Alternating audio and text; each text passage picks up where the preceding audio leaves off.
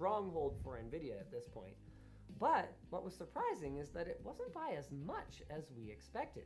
I was shocked to see the 7900 XTX actually outperform it at 4K in everything except for Cyberpunk, where the ray tracing cores seem to be doing a better job, potentially thanks to SER. At 1440p, things again get a bit better for the 4070 Ti with only a mild loss against the 7900 XTX in Shadow of the Tomb Raider, and overall better performance in the rest of the suite. Cyberpunk hits AMD even harder here, but that doesn't help the 4070 Ti against its own brothers, who pull away significantly. That weak memory bandwidth seems to be really holding it back here. Interestingly, when we turned on DLSS 3.0 to test if the 4070 Ti's diminished tensor core count would prevent it from keeping up, it did just fine in Cyberpunk with a similar performance uplift to the 4080 and the 4090. But then we did not see the same thing in F122. We tried a bunch of different settings here, and nothing we did changed the outcome at all. We think this could be a driver issue, considering that Cyberpunk of all games is fine, so we've reached out to NVIDIA about it to see what they have to say. If they respond in time for this video, we'll have their response on screen right now. And I'll just use this time to tell you all about how delicious water tastes from your LTTstore.com water bottle. It's great. In ray tracing then, 4070 Ti is looking a lot like an RTX 3090 Ti when we look at the overall picture. And as expected, ray tracing performance for the price is superior to anything from Team Red. Unfortunately for NVIDIA, the vast majority of our viewers have never once enabled ray tracing, and under 15% of you actively use it. So, at least for you guys, it might not be the trump card that they were hoping it would be. What might be, though, is productivity. Because remember, as much as we like to talk about games, these GPUs, for a lot of people, end up used for work, too. Starting with NVIDIA's current ace in the hole, Blender, the 4070 Ti manages a solid 43% improvement over its predecessor, but falls behind the RTX 3090 Ti and especially the RTX 4080, with performance against the latter being a mostly linear relationship with the difference in ray tracing core count. Things pick up a little with Procyon, with the video editing suite giving the 4070 Ti very close performance against the 3090 Ti, though still slightly behind both Radeon 7000 series cards. Photo editing is interesting, however. Most of the results are within a couple of percentage points, which seems to suggest that any modern GPU will be sufficient. But this doesn't tell the whole story. As more machine learning effects and filters trickle into your workflow, you can expect to see these numbers change, and it could be a pretty solid advantage for NVIDIA.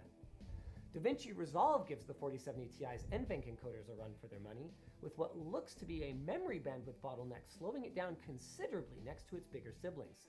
It manages to be a little bit faster than its bandwidth difference would suggest, but this unfortunately means that out of our test suite, it only really beats the RTX 3060 in export speed.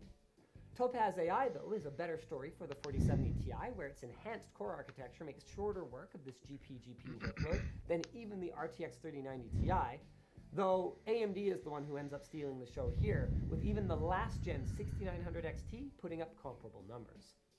The spec suites are another strong suit for NVIDIA ever since the 20 series, and the RTX 4070 Ti trades blows with the 3090 Ti in a lot of these tests, which is a good thing. Unfortunately, though, there are cases like 3ds Max and SolidWorks that give the 4070 Ti some trouble, likely again thanks to its relative shortage of cores and limited memory bandwidth. However, energy and medical end up being standout wins for the 4070 Ti, and in all cases it's substantially faster than the RTX 3080, let alone the 3070 Ti. That ignores AMD, of course, though, whose cards all spank it across the board with the exception of 3ds Max. Siemens NX, as usual, will be ignored in our final performance tallies, since this version is old enough to not have proper support for NVIDIA GPUs, but we're putting the data in here in case you're interested. Finally, the 4070 Ti outperforms the RTX 3090 Ti in every part of Spec Workstation, although as with ViewPerf, AMD maintains big wins over all of NVIDIA's cards across most of the suite, with the exceptions of media and entertainment and GPU compute. So much for that stronghold. Overall performance looks like a 3090 Ti, but at a lower cost and hopefully a lower power draw. But it really does depend on what you're doing. If you're into 3D rendering or GPU compute, you're going to get a lot more bang out of a 4070 Ti than the 3090 Ti, which could make it an attractive option for the price and hopefully the power draw. If you're into video editing, however, it's not a worthy upgrade over even the 3070 Ti, and you might want to consider a 7000 series Radeon instead if you need a new GPU today, preferably one with hardware AV1 encoding support. So if we're looking at an RTX 3090 or 3090 Ti equivalent here, surely the 4070 Ti should be more energy efficient too.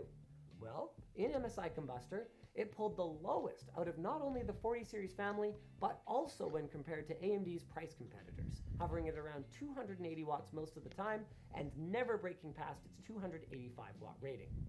When we switch to a more real-world test, F122, the story stays pretty much the same, this time with the card hovering at around 275 watts. That is well within spec, even though our card is a factory overclocked model. It's worth noting, by the way, guys, that in our Radeon RX 7900 series review, we made a mistake when we changed the way that we collected our data, and we initially showed total graphics power and total board power in the same chart. Those measurements are not comparable. So this time we are strictly using total board power, and in the future we're planning to use external equipment for better accuracy than board sensors or NVIDIA's PCAP. Stay tuned for that. When we zoom in on our power consumption results for Forza Horizon 5 at 1440p, the power consumption without a frame rate cap is pretty much in line with the RTX 4080, which actually is not a great thing considering that it ran about 5 to 10 FPS slower. However, when we cap the frame rate to 100, it actually lines up so perfectly, I almost thought the graph only had 3 lines. AMD's cards, by comparison, ran about 30 to 50 watts higher most of the time. That works out to about 17 watts per frame less than the Radeon 7900 XT when it's uncapped, and a good 35 watts when capped. Not a bad efficiency story. And no high idle power consumption bugs when connected to different monitors, like we saw with AMD's 7000 series.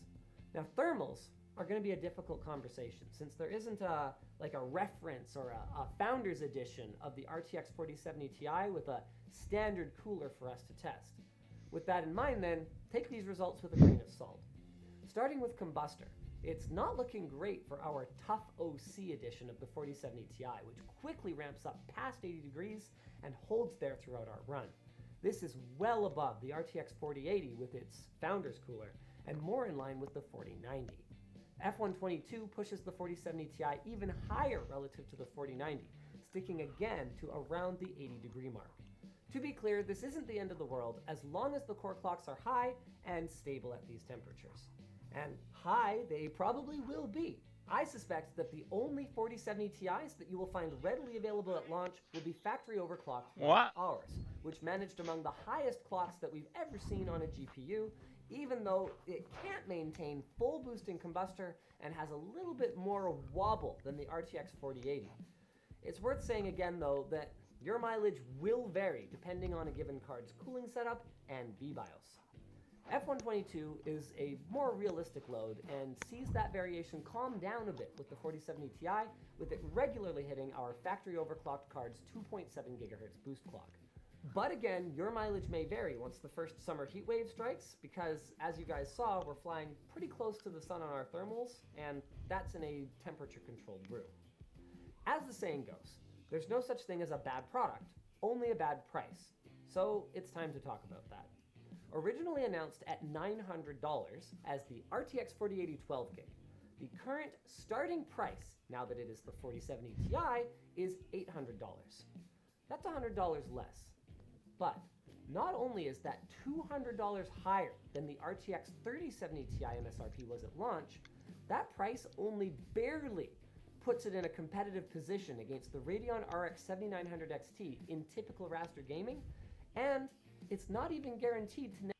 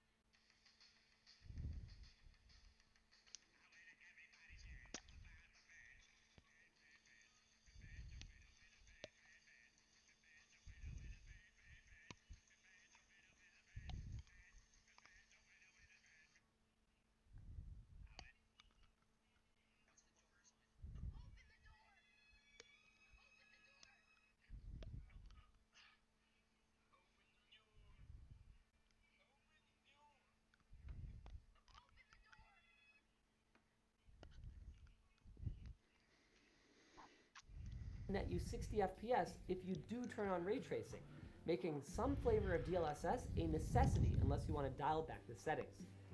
On an $850 card, it's still a lot for what by its name should be a high mid-range GPU, not a step-down enthusiast class one.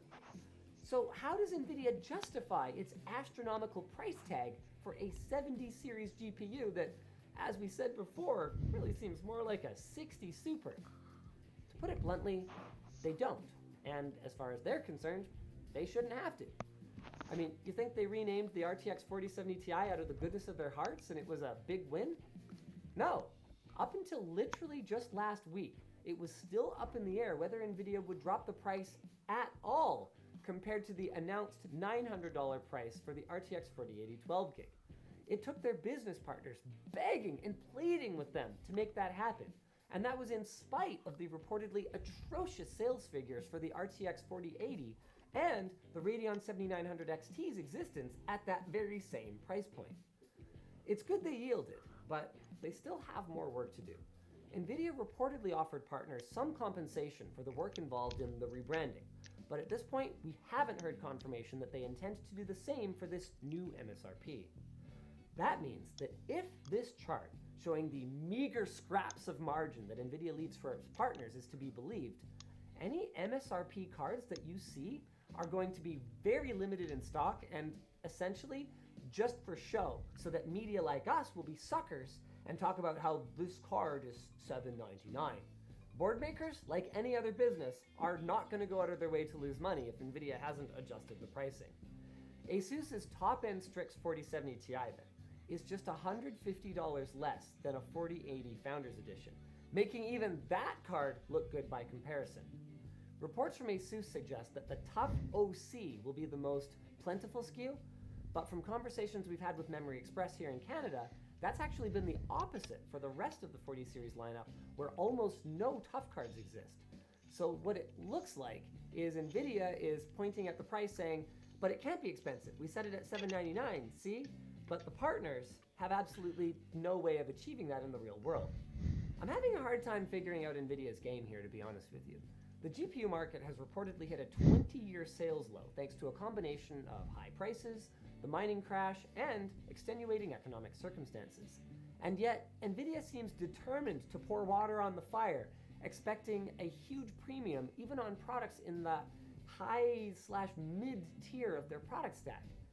I mean, don't forget, as much as we focus on desktop GPUs and PC gaming on this channel, the real competition for a card like this could easily be an Xbox or a PlayStation 5, either of which would frankly be a much more compelling value to the average gamer. And I feel like NVIDIA, if they don't turn things around, is at risk of losing PC gaming customers long-term to the console side. It's starting to almost look like a Microsoftian good, bad, good cycle that they've been on for the last few years here. 10 series was great, 20 series was a wet fart, 30 series kickstarted a whole new generation of PC gamers, in spite of the pandemic price hikes, and as product development cycles run for longer and longer with each new generation, the impact of this kind of please people 50% of the time, piss them off 50% of the time, starts to become more dramatic, and NVIDIA clearly hasn't learned their lesson yet. I mean, Apple and Tesla have proven that people will still buy your product even if you treat them badly. But that only holds true if you have the absolute best products on the market. It doesn't build loyalty. So this strategy around the 4070 Ti, and especially the 4080, clearly isn't it for the long term. It is time for NVIDIA to focus on squeezing out margins less and delighting customers more. Now, AMD is not innocent here, to be clear. While the RX 7900 series is a better value than the 4080, the 4070 Ti is content to price itself right in line with its performance against the 7900 XT, a card that also should probably be more like $700 considering its 80 class performance level. NVIDIA enabled AMD then to charge more themselves through their own astronomical pricing, and AMD is in turn enabling NVIDIA to normalize those prices by providing a comparably fair price on this step-down product, which NVIDIA can then compete with as they both run down the stack. As long as this continues, and as long as NVIDIA keeps trying to kill Moore's law in the collective consciousness, things are never going to change. Nowhere is this attitude more apparent than NVIDIA's positioning for the RTX 4070 Ti. Not as competition for AMD, or even against a 30 series card, but as an upgrade from 20 series and 10 series GPUs. And I mean, yes, it is an upgrade, but it would also be an upgrade over a toaster or a literal potato, especially if that potato is 7 years old. I mean, even an ARC GPU would be an upgrade over a 10 series most of the time. So what's your point, NVIDIA? Final word then. It's a good product at a bad price from a company that is failing more and more to hide its ugly nature. You're gonna buy it. You always do. And you know what? You'll probably be happy with it. But I don't have to be happy about that. What I am happy to tell you about is our sponsor, Jackery. Jackery makes solar-ready portable power stations designed to improve outdoor life by providing power outdoors whenever and wherever you need it. Before, they used to use maple syrup for that. Their new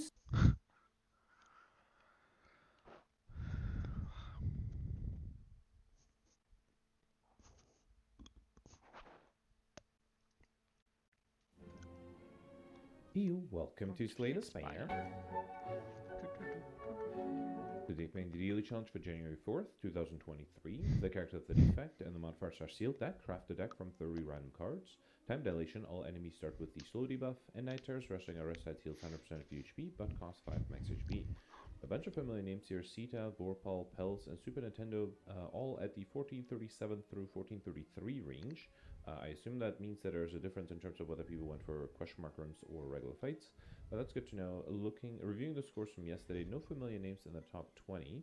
But then Mike here had a great score with 1263. Mike was able to get the Highlander modifier and perfected 2 of the 3 bosses. So I think nobody really was able to perfect the Act 1 Guardian fight.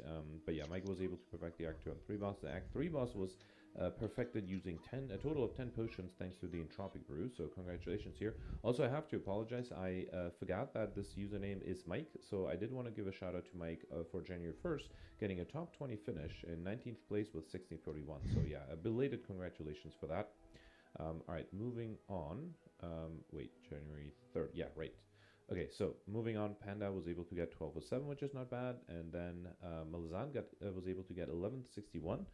So Malazan was able to perfect 5 elites, but none of the bosses went for a fun but difficult to perfect bosses with deck of Rupture, upgraded Rupture, and as a result was able to accumulate a lot of strength, but took a while. No.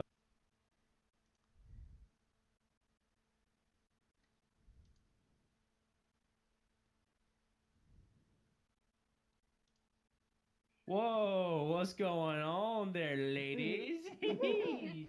How we doing? I wish y'all were my sisters, I tell you what. Wait a minute. How old are y'all before I continue?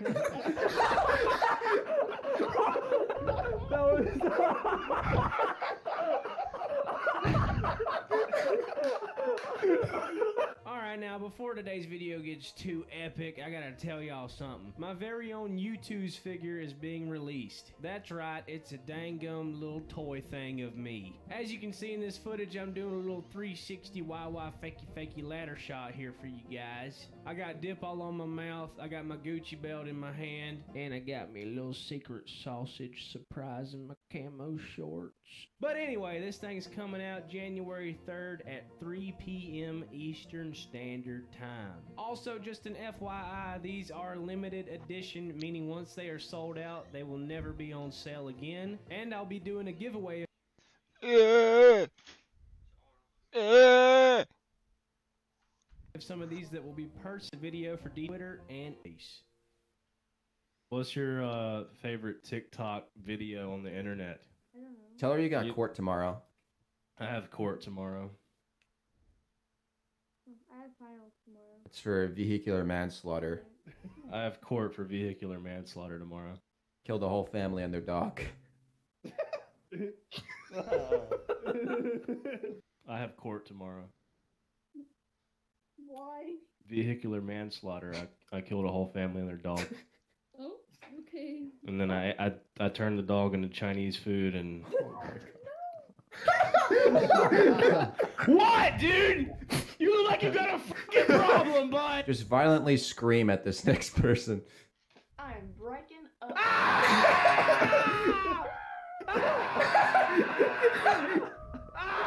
Hey!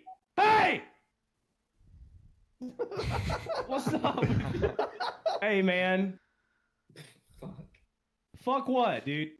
Dude, you're just loud. Am so I? Loud. Well, I'm fucking sorry. I'm so fucking loud. Is that a fucking problem? You just gave me a kiss, you fucking underage kid. Now you know what? I'm going to prison now because you did that. How about court tomorrow? I have court tomorrow. I killed a whole family. Ask him if he's a TikTok fuckboy. Are you a TikTok fuckboy? No, I don't even have TikTok. Then why do you have it as your liked thing? Because that's where all the chicks are. I'm just a fuck. Dude, I've seen nothing but dudes here. You know where you gotta go? Want some gamer puss? Some underage gamer puss? I never no. No. Oh. What's up, girl? You TikTok famous or what? You like baseball? No, not really. Why do you have a baseball picture above your head? It's not mine. Are you in someone else's bed? Yeah. No. Freeloader? Are you a freeloader? It's my grandparents. You sleep with your grandparents? I know. Hey, me too. You look like Ray Charles with a SpongeBob shirt on. Why? Because you're black. Yes, because you're black and have on shades inside. Hey there, little ladies. Y'all come here often? Are you actually... What? Let me hear a song. I have autism. I have autism. I have autism. And I wish the bullet would have killed me. How you doing? Well, let me sing you a song. Okay.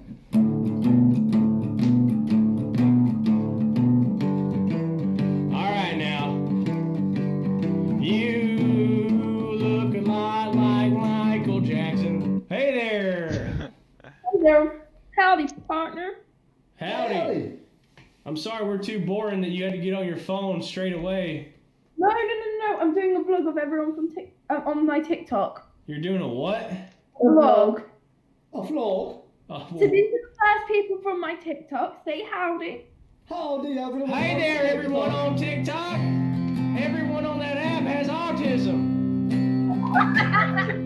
Put that on TikTok. Or fucking send it to the recycling bin, because who gives a fuck? Am I right? It's TikTok. How many times do you have to say fucking in a sentence? I don't know, as many fucking times as I want to. How many cheeseburgers you had today?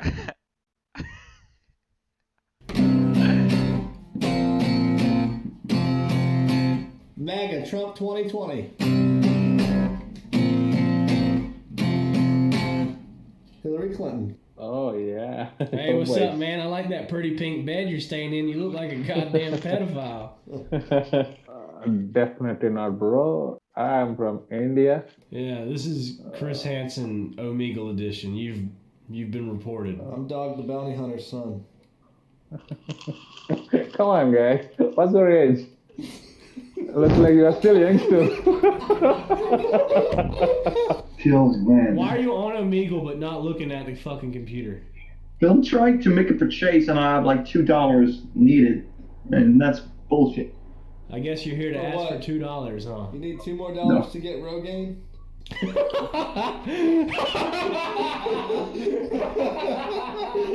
Hey, where the bitches at? This is not where you come to pick up bitches. Do we look like anything you were expecting? Absolutely. Yeah, like honestly, Without a doubt. pretty dead on. Dead on. Look, we got Xanax. What? We have Xanax bars. We're trying to sell them on here. You're trying. How about if we both pull our dicks out and start kissing? We get that free Xanax. Deal. No, all right. We got No. Hey, what's going on, ladies? Let's make a TikTok. Ew, why are you saying ew? What the fuck's so gross? What's gross, huh? What's fucking gross? Hello? What's so fucking gross, huh? Is this gross? What, you girls never picked your fucking nose before? Don't flick. Why are you flicking me off? What did I fucking do? What? Where are you from? Bah, USA, non? USA? No, why are you assuming I'm from the USA, huh? Tu es à l'envers, chérie. You ladies like this, huh? No! Oh, yeah, you do. Don't fucking lie. Look at you. Don't fuck. Minchia, che figo che sei. E chupacabra come che non meres? Ah? Eh? Che cazzo di lingua parli? E chupacabra spaghetti. No, your mother is a bitch. Okay, that's toxic, dude. Listen. Hey, okay, listen. I might fuck my sister, but you can't say that about me. I wanna fuck your sister, bro. If you wanna fuck my sister, you're gonna have to come through me, because I'm fucking her first. Hey, man! You have a microphone. You're deaf? I'm not laughing. I promise I'm not laughing. I'm sorry. So, what's the freakiest thing that you've seen here all day? I'm looking at it. I'm joking, dude. I'm joking. Relax.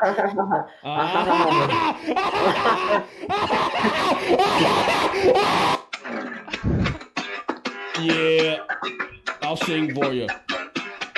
I'll show my ass to anyone for $2 and a cigarette butt. I'll show my ass to anyone for $2 and a cigarette butt. Yeah, I'll show my ass to anyone for $2 and a cigarette butt. How is someone that feisty? That's a move. Merry Christmas. Hey, what's that dog's name? It looks really good. Like I'd like put it in a little stir fry and munch on his leg. I'm scared of this dude. Why are you scared? What is there to be scared of? Screaming. I'm not screaming. I just said your dog looks like it can make a good meal. What the fuck is going on in that crack house? Fuck you! Merry Christmas! Me gusta el gato cerveza. Chichiri con cola. Nigga. Coconut juice is good. Hey, it's you guys again. Hey, what's up? Hey, you didn't say you this time. Do you remember us? Do I remember you guys? How could I fucking forget? You insulted me. You insulted me the second I came in here. You're right. You're right. No. Yes, you're right. Never. Never. Ever. And forever.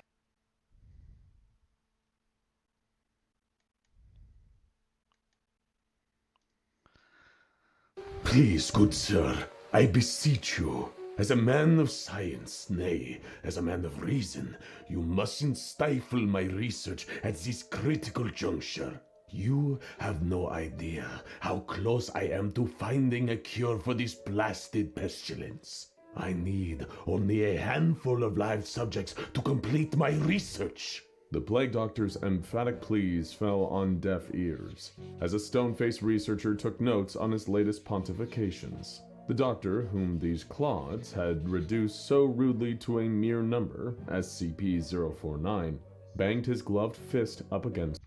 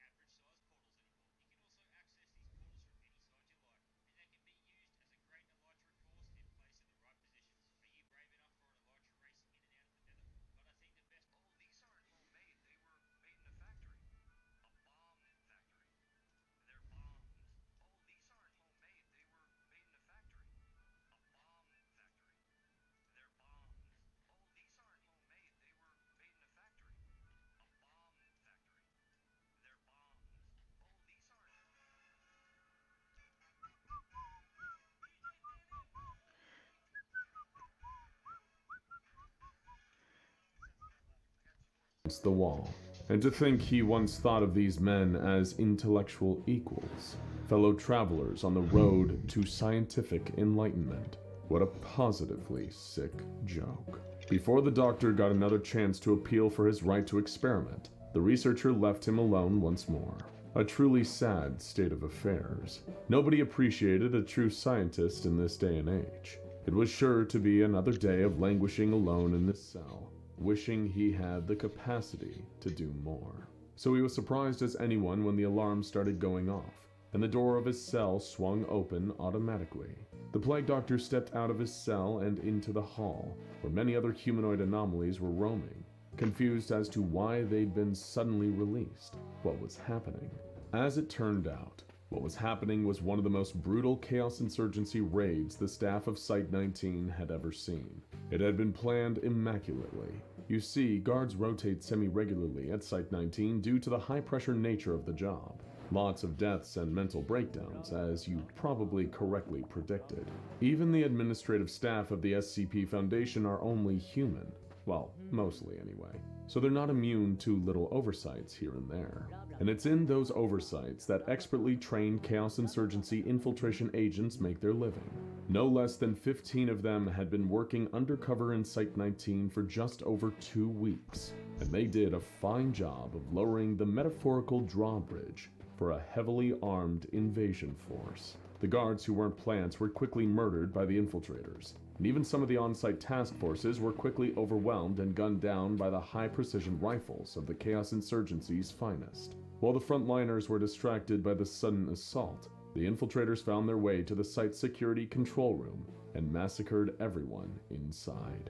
Opening every single door in the site was as simple as putting in a few stolen key codes and flipping a few carefully remembered switches. Consequently, while Foundation agents and Chaos Insurgency mercenaries clashed sabers, high-priority anomalies like SCP-049 simply wandered the facility, watching the calamity unfold within. The Foundation was beset on all sides, shot at by heavily armed maniacs, and attacked from within by the numerous roaming anomalous entities that were eager to get their hands on Foundation personnel. Definitely not an ideal situation, to say the least. The Plague Doctor only had one thing on his mind, though. This definitely won't do my research any good, unless I can escape and find my way to a suitable laboratory. Oh, now there's an idea. But his scientific fantasies were soon interrupted by a Chaos Insurgency soldier swinging the butt of his M4 carbine into his avian exoskull with a supremely unpleasant crack. The doctor was dazed by it momentarily, the pain coming at him like a thunderclap, but the insurgent never got the chance to take another swing.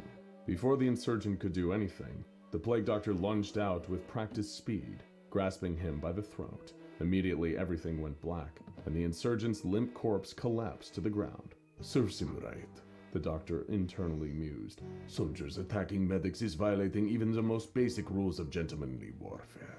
Then another flash of immense pain, as a different rifle butt collided with the back of his head.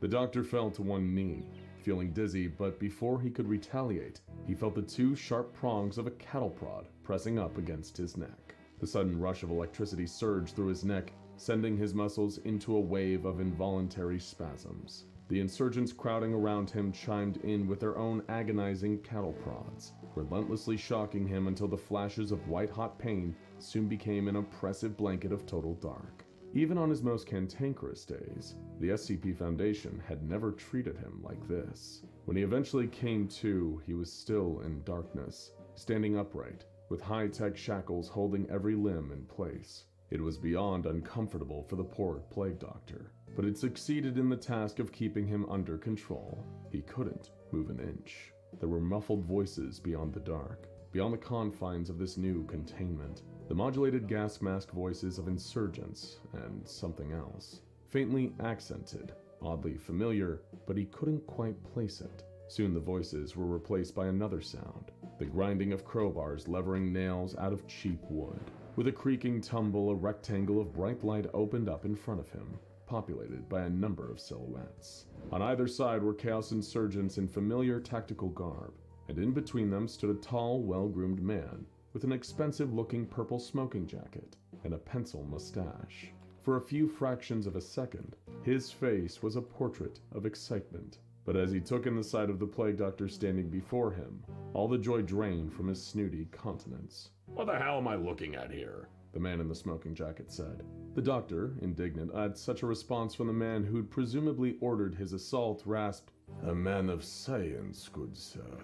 The man in the smoking jacket ignored him and continued to berate the Chaos Insurgents, with an odd level of confidence for someone reprimanding trained cold-blooded killers. I wanted SCP-650, the startling statue, not this clownish Ren Fair cosplayer. What the hell did I pay you ruffians for?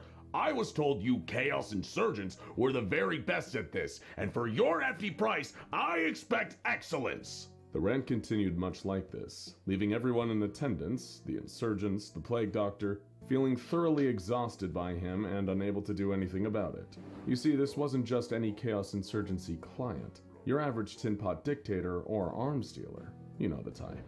This was the one and only Pascal Leggett, one of the most famous, or rather infamous, anart collectors in the game. He'd been a founding person of interest for years due to his dealings with the Chaos Insurgency and Marshall Carter and Dark Limited, all to the end of expanding his anart collection. But his vast wealth and connections had always shielded him from Foundation probes.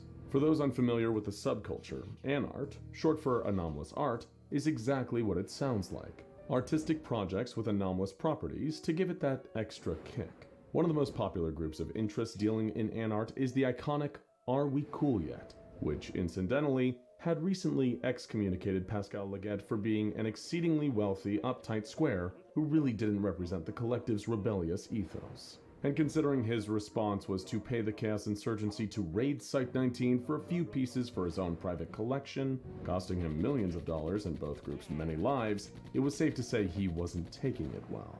Look, we got you that other statue and that thing killed 4 of our best guys, so how about we just call it even?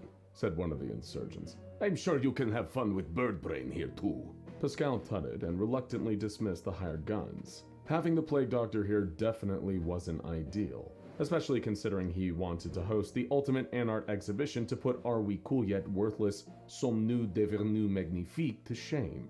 But he would make do with what he had. Perhaps he could say that 049 was a commentary on the ever-present nature of disease in mankind's life, and our forever archaic approach to it. Yes, that would do nicely. Needless to say, the plague doctor was infuriated by all this. The violence against his person, the kidnapping, the disrespect, and most of all, the interruption to his precious research, especially considering how close he'd gotten to finding a cure for the pestilence. But instead, he was soon spirited by a legion of heavily armed goons from his wooden box to a glass one in one of Leggett's many opulent hallways. There were other glass cases on either side of him, and more on the other side of the hall, all too reinforced for the plague doctor to even smash through it on his own. Damn it. Leggett's own private anart exhibition, probably wedged between his oversized dining room and his jewel-encrusted crapper. Occasionally, Pascal himself would jaunt down the hallway to gaze upon his new stolen anart pieces, and of course the plague doctor would try his best to reason with him. I am a patient man, Monsieur Leggett, but this is simply barbaric. By what right do you imprison me here? Is your intention to deprive the world, the entire human race, of my valuable medical breakthroughs? Could you live with that on your conscience, good sir? There was never any meaningful response. The plague doctor soon learned that Pascal Leggett didn't like his art interactive. It was simply meant to languish away in a glass box, being watched, being passively looked at. Those Chaos Insurgency louts hadn't even bothered to bring his notebook or medical bag, so he was without the tools to even perform his experiments. As loath as he was to admit it, this was even worse than being locked up by the SCP Foundation. But all this wasn't entirely unfamiliar. There was something in the glass box across from the plague doctor that he vaguely recognized back from Site-19.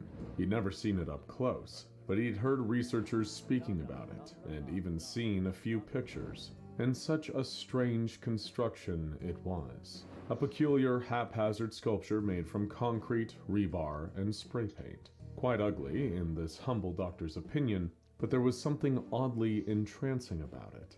And for reasons beyond the doctor's recollection, 4 of Leggett's men stood around the glass box in where it was being stored, always watching. The men were frequently switched in and out, as though they were watching in shifts, always fixing their gaze on its peculiar, malformed body. Maybe it was all the electrical shocks and knocks to the head, but he just couldn't remember why Pascal was having the piece so carefully observed. But he knew on some primal level that the secret to this would perhaps be the key to his own escape, if only he could remember. Still, time passed. Pascal drifted in and out, sometimes with guests. The plague doctor had learned not to speak. These animals could not be reasoned with.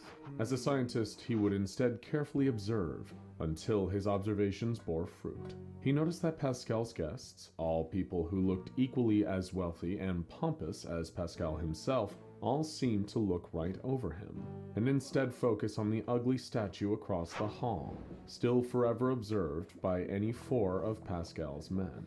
Some of them looked actively nervous, just being in its presence. Curious, the plague doctor made a mental note of this, just as he did when Pascal gave his guests a reassuring pat on the shoulder and told them, "Please calm yourself. It's harmless while my personnel are keeping an eye on it." Little by little, the plague doctor's memories of his infamous neighbor had begun to return. He knew what he must do to escape.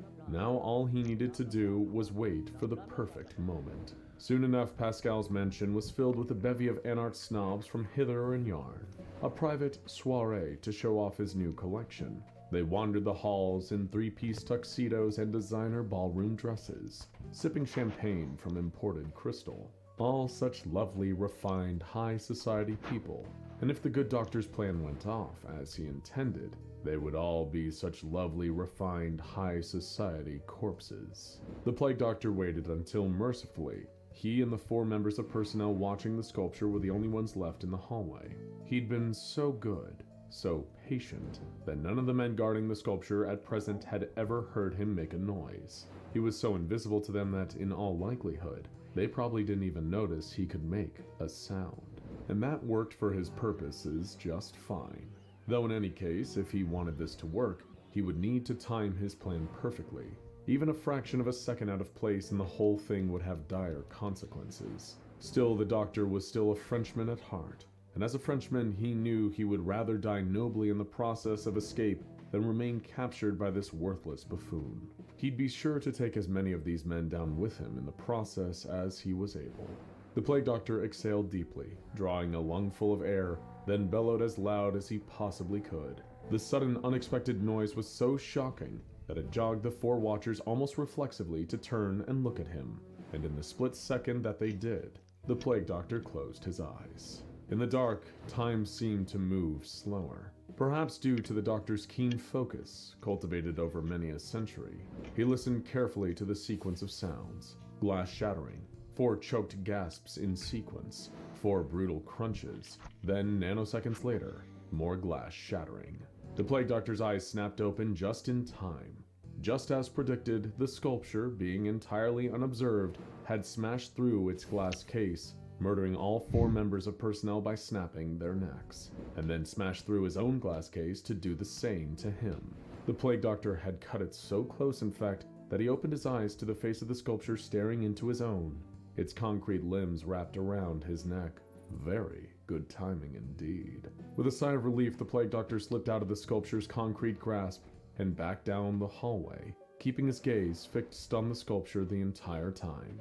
He had heard it decimate Pascal's men. He certainly didn't fancy undergoing the same fate. The second the plague doctor backed around the corner, rendering the sculpture, or as the SCP Foundation called it, SCP-173, out of sight, he could hear terrified screaming coming from the other end of the hall.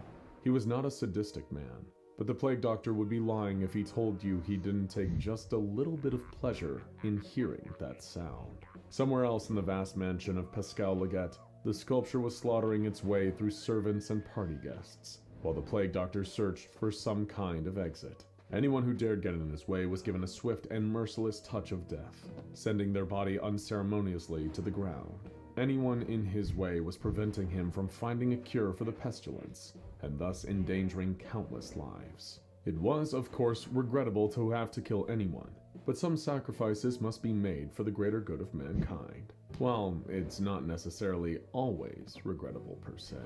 On his way out while the murderous rampage of SCP-173 seemed to distract anyone of note, the Plague Doctor just so happened to encounter a fleeing Pascal Leggett, hoping to find some kind of escape himself. It seemed that now fate was on his side once more. To have his jailer right here in the palm of his hand would be such a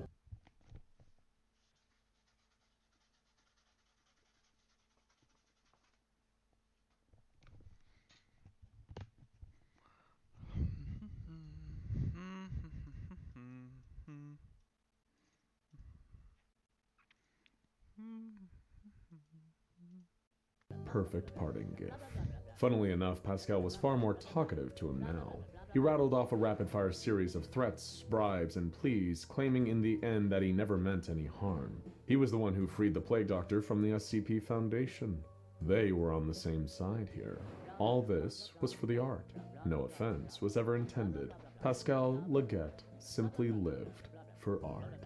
Then die for it, good sir, the Plague Doctor said. And with a single touch, Pascal's eyes rolled up into the back of his head, and he fell to the ground, dead. It was one of the few non-scientific deaths that he felt truly no guilt for. After some time searching, the screams around the rest of the mansion eventually went silent. That did wonders for his focus. It didn't take long for the Plague Doctor to locate an exit, a fine mahogany door with elaborate adornments befitting a man as gaudy as Pascal, and began strolling towards it, his chest swollen with pride and a sense of accomplishment. Then he blinked, and a few feet in front of him stood the sculpture. It was there so suddenly that the Plague Doctor fell backwards in shock, but he devoted everything to keeping an eye on that monstrosity. With everyone else in the mansion presumably dead at this point, it had now come back for him. It stood there staring, silently, ready to exact the terrible price for freeing it as soon as the Doctor dared to blink. The Plague Doctor began crawling backwards down the hall, just wanting to put some distance between himself and the sculpture. As the seconds passed, he could feel his eyes drying out until the inevitable blink. The sculpture was standing right in front of him now, gazing down, almost mocking. It had closed the distance so quickly. If the Plague Doctor blinked again, he was sure that his eyes would never open again. All it had to do was wait as the seconds passed, and the Doctor began to feel his eyes drying up again. That subtle sting quickly grew into a nagging pain that could not be denied. Sooner or later, he was going to have to. Bang! The front door flew open, and in an instant the hallway was filled with heavily armed troops, all wearing the familiar black and gray of the SCP Foundation. The Plague Doctor had never been so relieved to see the organization that had kept him locked up for so many decades. For once they'd saved him from something even worse. Of course, the sculpture didn't say anything, but the disappointment of losing that one more victim seemed to radiate off of it like a lingering bad smell. The Plague Doctor willingly gave himself up, and heavy machinery was brought in to pick up SCP-173, with the help of the iPods to make sure it didn't try any funny business in transit. Pascal had gotten away with his shady dealings for years, but the brazen attack he funded against Site-19 was now enough for the Foundation to track him down. When his corpse was found in the halls of his own home with no obvious cause of death, we can happily tell you that nobody was disappointed. By the evening, the Plague Doctor was happy to be back in his cell. His research could continue here, and in time he knew that the personnel of the SCP Foundation would listen to reason and comply with his demands. After all, science marches on, regardless of who chooses to march with it. But he would forever feel a little nervous in Site-19 after that, knowing the concrete monster he was sharing the building with. He hoped that if ever there was another containment breach involving that thing, that it didn't feel like paying him a visit for old time's sake. Now go check out SCP-049, The Plague Doctor, everything you need to know, and SCP. Alarms go off all around the facility. Things descended into chaos so quickly. Of course, the staff of the SCP Foundation are extremely familiar with the horrors of a containment breach by now, but this was something exceptional. Two anomalies had joined forces in an unexpected fashion, neutralizing some of the weaknesses that the two of them usually experienced. Needless to say, this was bad. More specifically, 74 staff members were dead already. Several different mobile task forces had already been dispatched to hunt down this terrifying new anomaly, but none of them knew where it was hiding in the depths of the site. Little did they know, this deadly new hybrid had already escaped the SCP Foundation and was already on its way towards a nearby population center. That's where the real fun would start. But before we get to all that carnage, let's rewind the clock a little and find out how this disaster started. Some things just go great together, like peanut butter and jelly, milk and cereal, or clicking subscribe when you're watching a video by SCP Explained. But for every match made in heaven, there's also a match made in hell. Like being covered in sugar water while you walk past a wasp nest, or doing tricks with your awesome Zippo lighter next to a gas pump, or most horrifying of them all, a combination of SCP-106 and SCP-035. Of course, the reputations of these two horrible creatures are well known and well feared enough on their own. SCP-106 is a humanoid abomination also known as the Old Man, capable of walking through walls and entering his own private pocket dimension, where he practices his predilection for pain to its full potential. And then there's SCP-035, also known as the Possessive Mask. This is one of the most powerful and dangerous psychic entities that the SCP Foundation has in its vast collection.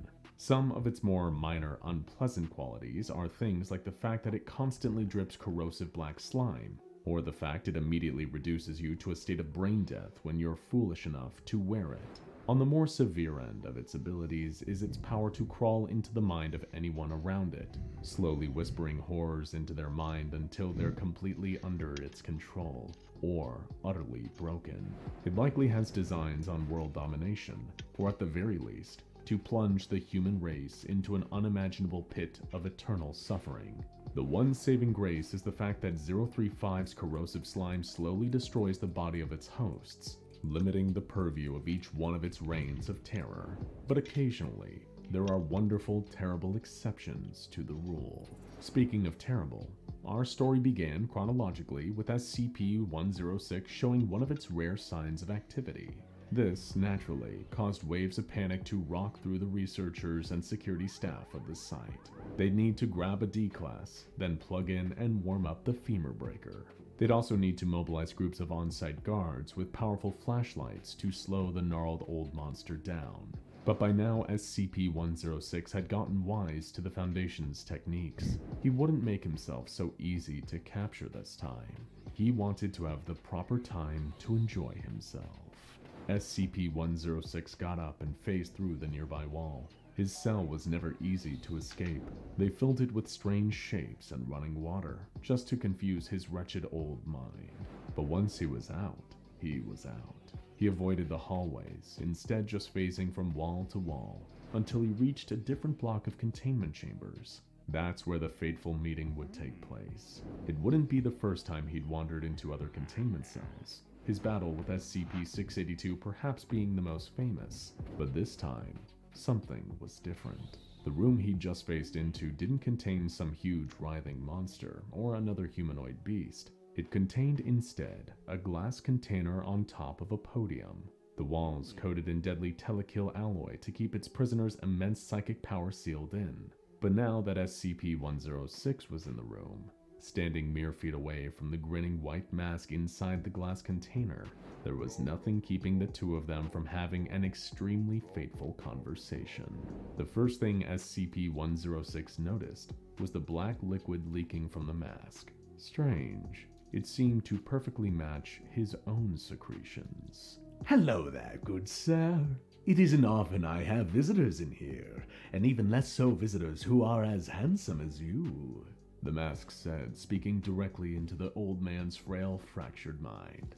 I don't believe we've ever been acquainted. Come a little closer and remove the glass box. I'll be able to hear you better that way.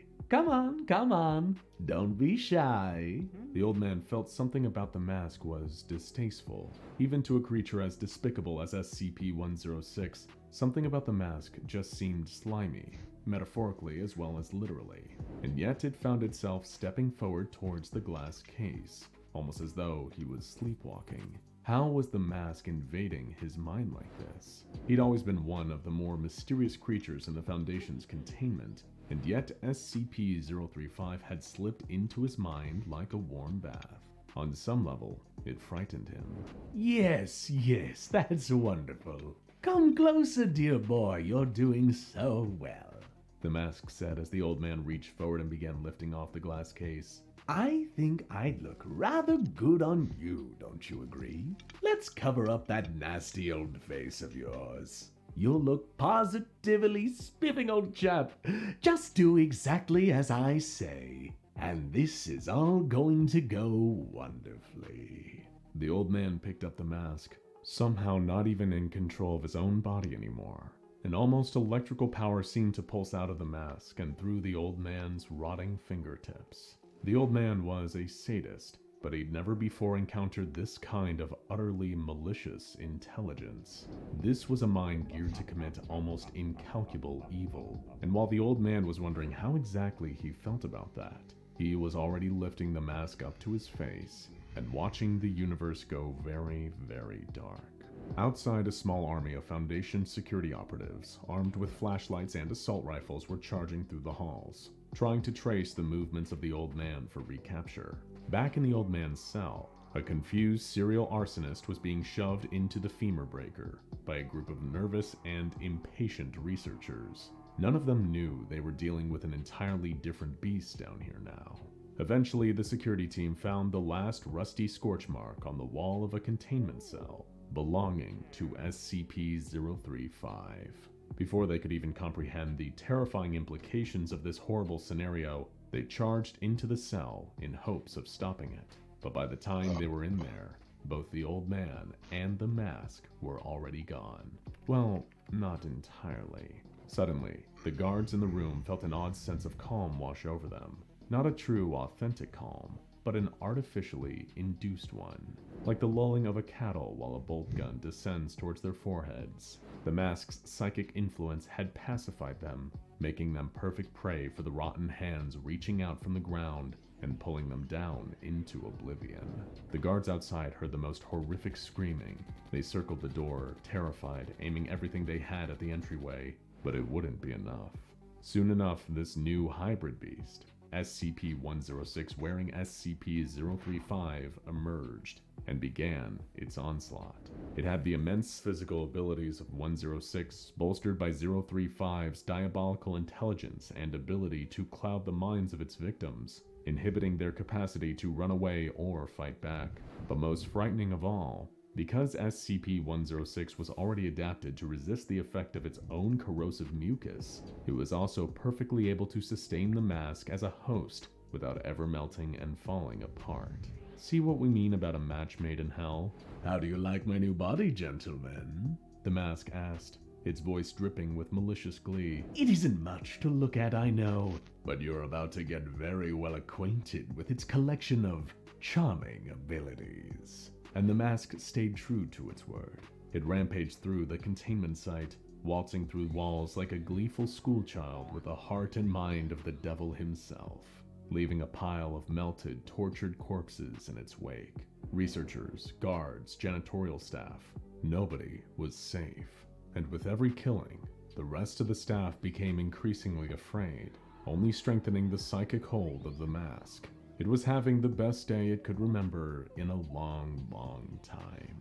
The site director and his team put out a mayday for all available mobile task force units to descend onto the area and help them deal with this deadly new threat. But by the time they were on their way, the mask and its new SCP-106 body had already had its fun with the Foundation. Even when they activated the femur breaker, nothing happened. The mask was far more interested in the pain it could cause outside, and far too intelligent to be lured back into imprisonment by such a simple trick. Instead, the hybrid made its way out of the nearby perimeter wall, finding its way to a heavily armored Foundation ground vehicle, and sliding in through the door like a ghost. The operative in the driver's seat was immediately terrified by the monster suddenly sitting next to it, but then the mask's psychic effects took over his mind. He became a calm, placid little servant, just like all those other mortal fools. I feel like a change of scenery, old sport, the mask said to him. Take me out to the nearest city. It can be the one of your choosing. I feel like having a little night on the town. Oh, it's been far too long, you know. The hypnotized driver nodded and punched the gas. The guards were too busy controlling the aftermath of the chaos within the site to even notice the creature they were chasing had already escaped. And if it reached a nearby city, then the chaos, cruelty, and madness it was liable to release would be the biggest mess the Foundation would need to clean up in quite some time, which was precisely what the malicious mask had in mind. Meanwhile, Dr. Robert Scranton woke up in a dark room. Well, he wasn't sure if it was a room, but it was definitely dark. He rose to his feet in this strange black void, surrounded on all sides by blackness. It wasn't the belly of SCP-3001, the dreaded red reality again.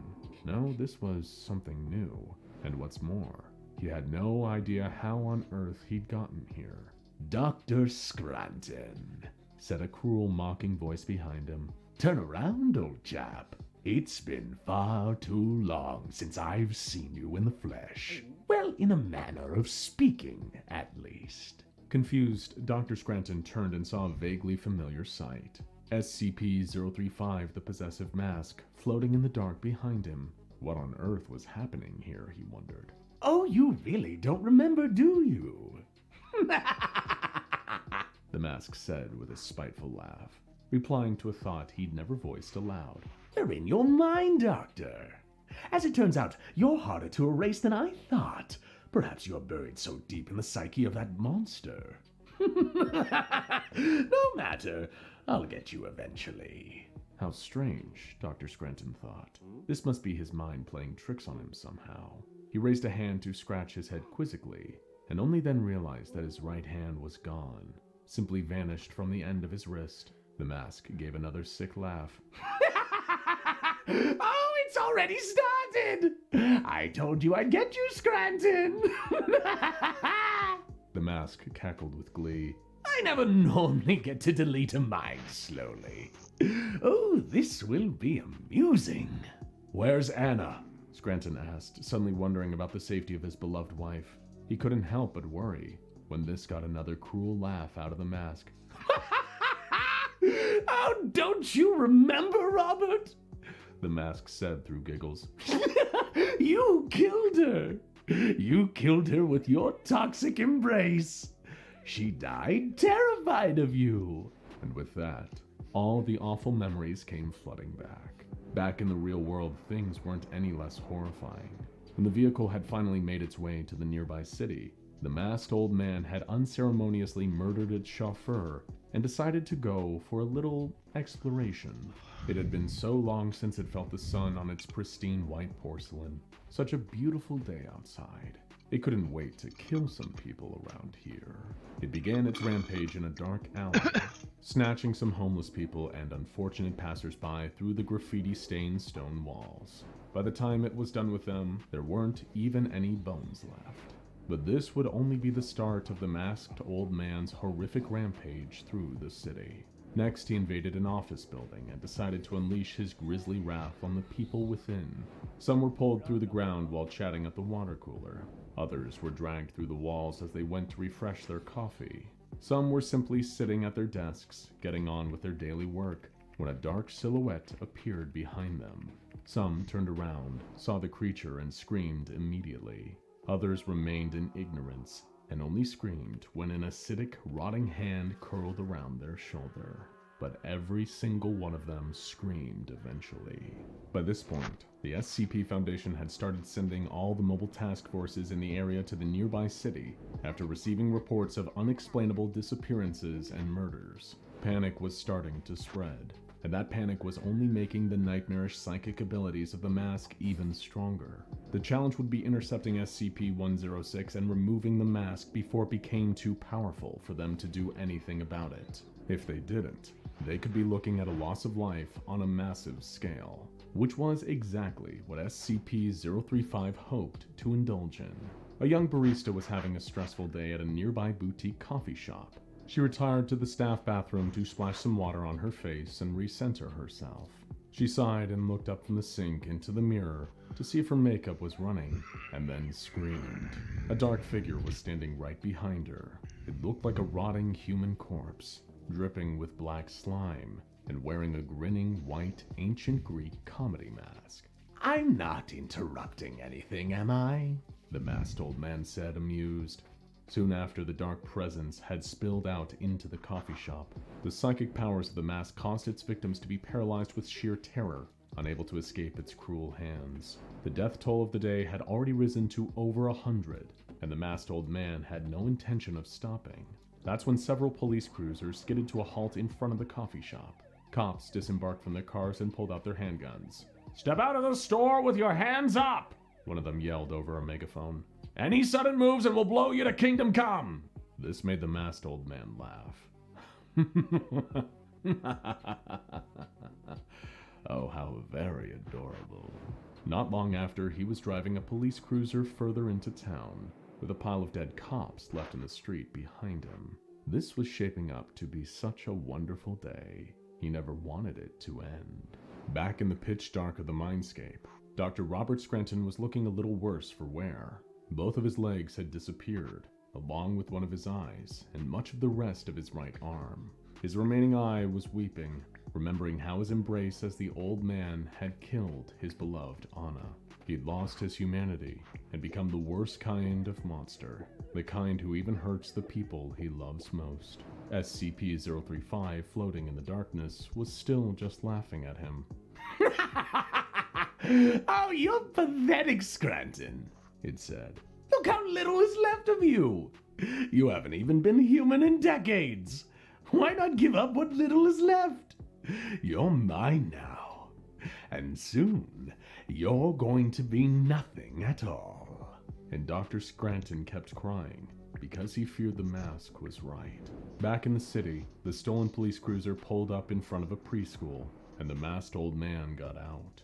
This would be the perfect place for his next little slice of fun. Straightening himself out, he began walking to the school, knowing that with the extent of his psychic powers, nobody would be strong enough to run away. They'd all just have to sit there and suffer, just like Dr. Robert Scranton. "Goodbye, old man," the mask said to him. "I'm tired of talking to you now." Dr. Scranton was ready to give up and let himself disappear. But then, something occurred to him. Knowledge from his Foundation days. I must be wearing you," Dr. Scranton said. "I must be wearing you." Scranton reached up to his face with his remaining hand grasping at something. Suddenly, the face of the floating mask twisted into an infuriated frown. "What do you think you're doing?" it said. "It's too late, Robert." But Scranton wouldn't be deterred.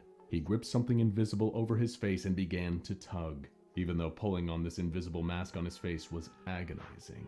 The whole void around him began to shake and quiver, including the grimacing SCP-035. Scranton just kept pulling. "Stop that, you idiot!"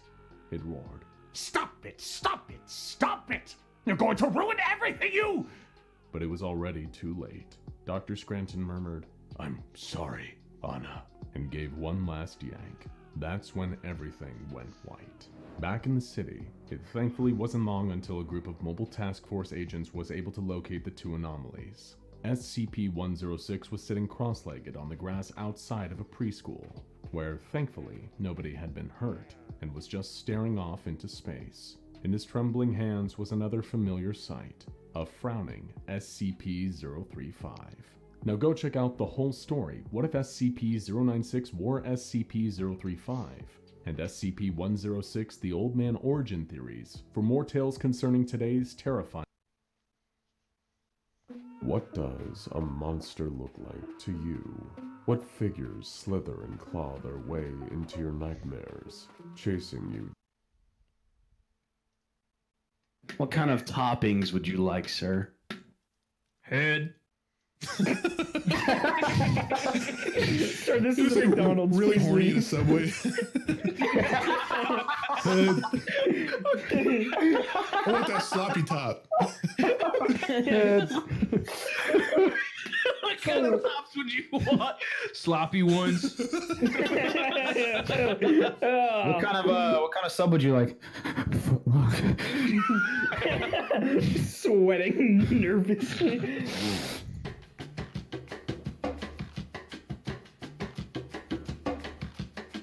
I know you've heard about this game a million times. This link, you will find these Half chub right now. don't you just come over here and fuck me? Put me through a meat grinder and grind me up in a meat. Eat me, babe. Stop saying babe at the end. Yeah, no, just makes it it's somehow made that weird.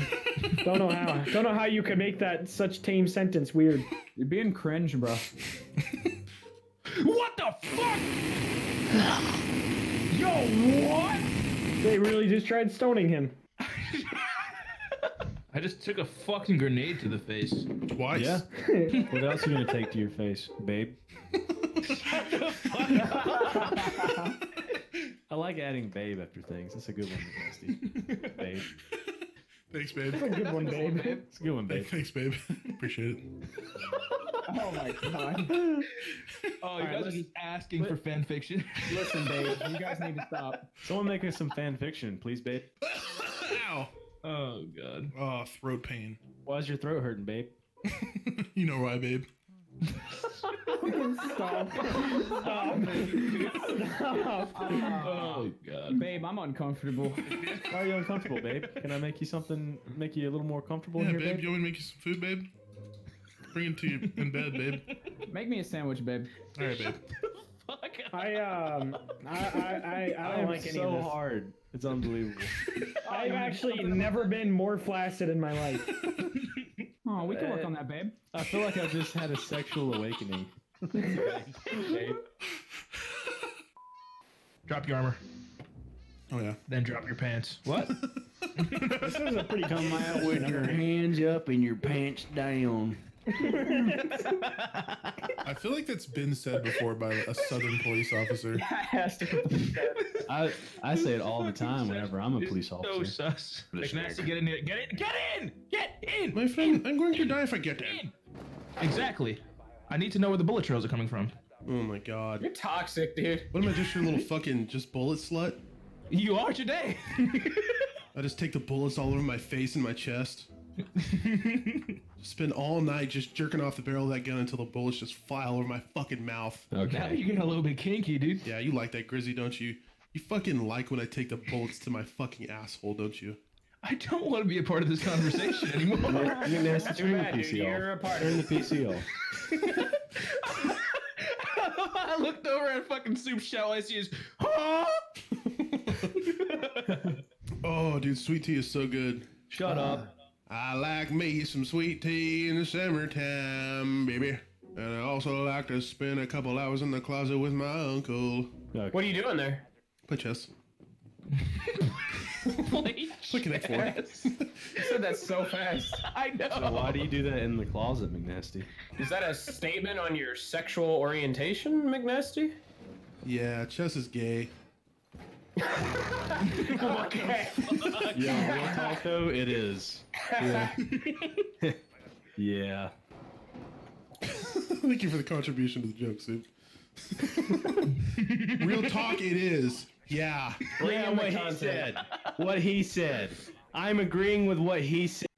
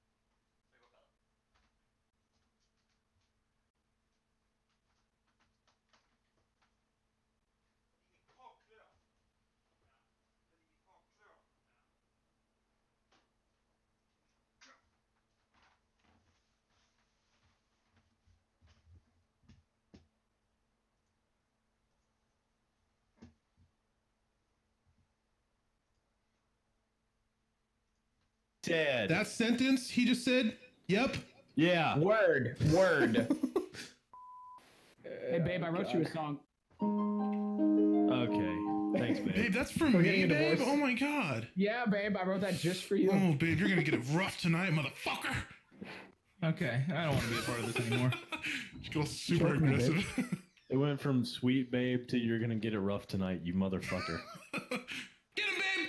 Babe! Babe! Come on! How you doing, sweetheart? God, I just want to fucking punch something. How You can get him next time, babe. Yeah. That? You can punch me, next time. babe. Yeah, get him next time, Yeah, babe. punch me right in the butthole, babe. Punch me in the tutor. Punch me in the toter. He's like a Canadian. Punch me in the right in the turd toter. cutter, babe. God damn it! Hello, crackhead. Welcome. Sup, cracker? Sup, crackhead? Sup, Meth cracker, fiend? crackhead, crack. What's up, you southern bitch? What's up, you box-headed fucking Western Middle Easterner? Why don't you fucking bend me over and kiss the back of my neck? Dude. Why don't That's you not lick how that was my going. fucking lump? What's a lump? You have like benign cancer or something? I'm glad we're sharing a lot about Lick ourselves my- today. Suck on my tumor, motherfucker. Lick my concerning cyst. I haven't been to the doctor yet, so it's still undiagnosed. It's still a little bit fucking sensitive, so just take it easy. Still up in the air. Who knows what it is? My cyst looks like a retard's outie belly button. Why retards? Who gave a retard an Audi? God's an R8. Infinite consumption of peanuts. It's like turning into peanut butter in my mouth. Ugh. Alright. It's so squishy. Squish my fucking nuts up against your eyeball. You gonna give me a Spartan mask? You would know the fucking term for That's when you put your balls on her eyes and then let your dick like hang over her face. It's called a Spartan mask. What? You would know that. How many times has that happened where they needed to name it? I guess more than once. Can't wait to get home and give my dog a Spartan mask. Your dog! What the fuck? You ever seen a gay dude that isn't into interior designing? Yeah. Yeah? I'm into interior designing. Grizzly, is there something you gotta tell us? Yeah, boy, You were I a got little news quick for to answer you. that question. Yeah, I suck cock. Not gay though. That raises the question then. Is sucking cock gay? I suck dick out of boredom, but I'm not gay. Sucking dick out of boredom? Now that's pretty freaking gay, Chrissy. You're like, I beat the GTA 5 campaign. I'm gonna go suck a dick. That's gay. Got off work, kind of bored, gonna go suck a cock. Why is it like a Jersey guy saying that? I can't find any dude ass, so I'm just gonna go suck a cock. Just saying it in that voice makes it so much worse. Okay, he What's is. wrong? We're getting some dude ass. Am I right, boys? Dude ass. No, you're completely alone.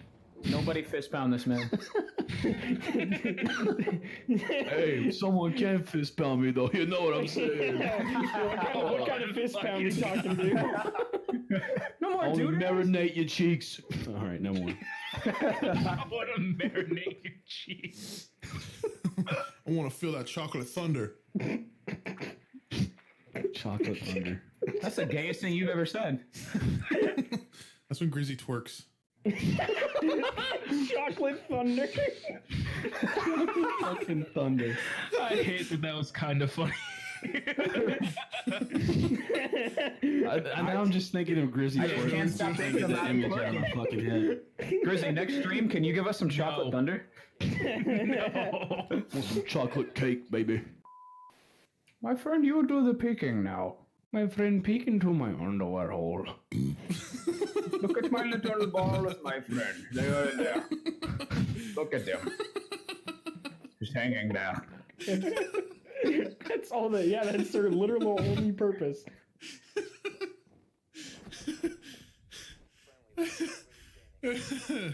What the fuck are you laughing at, McNasty? What you said?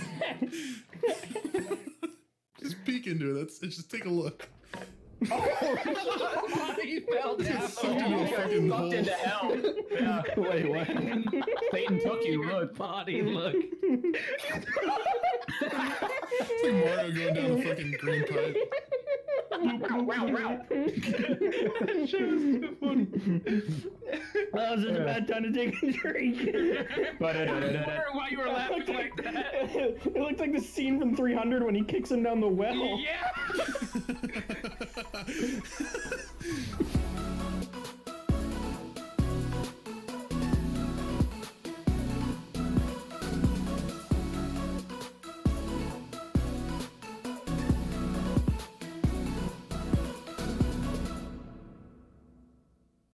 Big Macs are just double cheeseburgers with an extra slice of bread, so... I mean, Nasty, that might be the most intellectual thing you've ever said. Wait, let me say it better without clearing my voice. Alright, Big Macs are just a double cheeseburger with a slit and hot and hidden. I hope she does that voice. I was gonna say Madison Beer F9. Madison Beer. I can imagine Madison Beer wording the words. Yeah, give her a challenge. Give her a challenge. Make it hog and skating, hog and making noggin. I wonder how she'd dress for that one. Just put on a beard and put on overalls and a straw hat. Madison Beer, please do it again. Please make another one, please. Yeah. Please link us when you do it next time. That would be great. Credit time. Yep, credit us. Show do your butt. Oh, I mean, Blarg said it. Take Dude's virginity. Dude, imagine that. Whoa. If Dude lost his virginity to Madison I would actually be so jealous. You guys would have nothing to say to me ever Dude, again. I would never talk to you again. Yeah, I know. I'd pay you so much money to sniff your balls afterwards. I would suck your dick just so I could taste her.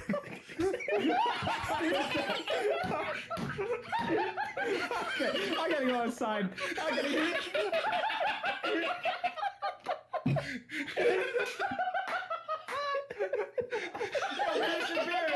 Madison Beer, why don't you voice over this one?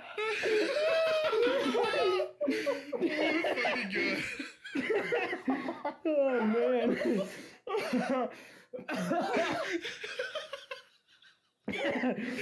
Jesus Christ. Suck your dick just to taste her. Oh, dude. Fucking tears. Holy shit.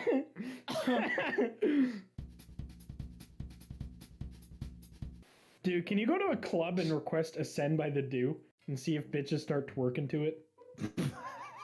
Bitches twerking to Ascend? Boo-doo-doo, and you just hear fucking booty claps. Fucking incredible. Booty clap. I just know the beat perfectly. Oh, fuck. If a girl can actually shake her ass to that, that's talent. That's fucking pure talent right there. To the 4 females that watch our videos, somebody get on it. Wait, no. Yeah, definitely not. They're probably not of age. No, don't do that. Yeah, don't do that. Okay, to the 1 female If you're above 18 of that age, watches that us. one girl, yeah, do it. The one female girl that's above above 18. Somebody's mom do it. Oh, no. Oh, please, You're about to throw it back to Ascend. Unless she's... I want to see Margaret clap ass to Ascend.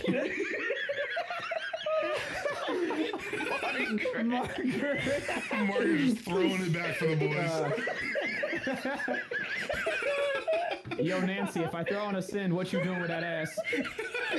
What you doing on that ass? Double cheeked up on a Thursday afternoon. Oh, your son's fucking bar mitzvah. Hey, I told you a long time ago, Ascend goes with everything. A bar mitzvah. Oh, fucking God. Get Duper to clap her ass. All right. Now the bit's over. You ruined I it. sure he did that. That's why Dude's alive. Look at this guy celebrating that he clutched against the dude like that's something to brag about. Yeah, I know. It's like saying I have the best mark in the special ed class. The best mark? Oh yeah, you guys What a don't call them Canadian marks. thing. All right. Who the hell is Mark? Marky Mark, dude. Right, you guys call them what, grades? All right, the best You grade. call All them right. the normal thing? Yeah, we Best do, maple actually. syrup in class. The best mark. Why Name don't your you grades. move to Canada? I think I'd rather die. I will never move to a fucking country where their money is called Looney Tunes. Yeah. I forgot about that. Oh yeah. Our $1 coin is a loony, our $2 coin is a toonie. It's not a meme. Sounds Sounds fake, like I you're living know. in a fucking video game. You got a Looney Pony? Just like $3. Oh, you got the best mark. You get a Looney Toony for that one. What is that accent? I really don't know. Come to Taco Bell, get a couple of burritos for a Looney Pony. delicious. Matt, you made the best maple syrup in class. You get the best mark in a Looney Tony. This is really bringing me back. It's like you're speaking gibberish. It's like pretty much. Conversation in any cartoon. Can you imagine getting mugged in Canada and the guy's like, give me all your Looney Toonies? How could you be like threatened by that? It's just Bugs Bunny trying to fucking rob me. I'm dead. They don't have any weapons here, so they just they just hold like a fucking sharp candy cane at my gut. They just hit you with a bunch of snowballs. Come on, McNasty, get him through the wall, buddy. Get him, McNasty. Come on, go get him. Go get him, boy. Sick him, boy. Sick him, boy. Oh, not this fucker. Shoot him in the head, boy. Yee-hee. Got him. Go get him, McNasty. Come on, boy. Get him. Last one's on A, my friend. Okay. All right. Bow to me. Bow to me. Suck my little fucking balls. Sorry, I just blacked out there for a second. What if that's how the Marine who killed Osama celebrated? What about my dad? I just got back. Shoots him in the head and just starts teabagging him. Hey. Oh my god. It's like my little balls, Osama! Come on, man. I'm right here. I just love to hear that on the comms, dude. Like, back in the United States, did you get him? Yeah, I heard that from my crib. Wait, you were on MTV Cribs? That's pretty good. No, I'm a comedian. I should be a comedian. They should have a show called MTV Crabs. They show off the best and baddest crabs. Arr, I'm Mr. Krabs. Welcome to MTV. Someone give me a fucking $1 million deal right now. Original idea. It's all mine. MTV Crabs. It's the fucking stupidest thing I've ever. George Hobknocker. Greg Hussein Bush. Isn't that a swear? I don't know. Isn't Hobknocker a swear? I feel like maybe in in like Harry Potter. You're a hobknocker, Harry. You're a hobknocker. I feel like in medieval times it probably had some racial undertones to it. Bloody hobknockers. It's freaking hobknockers. What does it actually napalm on mean us. before we keep saying this? I don't know. Hold on, let me ask Siri. God. Siri, what is a hobknocker? You racist cunt. I found this on the web. It's like a racial slur towards like AI. Siri just blows up. Somebody donated me $1. Oh, You're a burnt white guy. What the fuck? Somebody by the name of Traps Ain't Gay. Oh. That's a lie. I don't know. Dude would be the expert. Dude would be the expert. Are traps gay? Yeah. Dude doesn't call them traps. He calls them lovers. Oh my.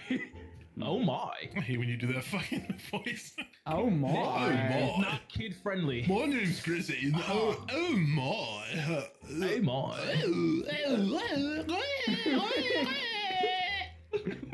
Helen Keller giving a TED talk.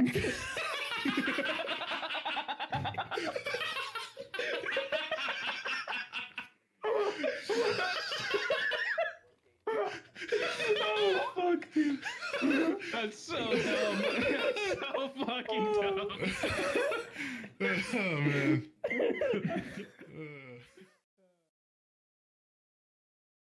Grizzy, would you eat during sex? Oh yeah. What kind of food? I feel like that porn photographer where he just chews the donut while he's recording. Oh yeah. You have to eat a bowl of soup. Spill all over her back. You have like an open mug. That just sounds dangerous. Yeah. Yeah, but it's the challenge. It's like Fear Factor's new little skit. I mean, I have thrown back a Gatorade before. I can't relate to this conversation. Me neither. Do when he beats off for the second time of the day. Yeah. Like to throw back a Gatorade. Eats a piece of slice and gets back to it. Well, actually, I don't think Dude eats pizza. No, I jerk off, go for a run, and jerk off Yeah, again. you eat More like like half of a Brussels sprout and then get back to it. That's about about right, honestly. Takes a bite of air and gets back to it. One singular celery stick. Dipped in water. One sunflower seed. Nah, too much sodium. Can't have those. Way too much fat. Oh my god. Fucking sunflowers.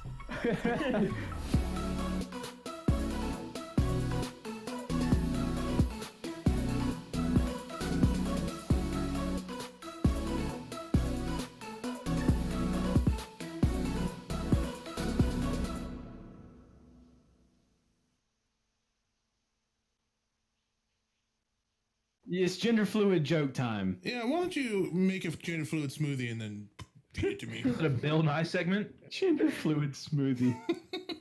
That's so stupid. What's wrong with your car, sir? I don't know. I got all this gender fluid leaking everywhere. Sounds like you got some daddy issues in the motor. I'm sorry. I'm sorry.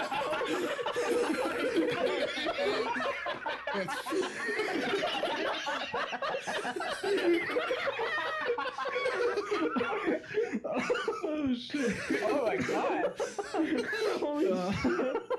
Party as hell. Oh my god! Thank you for attending my stand-up routine.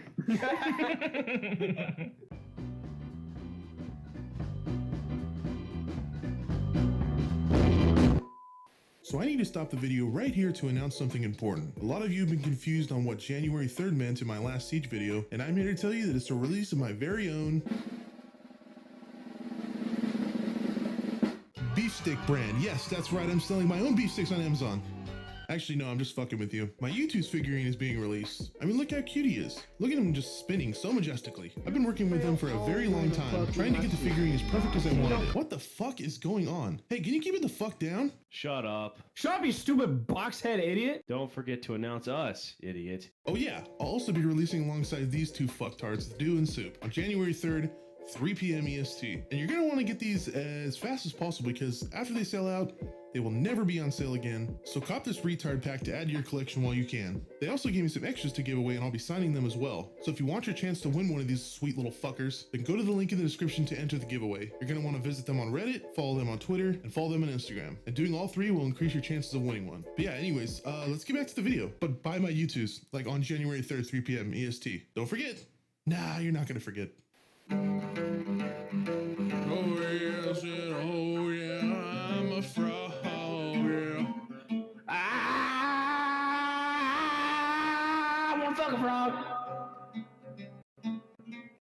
Nobody can stop me. I'm fucking a frog. Fuck a frog. Fuck a frog. My baby girl left me the other day, so I went out into the pond and I grabbed me a frog. Oh yeah, I grabbed me a frog, big fat bullfrog. His name was Jerry, and I fucked him in his tight little green butt. Yes I did, yes I did. Fucked him in his watertight asshole, yeah. And then I fed him some flies.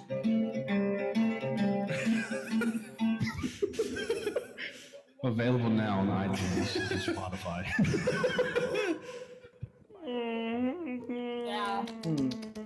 Uncle Jerry. Uncle Jerry. We should make a making people feel uncomfortable montage. Uncle Jerry, if I was a cherry, would you pop me, Uncle Jerry? Yes, sir. Of course. If I was a dog, would you fuck me? Role reversal. Bend me over like a Labrador retriever. I'm a chihuahua, so I hope your dick is only 2 inches long or you're gonna blow me out. What the fuck? What the fuck? I want to unhear that somehow. Well, I'm gonna decapitate myself. What the hell you doing? What are you doing? What the fuck are you doing? You trying to record this? You trying to get a POV shot here? Yeah, get a POV shot of this. Yeah, baby. I like that. Yeah. Yeah, baby. You look like Johnny Sins. You look like Johnny Sins, sugar. What was that animation, yo? What was that? Why did we do Dude, that was What was amazing. that animation, yo? That was amazing. That was fucking beautiful. I'm crying. I've never seen that before. What the hell was that? Oh. Oh my god. I peed out of my Peter and then I shit out of my tutor. That's pretty good, dude. Is that Tim McGraw? Your mom loved that one. Shit like you were dying. I got a frog cum stain on my white t-shirt. Please don't start this again. Frog was killing me in that mini skirt. Keeping rocks down the river, down the railroad tracks. The frog had a suntan line and green butt cheeks. I come submerged in between that frog's ass. And the heart don't forget. Something like that. More Tim McGraw jokes. I love it. What's the actual lyric there? Barbecue stain. I had a barbecue stain on my white t-shirt. She was killing me perfect. in that mini skirt. She had a suntan line and red lipstick. Killing me with that big old dig. What? Tim McGraw was gay. I had some gay porn pulls on my iPad. I was getting fucked in my white ass. He was killing me with that 12-inch cock. What the fuck did I miss out on before I joined the session? I'm a gay Indian outlaw. They did this for an hour. I want a boomerang up my chaw-chaw. My boyfriend, he's a chickawaw. Oh, he's got a big old dick. Down, down, down.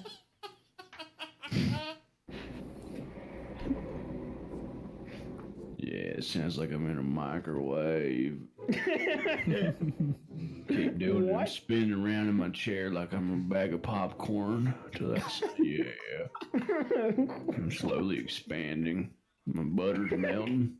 Back of my thumb smells like relish. What the fuck? Every finger's got its own condiment. My pinky smells like mustard. Middle finger smells like horseradish sauce. I'm just like finger fucking my fridge on my free time. That's the fattest thing I've ever heard in my life. Not enough just put it through the food. You gotta finger fuck it. You put it through the ice hole. My index finger smells oddly like potato salad. Why would that be? I had sex at a picnic. Potato salad everywhere, Carl. It took me 3 days to fuck that potato salad, Carl. 3 days. It was so much. I could feed a family of 50, but I needed to fuck it. It felt so good. Is that why the African kids are dying? This is why. Potato salad. Those starving children in Africa are gonna have to wait, Carl. I gotta fuck this food, Carl. Hey, teammates, would you guys fuck a frog for $2? Hey, Lil Humphrey, your name sounds like you fuck frogs regularly. Lil Humphrey, what would you do to a pretty little frog like me? What would I do? Lil Humphrey, I'm a frog. I know you like frogs. What would you do to me if I was wearing a short little skirt? Just exposing my little frog butthole. God, dude. I'd love and cherish you as a loving companion forever. I don't want to be loved and cherished. I want to be objectified. You think you can do that, little Humphrey? Fuck my little warty ass.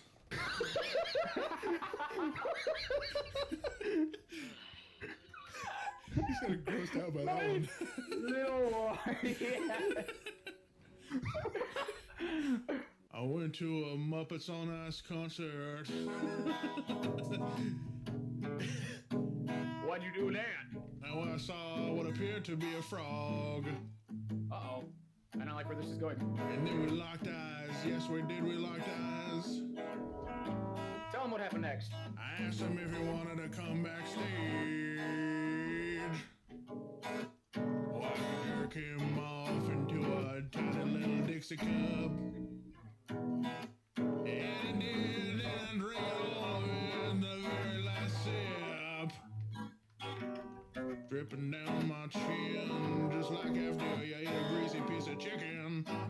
Alright, this is disgusting. I refuse to be your rhythm guitarist anymore. I quit, dude. Most people wake up and go take a piss in the middle of the night. You just down a monster in a fucking beef stick and go back to sleep. Yeah, consume a bunch of caffeine and go back to sleep. Fucking stupid. Okay. Swagger, put your helmet back on, buddy. Put him back in the cage. Put him back in the cage. Why do we keep letting him out? I just want to color outside the lines, that's all. First world problem. There's no lines on that piece of paper. He's drawing on the table next to it. He's drawing on his own forehead. I just want to eat this goldfish raw. I want to do it. Crunch. Stop talking. Yeah, please stop talking.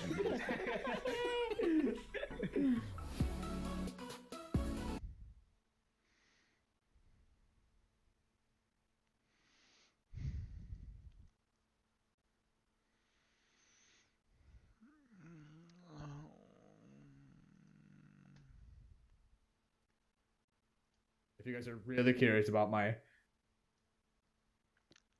job situation, I guess. I don't think it's that big of a deal. I don't have another job at the moment. This is all I do.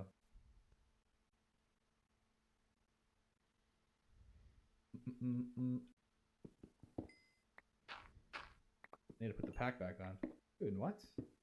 No, don't do that to me. I spent so much time looking for that. You're trolling me.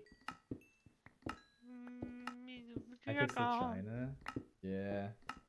Unfortunately, I got shut down too. Are you putting it soon? I am not sure. I would like to, but we'll see. Coxcraft has 9,000? Really? That's so many. I did not expect that, actually. What was your peak monthly revenue? I don't remember. Sorry. That was peak COVID time, so when I was making a bunch of content, staying in my little tiny office all day long, staying up till 8 a.m. working on videos, not getting enough sleep, not getting enough exercise, not eating good. Yeah, I was making a lot of money, but I wasn't very happy, which is it's a big thing. Like I know a lot of people have come in and noticed, they're like, you know, you look slimmer than what you used to and everything. Like, a big reason of that is because I just decided that it was time to take a little bit of a step back from making content and be a little bit healthier with myself. Like, sleep a little bit more, get some exercise, eat a little bit better.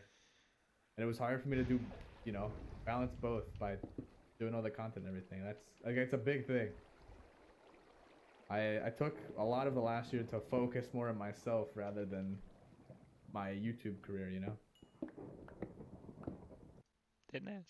I'll make this thing first.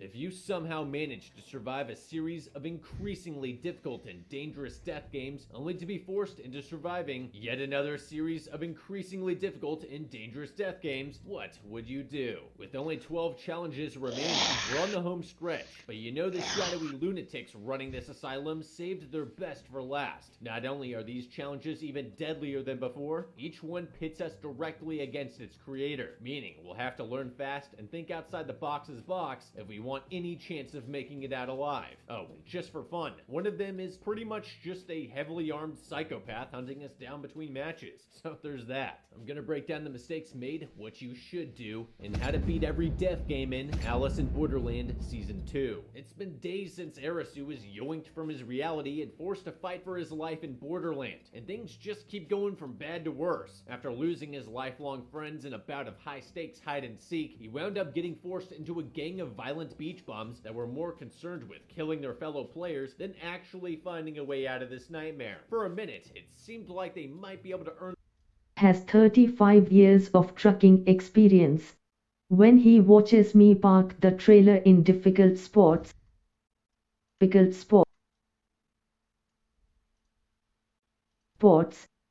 trailer 1010 would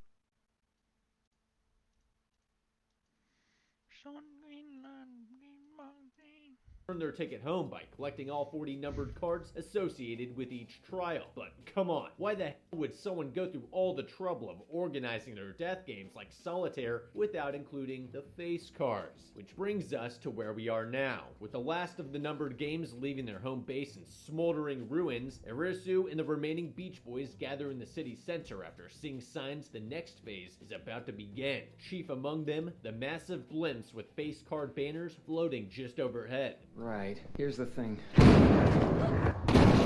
Alright, things starting off with a bang. Are you hooked yet? Evidently, this next batch of challenges isn't as concerned with player consent. Either that, or one of their fellow contestants has finally had enough. Whatever it is, we're still dead if we don't find a way out of this shooting gallery fast. We can see from the muzzle flashes that the triggerman is posted up just below that H&M sign, and we'll want to run perpendicular to his line of sight to make ourselves as difficult to hit as possible, not straight away from him like these two morons. He's using some kind of anti-material rifle, definitely semi-auto based on the timing of his shots. My money's on it being a Barrett M82 or M107 chambered in 50 Browning machine gun, as those are pretty much the pumpkin spice latte of big bore rifles these days. A quality muzzle brake along with the rifle's immense weight will cut down on the felt's recoil considerably, but the sheer amount of muzzle blast will make rapid follow-up shots difficult. Because of this, we should time our movements with each flash, running to cover as quickly as possible. Buildings like this one Arisu and friends find will offer some degree of cover and concealment, provided you're smart enough to actually duck your head below the windows. However, cars will also work as long as we can get behind the engine block. Yep, I recognize that sound. Now we've got an assault rifle. Of course, once he transitions to his AR, things become a totally different ballgame. Since it seems literally no one actually bothered to bring any firearms from the beach resorts, our best option is still to break line of sight as quickly as possible. Except, now we have to worry about him coming after us on foot. The good news is that a massive tidal wave of nobodies just spawned in to help pad out the kill counter without sacrificing anyone we care about. Unless he's targeting us specifically, this nutjob's priority will be stacking as many bodies as possible. So our best bet is to split off the herd and leave him to it. Likewise, we'll also want to exercise a little social distancing within our own group to look less like a rolling overkill. Have you looked in a mirror? You don't have the excuse of barely surviving multiple death games. You just lack basic hygiene and self-care. It's okay. There's a cure. Geology. No, I'm not. Nerd Explains 50. Geology is giving you an additional 50% off their award-winning 5-piece skincare trial set. This discount stacks on top of their current sale prices. They're also giving you a bonus offer on one of their brand new skin, hair, and body products of your choice when you add it to your trial. Team Arisu manages to figure out the second part, but nothing from your former life of staring at pre-rendered footage of a generic TV show FPS will save you from getting mowed down in a crowd of lemmings. Before we move, we need to figure out exactly where the shooter is to avoid running directly into his line of fire. Simply listening for the source of gunshots is a no-go, as in this environment, they'll likely be echoing off all the surrounding structures. This guy's in a target-rich environment, and with all the chaos, he'll probably be looking for movement. So while we still add cover, we should have had somebody less popular peek out around the corner to see if they could spot him. From there, we'd move to the nearest building that isn't just a set piece and wait for him to move on. Although, we'll definitely want to make sure it has an emergency exit, so we can't get boxed in. Hey, you okay? One thing's for sure, once the running starts, we're not slowing down for anyone, especially the wounded. Yeah, sure, I'm evil for wanting to save my own life. You realize that even if you could buddy carry someone without getting smoked, you lack the medical equipment to actually keep them alive. Best case scenario, you drag them to safety only for them to bleed to death or die of infection later on. Looking at the bigger picture, the most likely objective of this goat rodeo is to put the quiet kid on ice, although he's not exactly making that easy. Since we weren't given a time limit or shown any kind of visible boundaries, our best bet is to break contact for now and come back once we've scrounged up some firepower. After all, he shouldn't be too hard to find with the Hindenburg following his every move. Of course, that's all easier said than done, considering we can't even stick our heads out. Fortunately, the Triggerman has enough respect for classic cars to let our friends Tata and Ian roll in without getting mulched. I mean, it's not like there's a single part of that cab that could actually stop a bullet. Which raises the question, why are you idiots gawking at that thing like it's a dinosaur? Dude's gonna kill you. Run for your fucking lives. That's bad. Get going! Bro, what are you doing? In the time it took for you to make your cute little remark, you could have easily Supermaned yourself into the back seat in time for them to step on it. Of course, none of this would have mattered if you'd bothered to take your freaking hands out of your pockets and moved like somebody that wasn't trying to get perforated. Whatever. I'm sure he'll be fine. After all, his character actually has a name. Unlike this car full of imbeciles mindlessly following the main characters to their inevitable doom. You know, you'd think after an unseen attacker dosed one of your friends in the head, you might try speeding up or swerving a little bit to make it that much harder for him to get the rest of you, especially once you're staring down the barrel of certain death. At that point, a little quick thinking could have handed you the game. Just stomp on the brakes and feed him to the asphalt, followed by that good old-fashioned triple tap, of course. This is one of the final bosses we're dealing with here, so I don't think anyone would blame you for doing a 20-second burnout directly on his face. It's the only way to be sure. In any case, our hero shouldn't be so nonchalant about being tailed, given we really don't know whether it's just the one edgelord hunting us down. Fact is, after learning in the 10 of Hearts that the game's creators could be playing alongside us, we should be wary of anyone that's not part of our immediate group. And even then, how well can we say we actually know these people? Whatever the answer, it's going to have to wait, because here comes Ghostface for a little GTA action. Good thing Anne's ready to jump behind the wheel and show Tata what real speed is. That said, you can't outrun a bullet, and the King of Spades ain't no Sunday driver. Instead of trying to burn him on the straightaways, we should whip this thing around as many corners as possible to make it harder for him to line us up. Left turns in particular will force him to either change hands or aim across his windshield, either of which will make accurate shooting even more difficult. As for everyone else, without any way to return fire, they're pretty much just along for the ride. Although Kawina does have the homemade hand grenade Tricia gave her before they got separated. Unfortunately, without knowing how long of a delay to expect, we can't exactly time it to explode underneath him, but we could still try tossing it through his open window whenever he pulls up for a kill shot. Dud or not, it'll at least make him think twice about staying inside the car. Ultimately, it doesn't matter, as Death Race 2000 ends with both vehicles wiping out in separate head-up related accidents. Still, despite literally none of them having remembered rule number 4, the gang manages to scramble away from the wreckage before Gator gets his gat back.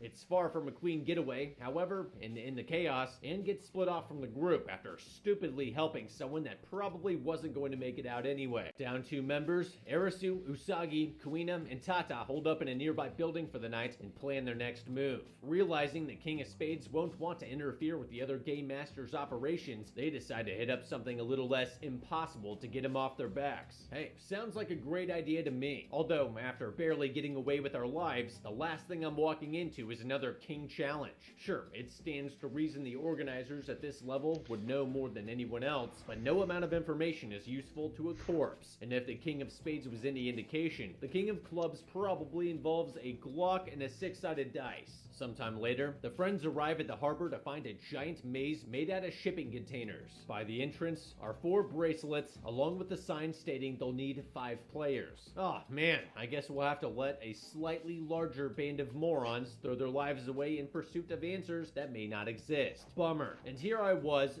so excited to charge headfirst into this, without even a second thought. But, you know, there's only 4 of us. 5, actually. Dude, for real? You couldn't just stay dead back at the beach house. Well, whatever. This doesn't change a thing. As Tata points out, Crispy Bacon over there is a colossal piece of garbage that will almost certainly screw us over the first chance he gets. The fact he's already got his bracelet on means nothing. If anything, it's all the more reason we should bag this one-way trip and see what the Jack of Clubs is all about. Dude can park his well-done ass in the shade and wait for someone else to come by. Nah, it's fine. Why not blindly trust this loser? It's not like our very survival depends on winning or anything. Besides, how bad could it possibly be? Yeah, the answer is real bad. Because it turns out the guy who created this thing is totally nuts. After monologuing to everyone, including his own teammates, about the joys of prolonged UV exposure, King No Pants kicks things off by laying down the rules. The name of the game is Shipment. Well, it's Osmosis, but that's what I'm calling it. And much like the Call of Duty map, it's an absolute cluster. Ja. Ja. Gør du?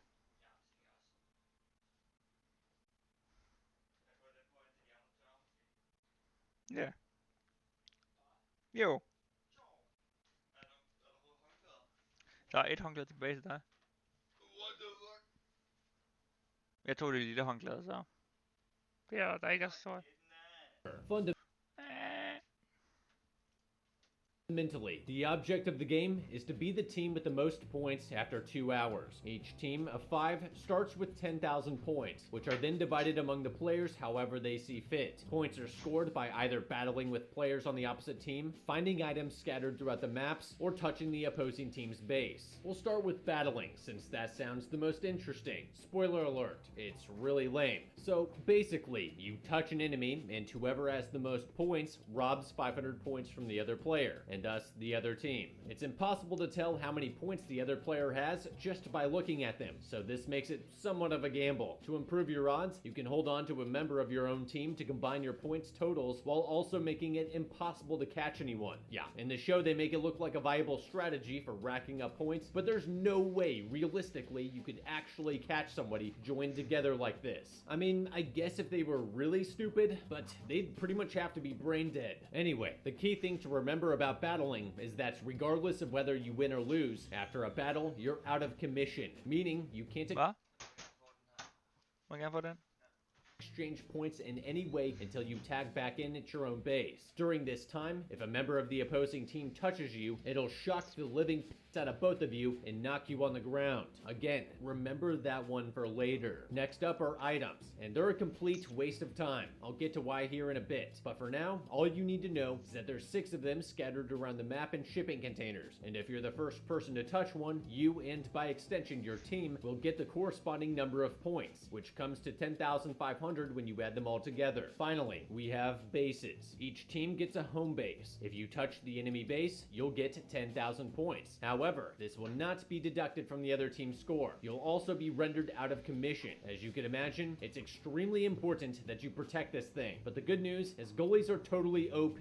As long as you're touching your own base, your point total becomes infinite. And if you touch another player, they, and subsequently their team, lose 10,000 points. Now, of course, most players, even after finding items, probably aren't going to have that many. So this will most likely put them in the negative. And that's bad. If at any time, for any reason, your score drops below 0, you only get about a minute to wax poetic before getting space lasered. Hold on. Yeah, you got a question? How do we remember all this? Dude, for real, this game is bullshit.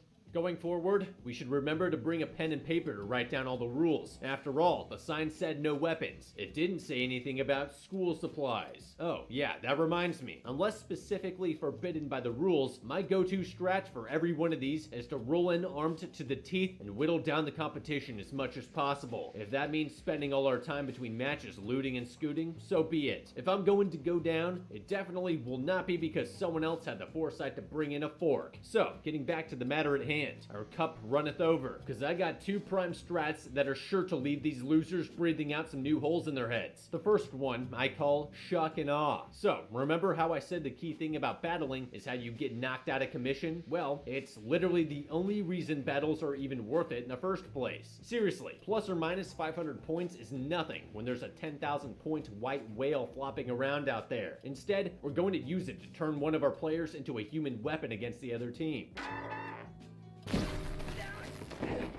first things first, we need to allocate our team's points. Obviously, whoever's guarding home base gets the bare minimum, which in this case is 100. Team Arisu figures this out right off the bat, but where they go wrong is setting up only one goalie. Team Nerd, on the other hand, is going with two. They'll stand back to back with a pole between them, each one touching home base with their foot to keep both hands open. This ensures 360 degrees of coverage and pretty much makes it impossible for the other team to reach in without getting got. We'll want our slowest and most bloodthirsty teammates here, as this will require zero running and a killer instinct. So I'm thinking Tata and Crispy. Obviously, Tata doesn't have much of the latter, but he's turtle slow, and honestly, I just don't trust him to do anything else. That leaves Arisu, Usagi, and Kuina for the field team, and it legit doesn't matter how we divide the remaining 9,800 points between them. Really, as long as they all have enough so that one or two battles won't kill them, that's fine. When the game starts, we'll have Usagi use her special climbing powers to get up on top of the shipping crates and scout ahead, something they'll take advantage of way too late in the game. Her goal will be to spot an enemy player, or players, at which time we'll have one of the others run over and battle them, regardless of the outcome. When that's over, instead of sending them back to base to tag in, we'll have them regroup with the other two and carry on. From there, Usagi will follow the now out of commission adversary back to their place, taking care to stay out of sight lest they send their own parkour freak after her. In addition to the obvious outcome of finding their base, this will also ensure they can't catch us off guard with the same tactic. Once we reach the objective, we'll hang back and wait for their player to tag back in and leave the area. Ideally, there will only be one goalie, but the plan will probably work with two as long as we're quick. When the time is right, the three of us will charge in with the out of commission player up front. He'll hit the goalie and or goalies first and incapacitate them, clearing the way for the two to go tag the base and put us up by a cool 20k. All that's left to do then is bring the field team home as quickly as possible and join the goalies in protecting the base. And boom, we've won. Even if they manage to find all the items, there would be no possible way for the other team to make up the difference, which is why looking for them in the first place is totally pointless, along with the fact that there's an entire ton of shipping containers and the people who made the freaking game probably know where they all are anyway. Sorry. Snooze you lose. Plan number 2 is almost the exact same thing, only with a different ending. I call it Shock and Awe 2. The difference is, after Usagi follows the out-of-commission opponent back to their base, she'll regroup with the rest of the field team and go scouting for another lone enemy player, preferably the same one as before, to add insult to injury. Now, before we spring phase 2, we'll want to use our clothing to fashion a rope with a go-to-sleep loop on one end of it. Once we find a suitable mark, we'll have our out-of-commission players zap them and knock them down, and then the others will rush in and loop the rope around one or both of their feet, taking extreme care to not touch their skin in the process as to avoid a battle. From there, we just drag them screaming back to our base to have Crispy put the finishing touches on them, at which point we'll go up 10,000, they'll go down 10,000, and their player gets to tell us all his entire life story while we wait for them to get zapped. You picked me? You better use this to win. If I die in vain... Just like before, this will create a 20,000 point deficit that will be impossible for them to overcome. Best part about either of these plans is that they still remain perfectly viable even after the other team first takes the lead. Even more so because it cost them one of their players and they ended up pulling their goalie into the field to help search for items. Unfortunately, Arisu decides to focus all their effort on items as well, allowing the enemy team to rack up a massive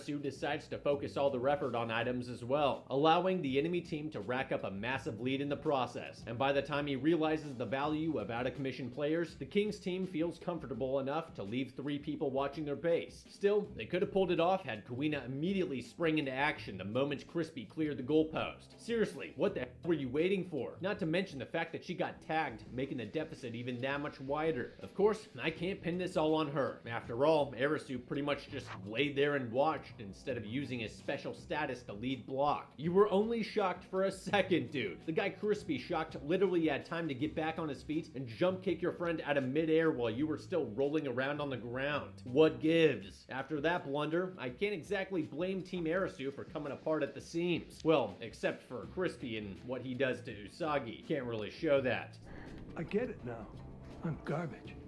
Say what you want about Tata, he totally called that one. Fact is, there's literally no possible way they could actually win at this point. You know, unless the king of clubs himself decides he cannot wait 10 minutes to go on a walk. You can see the scoreboard just like everyone else, right? You know they're only down by 500 points, and it's not out of the question they could ambush you with the combined score and turn things around. For Christ's sake, at least take somebody with you. You'd still have 2 people to keep the base locked down. Ultimately, it doesn't even come down to a dramatic final showdown. Arisu just straight up asks to shake his hand. Alright, okay, there's a little more to it than that. Turns out the stress of his impending death, coupled with years of being ashamed of his own incompetence, pushed Tata over the edge. I mean, hey, nothing in the rules said you couldn't pull the bracelet off your teammate's mangled wrist and slip it into your pocket for one final battle. You are way more screwed up than I thought. Oh, okay, says the bare-ass lunatic who built a death game with like a million rules. Sorry, I'm willing to take advantage of my friend's noble sacrifice in order to survive. You're right, I'm the sicko. Just hurry up and die so we can get out of here. Wishful thinking, I know. Obviously, the sky laser thing is gonna let him filibuster a few more minutes of precious life before the end. But at least we can find out something about the situation at large, right? Nah, not really. Turns out he doesn't really know anything. Good thing we went with the king, huh? Elsewhere in the city, it seems Chishia managed to give the King of Spades the slip, only to throw himself right back in the thick of it with a casual Jack of Hearts. This one's called Solitary Confinement, but I think the name Death Sentence more accurately conveys the nature of this game. The rules are fairly simple, but don't let that fool you. This shit's nearly impossible. There are 20 contestants, all wearing dead money collars around their necks. On the back of each collar is a screen showing one of 4 card suits. Every hour, the players will separate into individual jail cells and say out loud which suit they think they have. If they get it right, they go on to the next round. If not... Ouch. Yeah, there's gonna be a lot of that. Using any kind of reflection to look at your own suit is expressly forbidden, and since it changes every round, your chances of guessing your way out of this are basically 0. Instead, your only real option is to ask your fellow players what it is. Sounds easy enough, right? After all, what possible reason would anyone have to lie? Well, we're getting to that. You see, hidden among the players just so happens to be the Jack of Hearts himself, and the game will run indefinitely until either he dies or everyone else does. So, now you see the problem. The only way out of here is to trick the Jack into saying the wrong suit, and since we have no idea who that might be, no matter how we approach this, the only way out is by systematically eliminating other players until we finally get our man. Naturally, the easiest way to beat this one would be to go into it with at least one close friend who you trust implicitly. At that point, it would be impossible for either one of you to be eliminated, and you could both simply lie to everyone else and sow complete and utter chaos without fear of reprisal. However, being this is a hearts game, pretty much no one would think to do that, since under most circumstances, you'd be required to stab your buddy in the back. Speaking of which, the use of weapons or violence of any kind to kill other players is strictly prohibited. I know. So we can't just battle royale our way to victory. That said, there's nothing that says we can't severely injure people to the point that they deliberately provide the wrong answer to end their own suffering. The only problem is, you'd still need someone to watch your back, so to speak. And attacking others is a great way to get the axe. Take Mr. Affliction Shirt, for example. I told you to give me the answer! Tell him he's a club. Yeah, we all know how this ends. Seriously, how could you not see that coming? At the same time, the geek should have known better than to nail this dirtbag. Even if it's justified, being the first person to take someone out will undoubtedly raise suspicion, and he totally pays for it. Fact is, all he had to do to keep the bully bro from beating on him was give him the answer. Besides, it seems pretty unlikely that Jack would be so quick to paint a target on his back. Which brings me to the core of our strategy. There's absolutely no way to identify the Jack based on anything besides how they play the game. So, we'll have to find a way to make him expose himself. At first, one might think we need to create a situation in which no one could possibly lie without getting caught. Kinda like the nutcase in the blue dress does by forming a group to keep each other honest. The problem with doing this is that everyone, including the Jack, will know that taking someone out or trying to manipulate people will immediately make them a target, and thus nothing actually gets done. Sure, there's no time limit, our visas can't expire, and we have enough food and water to last us quite a while, but after a few days of no one sleeping longer than an hour at a time, pretty much everyone will be too delirious to be trustworthy, and there's a good chance we might end up sleeping through our date with destiny. On the other hand, if there's no accountability at all, then no one trusts anyone, and people will start blowing each other's heads off left and right, which is just as bad for the Jack as it is for us, since they also depend on getting answers from another player. This is pretty much where Little Miss Robespierre's group falls apart. She turns it from a circle of trust into her own private hit squad, and everyone becomes so paranoid that they eventually turn on her. Thank God for that one. I mean, I get she wasn't the Jack, but only a total psychopath would go bopping around like a Disney princess in this nightmare world. We're all probably better off without her. Ultimately, all this is to say that we need to strike a balance between order and chaos to get through this, and that pretty much means there can be no single solution that encompasses the entire group. Nor can everyone run off on their own. Instead, we, meaning our individual player, need to find a single partner early on, preferably someone less intelligent and or assertive than ourselves, and make them understand that they're just as dependent on us as we are them. We then need to ensure that they trust absolutely no one else by constantly reinforcing this notion in their mind, which will only become easier once everyone else starts cutting each other's throats. This is the same strategy Chishia, Suitbro, and the ex-con all employ, which is why they and their respective toadies all make it to the final 6. Central to this approach is making sure our partnership is publicly known. That way, Jack or not, they won't dare take us out in fear of being isolated. Of course, for that very same reason, we'll want to make sure whoever we team up with is mentally and emotionally stable. I won't do this. Seems I've lost my partner. Ooh. Yeah, good luck explaining that to everyone else. Barring this unforeseen development, our only way forward would have been to remain vigilant for any signs of cross-contamination between pairs. With 6 players remaining, the Jack wouldn't betray his partner directly, as this would leave him the odd man out. But he may try to single out and subtly manipulate members of other groups into moving on their teammates. However, this wouldn't come out of the blue. In all likelihood, the Jack would have been conspiring with this person in secret for some time now, which is all the more reason we need to keep an eye on our other half. In this case, Chishia discovered Suit Girl was taking orders from the guy with the hair after realizing they were surreptitiously confirming each other's symbols with color-coded snack bags. It's ridiculous if you ask me, but whatever. They probably would have gotten away with it if not for our guy's Jimmy Neutron level plot intelligence. I caught on pretty quickly.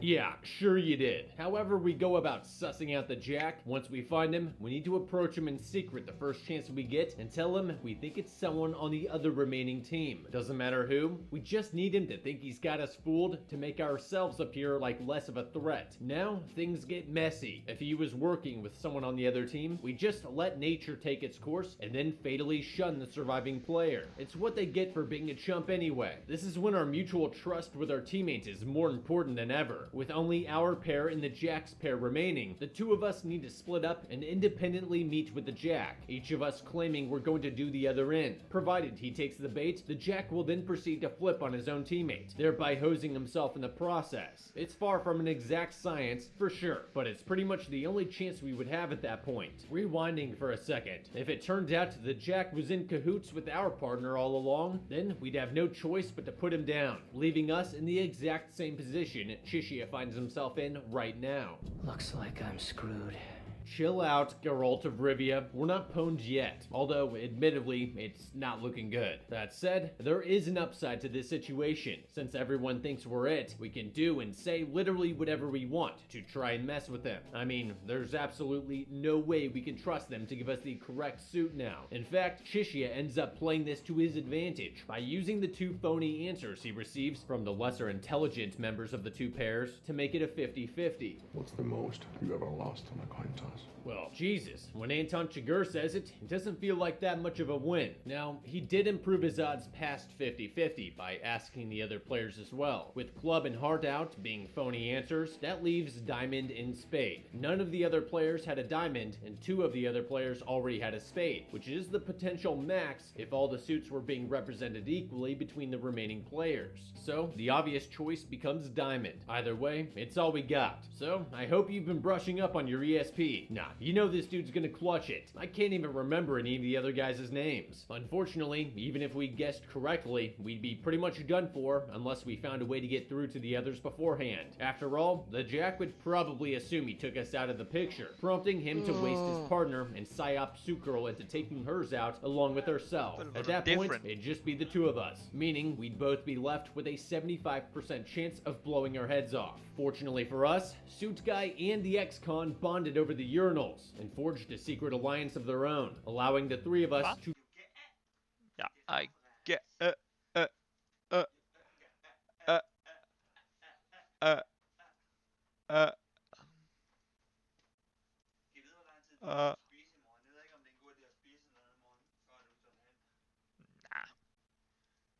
Det dør nok ikke at spise lidt i den tid.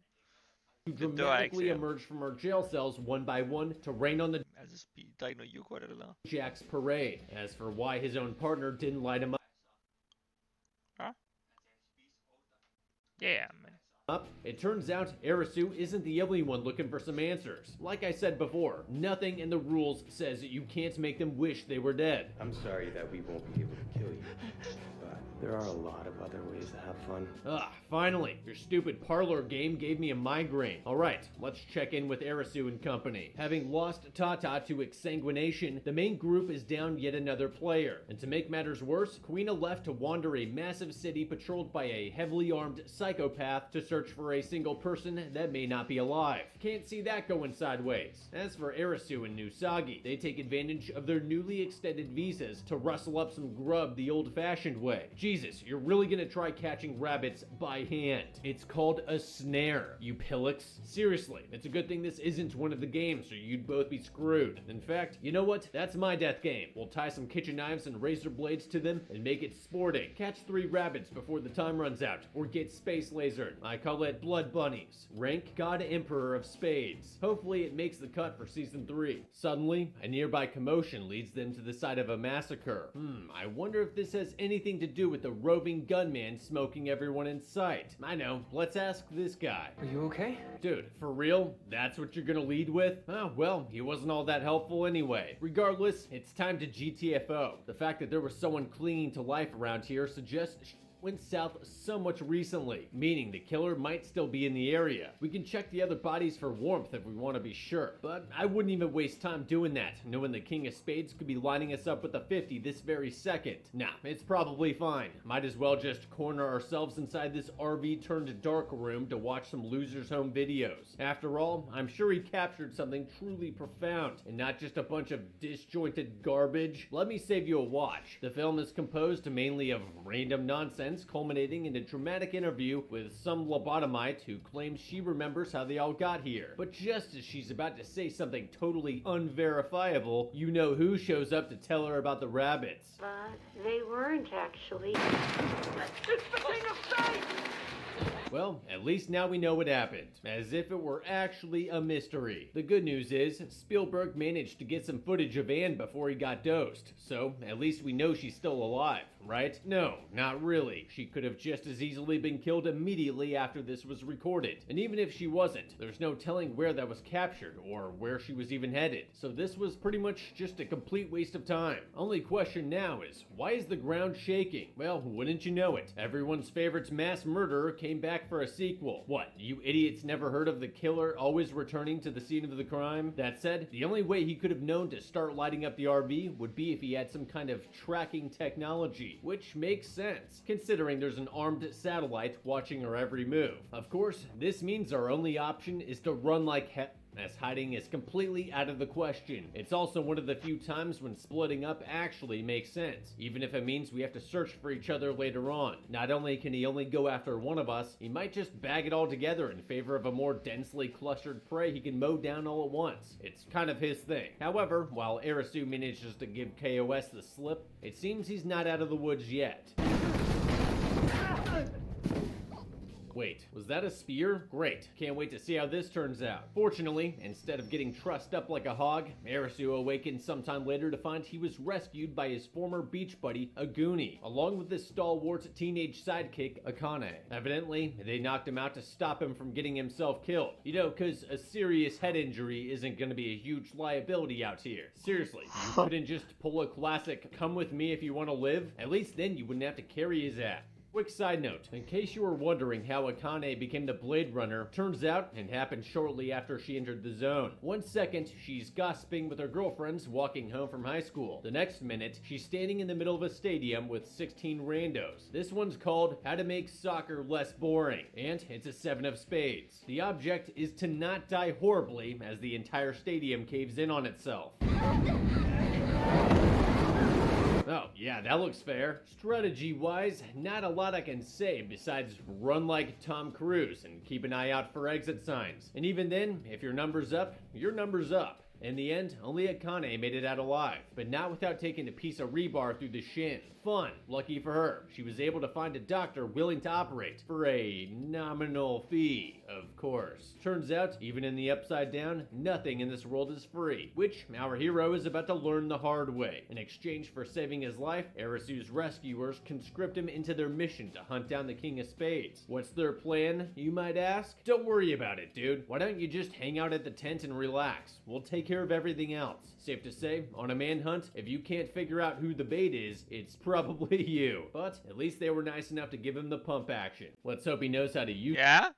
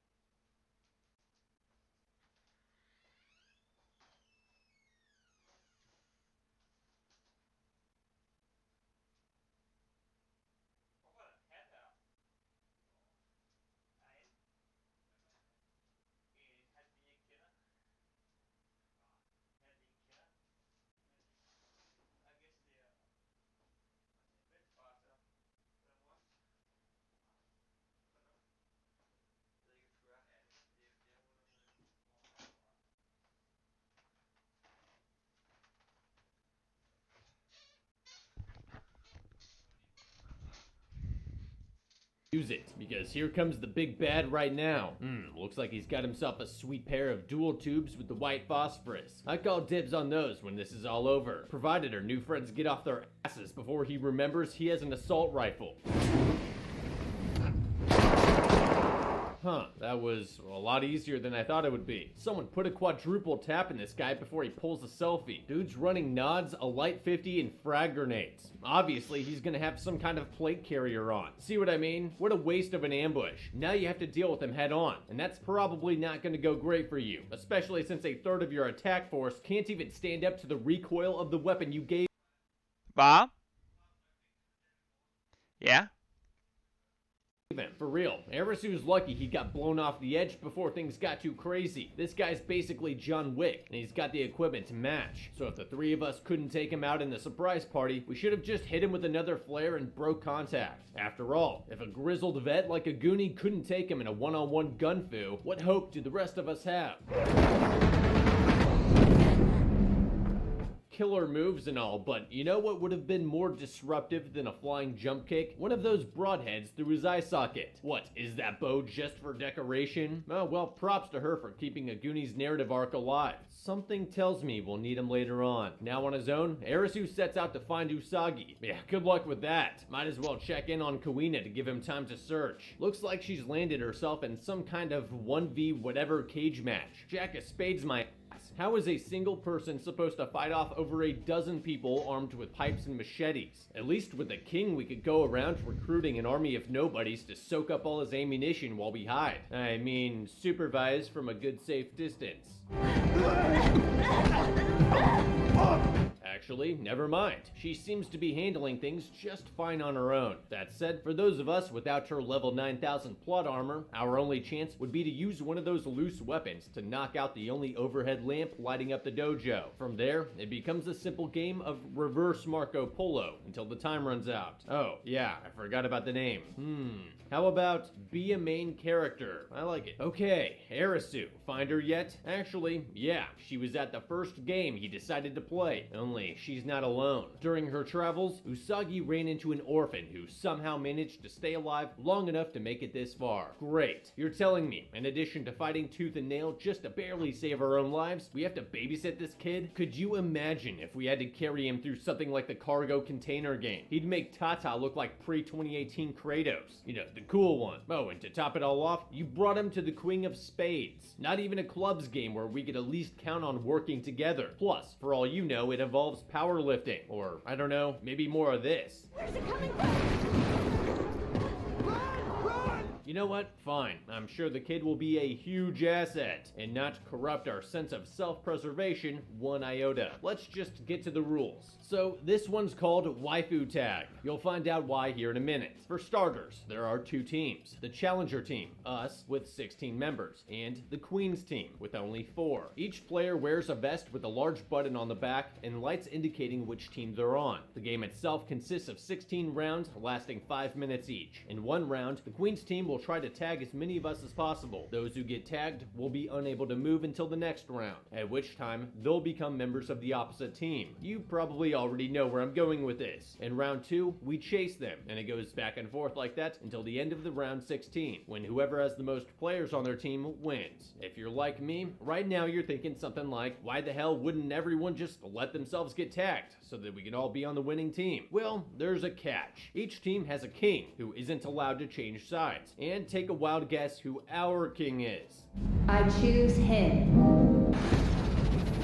Yep, that figures. Thanks again, Usagi. I'm kidding, of course. This is an absolute non-issue. What do I care if some random rugrat gets insted in this hole? It'll be a lot more humane than all the other horrific ways he could go out. Tough luck. The rest of us are lining up on round 1 to go join the winning team. There is one more caveat here I forgot to mention. If we win on the Queen's team, then we technically haven't beaten the game. But we will be allowed to remain here as temporary citizens and continue playing against other teams of challengers challengers until someone inevitably wins. So, okay, we can't actually end this nightmare unless we win as the challengers, but therein lies the beauty of it. As long as we fight for the Queen of Spades, our visas won't expire, and the King of Spades can't touch us. At that point, we just hang around here and build our strength while other players work through the rest of the face card games. Eventually, this will be the only game remaining, at which time we'll have both our ninja warrior skills, the map knowledge to turn the tables on the Queen of Spades, and earn our ticket home. But nerd, you say, the Queen's team only has 4 players, including herself. How do we know she won't just keep 3 of us and let the rest get zapped? Well, by some strange twist of fate, it turns out she has some kind of weird crush on our young Arisu. For real, check this out.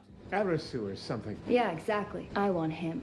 See what I mean? That's the gravy train right there, fellas. I mean, I could think of a lot worse than playing concubine to some warrior queen. Yeah, sorry, Usagi. We're gonna have to put a pin in that awkward romance of ours until we can finally sort this out. You understand, right? Of course, there's no telling how long it might take for all the other games to be cleared. From our penthouse suite in the parkour tower, we might be able to see the other face card blimps exploding as contestants finally win, or by secretly questioning each new wave of contestants in waifu tag as to how many other games there are left. It could take some time. I mean, that King of Spades dude was hard as hell to kill. We might eventually be forced to start a family with her. Just think, she's becoming fully invested in our future together, her better judgment being corrupted by rising oxytocin levels as she carries our nerd child, her athleticism and physical fitness taking a hit from the pregnancy. With the last of the other games being beaten and the queen being compromised, it's the perfect time to betray her and run off into the sunset with Usagi. All it took to ensure our victory setup was a child sacrifice, directly causing the death of countless waves of contestants joining the challenger team, indirectly causing the death of countless waves of contestants whose visas expired, betraying a pregnant chick we got to fall in love with us, and keeping our true lover at a distance while we started a family with an evil but hot queen chick. Too easy. Now,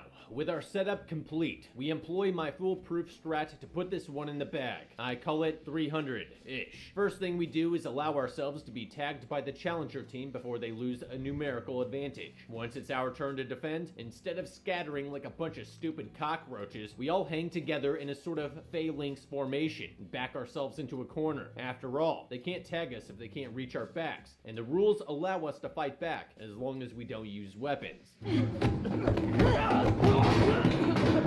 Now, just imagine how pissed off she'll be when we stab her in the back. Yeah, we better be ready to scrap, because this will be a literal battle of life and death. It goes without saying, the best fighters will be up front, with everyone else watching their backs and using their hands to cover the first row's light buttons, and to make sure no one gets dragged out of the ranks. If all goes according to plan, we'll be able to maintain our numbers throughout the round, at which point enemy players will likely see the writing on the wall and start begging us to tag them over. Having said all this, I suppose we could implement this strategy from the very beginning, if we're just dead set on saving the bedwetter. I get it. Some people just have bizarre emotional hang-ups that prevent them from doing what it takes to win. That's just reality. Whatever the case, we'll want to have a backup plan in case we lose the advantage. I mean, I have the utmost confidence in the previously mentioned approach, but it never hurts to have a plan B. In that case, Usagi's idea of winning the others over by inspiring them to strive for something greater than playing pawns in the Queen's Gambit isn't a bad idea. In fact, we should have started doing that from the very beginning. I want to make it back to our world. This world makes kindness easy to forget. I want to return. Okay, not quite sure what all that means, but it seems to do the trick. Probably also worth mentioning how most of the winners on the Queen's team would probably be killed off to make room for the next batch. Even if it's not true, a little FUD can go a long way, especially when there's lasers involved. Other than that, it's just a matter of running the others down and falling back to the phalanx formation whenever we're on the defensive. Of course, the Queen of Spades isn't going to just lay down and die, so we'll probably have to bait her into an ambush using Arisu, and then rush her as a group to put her out of commission permanently. I'm sure Usagi won't have a problem with that. Ultimately, the challenger team pulls it together in time to save the boy, and all it costs us was the surest path to surviving the card game as a whole. As for the Queen of Spades, she decides to go out with a bang. Well, I guess it's more of a sickening thought. Oh, and before you ask, she didn't share anything valuable about the overall situation before getting zapped. So I guess we're all gonna have to stay tuned to figure out just what the heck is going on here. Alright, what's next? Well, elsewhere in town, it seems Chishia decided to pit himself against the King of Diamonds. But dude, like, why though? After beating the Jack of Hearts, you've got like 11 days on your visa. Let someone else tackle this. Nah, who am I kidding? Nobody without their own page in the wiki is pulling this one off. This game's called Meltdown, and despite involving math, it's actually very entertaining to watch. For this one,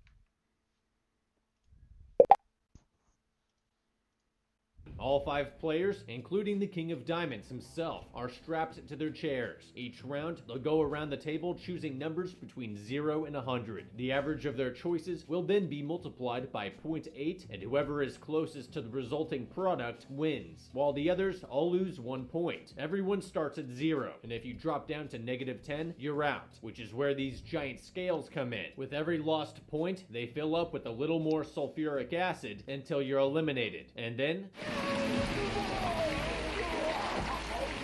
Oops, spoiler alert, as if we didn't already know who's gonna be walking out of here. Also, new rules are added after each death, but we'll deal with those when we get there, which is gonna be soon, by the way, because this one's worse than the Jack of Hearts. So, strategy-wise, holy shit, man. Let's start with what we know. Picking a number over 80 is pointless, since 80 is the largest possible output, and since everyone knows that, picking a number over 64 is also pointless. Then that means picking a number over 51 is pointless, which would mean picking a number over 41 is pointless, which, yeah, you see where this is headed. It's a race to the bottom. If everyone picks 0, then the answer will always be 0, meaning no one loses, and this game lasts until we all die of dehydration. Well, either that, or we all lose at exactly the same rate. Thus, everyone gets melted at the same time, and that won't do either. Oh, and just to get this out of the way, there's no indication whatsoever that outside weapons and cold-blooded murder are off limits here, and given there's an acid bath involved, I'd say this is definitely the game where we'd want to give those a try. I mean, considering everyone's belted in, all you need is a knife to cut yourself free and do the deed. We also know for sure Chishia has at least one of those homemade explosives squirreled away, but without knowing the effective blast radius, it's probably best we save it for the 1v1. So, back to the maths. Just like Jack of Hearts, the only way we can move things along is by creating conditions where other players can be eliminated, and that means making decisions that aren't perfectly rational. Sure, you can try and predict what others will do, but they're going to be basing their actions on predictions of what everyone else is going to do, leaving us with a never-ending cycle of predicting people's predictions. I think all of you are overthinking this. Just saying, you should probably listen to this guy. I mean, just look at his hair. This is what does in the first 2 guys. They both think that they can read everyone's minds based on what the most logical choice would be for them to make. But people don't really work that way. Fact is, the guy who created this game is a lawyer, not a mathematician. So unless he double majored, the solution here probably doesn't involve solving insane multivariable equations in one's head. If anything, it's more about convincing people to feel a specific way. So, on to the numbers number picks. To start things off, I'll go with something pretty much middle of the road, and just like Chishia, that's 32. Reason being, anything over 80 is pointless, and the median of 0 to 80 is 40. 40 times 0.8 equals 32. For what I'm sure are a variety of different reasons, everyone else goes with the number close to this, with the King of Diamonds winning on 29. Now, logically speaking, as we all lose points, our answers will start trending towards 0, since that would be the safest choice. However, you don't want to pick 0 too early, or you'll lose the early rounds, and you'll prematurely start the race towards 0. But as stated previously, once everyone starts doing that, the game can't progress, so I'd probably just drop my number by only half each time to keep from causing a panic. 32, 16, 8, 4, 2, 1. Once we notice everyone's answers drop below, say, 5, we should shake things up like Chishia does by dropping a hundo in the next round. Why'd you do that?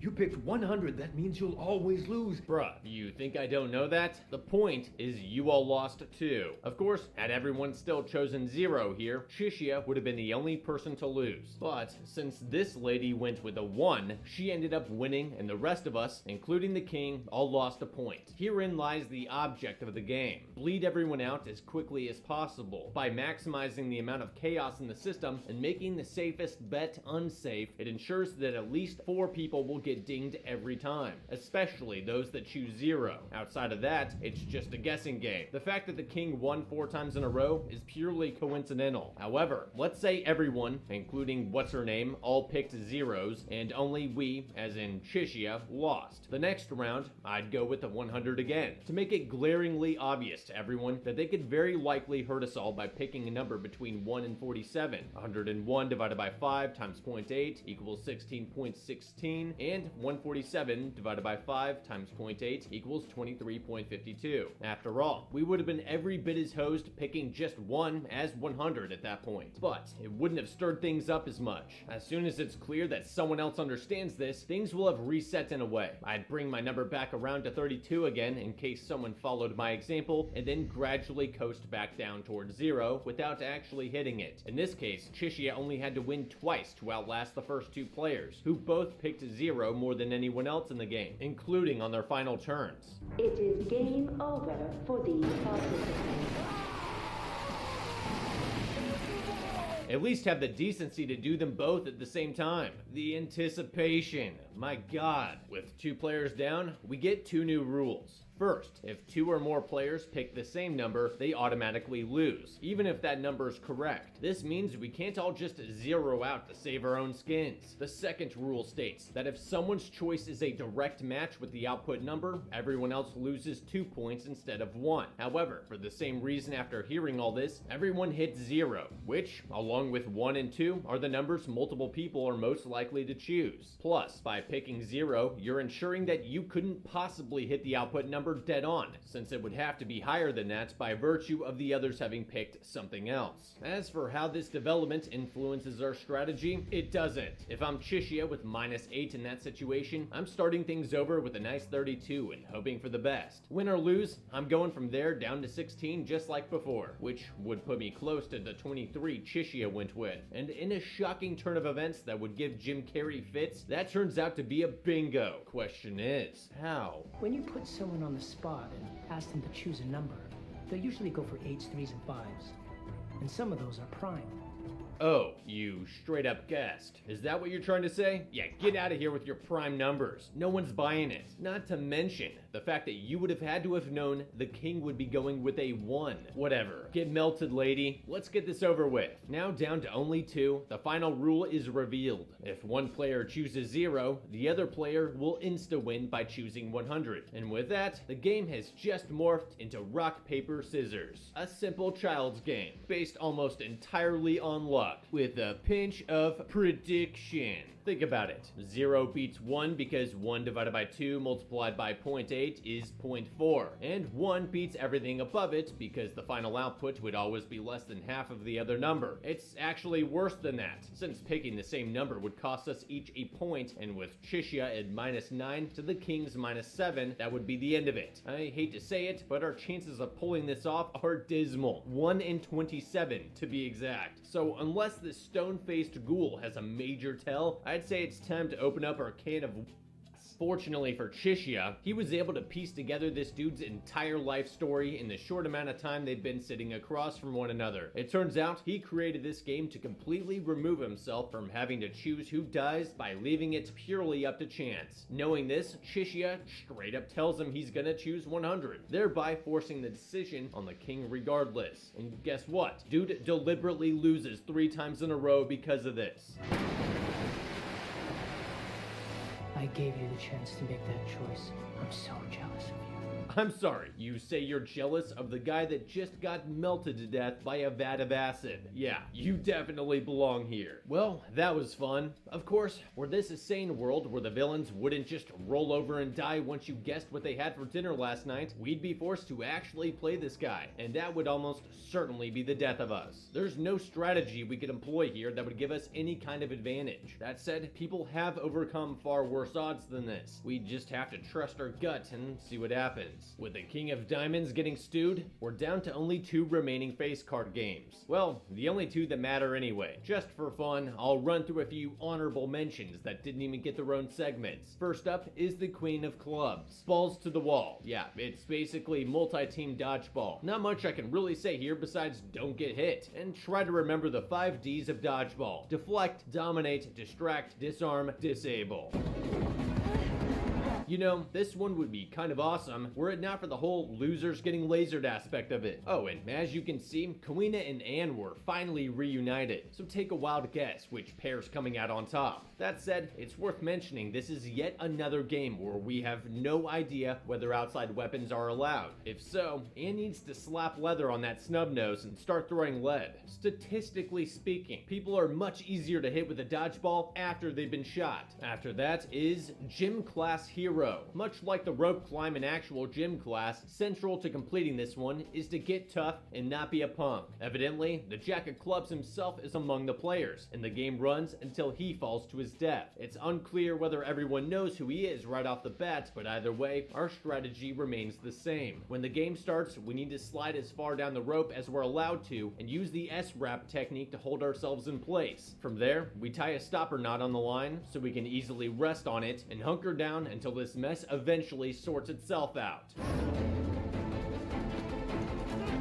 Yeah, good luck keeping that up for any amount of time. As long as our bright idea doesn't catch on, the others will be dropping like flies in no time, especially the Jack after fighting off who knows how many players. Otherwise, I'd much rather take my chances seeing who can hang out the long— Ja.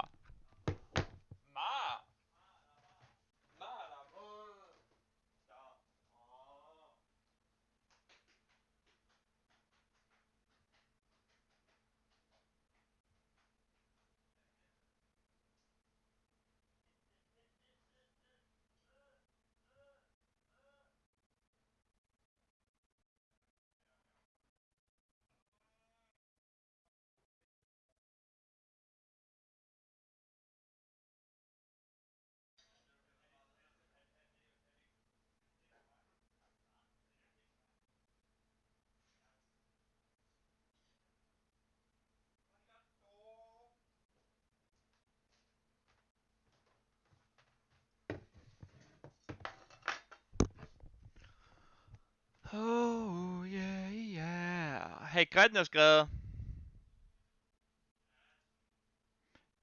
Jeg kan lige skrive til ham, vi lige spiser først. Okay? Hey Christian, vi skal lige spise først, så kan vi godt spille. longest without falling asleep, then bet the farm playing Tarzan. This next one is a classic, Flee the Beast. At first, I wasn't sure why the King of Hearts would be about solving a labyrinth, but it actually makes perfect sense. You see, there's an easy trick you can use to solve pretty much any maze, called the left hand method. Basically, you take your left hand, ball it into a fist, and then savagely beat the guys next to you so the monster has something to chew on while you find your way out. Piece of cake. And finally, we've got the Jack of Diamonds, Mahjong. You just play Mahjong. Yeah, so I don't actually know anything about this game, but my suggestion would be to cheat and or roll a frag grenade under the table when no one's looking. Other than that, I'm not quite sure what I'm even looking at here. I mean, is this normal? This amount of screaming. Mahjong nerds, let us know in the comments how you'd rig this one down in the comments. Okay, now we're down to the last two, and wouldn't you know it, they're right beside one another in Shibuya, back where it all began. You know you're about to get down on a boss fight when you find a pristine over-under shotgun and shells just lying out in the open. However, that's going to have to wait, as just as Arisu and Shishia are about to reunite for one final mission, our old friend Crispy clacks off a game of his own. Well, I thought I'd never see you again. Did you mean to miss a vital organ? What? Do you want him to try again? Nah, that wouldn't be sporting. Like I said, this is his idea of a game. Call it Idiot Royale. Dude even tosses Chishia a piece so he and Arisu can finally hash out that whole "you set me up to get killed back at the beach house" thing. Legitimately, no one remembers nor cares about at this point. Wait, are you guys seriously going to indulge this freak show? For real, Arisu watched firsthand as this dirtbag brutally assaulted his girlfriends back at the harbor, and he doesn't even have the nerve to waste him on sight. No, instead, he straight up turns his back as part of some self-sacrificing nonsense he suddenly adopted. Bro, your best friends threw their lives away so you could survive. Are you really gonna piss on their graves by letting this slime earhole you right now? Fortunately, before Arisu can symbolically throw his gun aside, Usagi shows up in time to remind him what he's fighting for. I almost forgot about you. You just get in the way. Nice one, Gandhi. It's a good thing Chishia was there to throw himself in front of that bullet. That said, she wasn't exactly doing herself any favors, standing there like a deer in the headlights waiting to get popped. There's literally a rusted out car every 15 feet out here. I mean, just moving in general would have made it difficult for him to hit you, one-handing it from a distance like that. Oh, well, no time to worry about it now. It seems all this gunfire got the King of Spades' attention. Lucky for us, these last two blimps drew in plenty of cannon fodder to keep him occupied, including all of our surviving friends. Starting to get a little deja vu. However, unlike before, this time we actually have some firepower of our own. I mean, we're not going to use it, even when he's literally walking up for the coup de grace. But at least it looks like we've gained something since our first encounter with this psycho. Seriously though, there's a reason solo missions aren't really a thing. It's pure chaos out here. And as good as Mercenary X could possibly be, there's simply no way he could keep from getting blindsided while he's hyper-focused on the panic-stricken players running all over.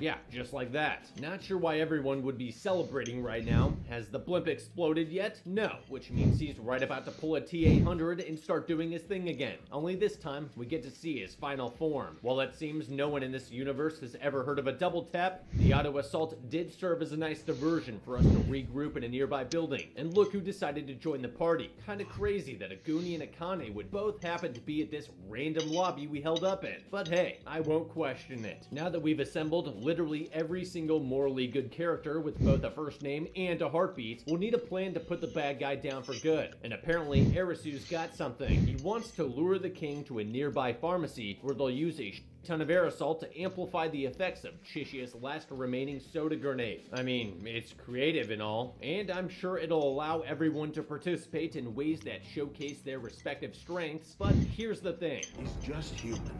He's not invincible. And as for his guns, he won't be able to shoot forever. All three of these statements are facts, and all three of them are reasons this plan is unnecessary and ridiculous. You see that weird gray and black thing Aguni's holding? That's a Howa Type 89, and it gives him the power to take life from farther than 5 feet away. Sure, he's down to his last magazine, but for the reasons mentioned previously, that's all he's gonna need. While Agent 47 is busy clowning on everyone out there, we just need our buddy here to draw a bead on him while he's preoccupied, and it's over. Depending on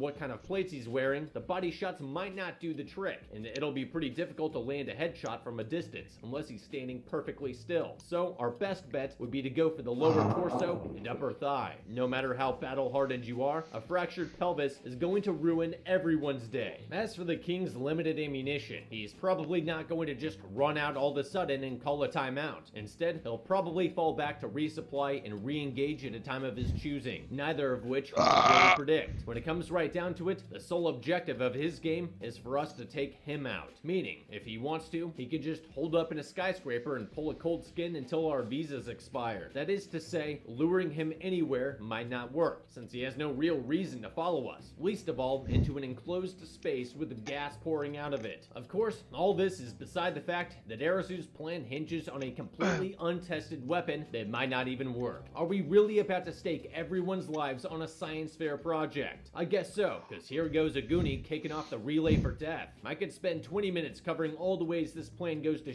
but for the sake of time, I'll just whittle it down to the gems.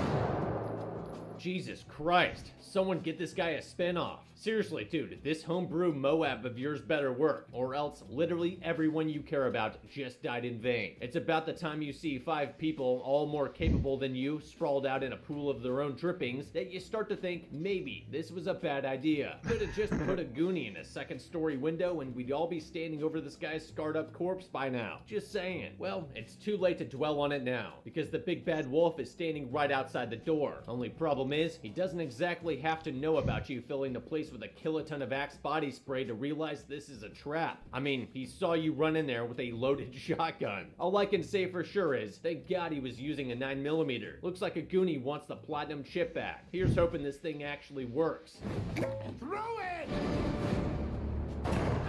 Cool, yeah, that was great and all, but if you had a loaded gun this whole time, why didn't you just put one in the back of the dude's skull when he was standing outside the door? I mean, staking our survival on your ability to perform some top shot with a serious head injury seems pretty irresponsible, doesn't it? It worked, I guess. Nothing left to do now but scrape up what's left of Usagi and pay the Queen of Hearts a visit. Nah, I'm kidding, of course. She's actually fine. Well, she has those stab wounds on her legs, but trust me, she's alright. In fact, literally all of our people are totally fine. Queen is fine, Anne's pretty much dead right now, but she'll be fine. Oh, and Chishia and Crispy, yeah, they're both totally fine. Even Akane's fine. And she basically got shot in half lengthwise. Everyone's just fine. Down to their final challenge, Arasu and Usagi scale a nearby building where they find Queen Mira eagerly awaiting their arrival. Gotta admit, he's taken a huge risk bringing someone he cares about into a hearts match, especially the hearts match. Might have been a better idea to go this one alone. This last game is called My God, I Can't Believe They're Really Playing Croquet. The rules are pretty straightforward. Each side gets 2 balls. To win, you need to put the balls in the... Wait, why am I doing this? The rules are croquet rules. We just have to play 3 rounds of this absurd game and we're done. We don't even have to win. You just have to complete 3 little sets of croquet games without withdrawing. If you decide to give up, game over. Uh-oh, I think I'm starting to get it now. There's no possible way it's that simple. It's so simple. Shut up. No, it's not. It couldn't be. Otherwise, someone would have done this already. The fact that she mentions giving up is a... Hvad? Du vil spille noget Fortnite, eller hvad? Ja. Fortnite!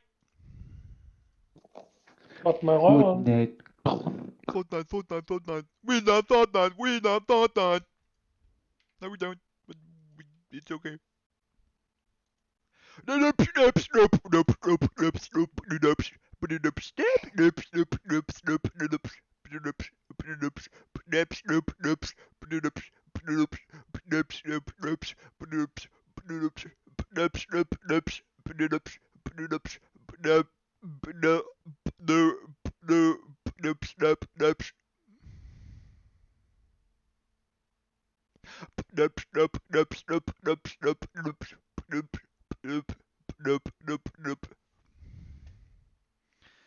We love Fortnite.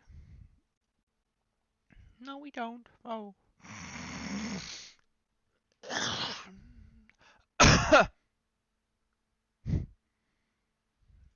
Der er 2 gratis spil på Epic Store lige nu. Nok en god lige at tage det, Mega. Mega? Hvad? Det er nok en god lige at tage de her 2 gratis spil, der er på Epic Store. Ja.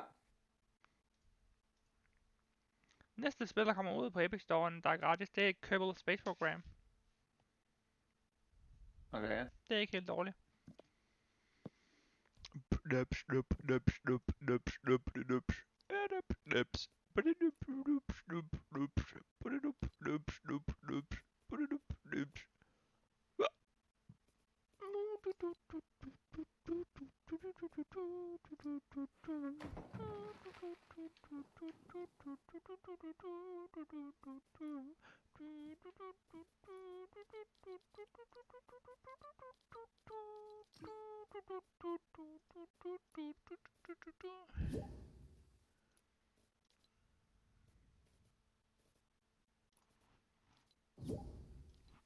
I invited people to my game.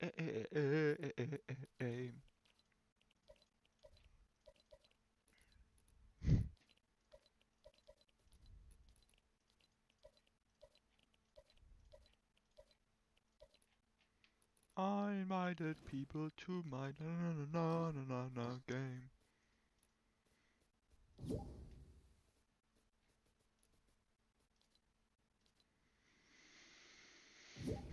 Oh yeah, baby girl.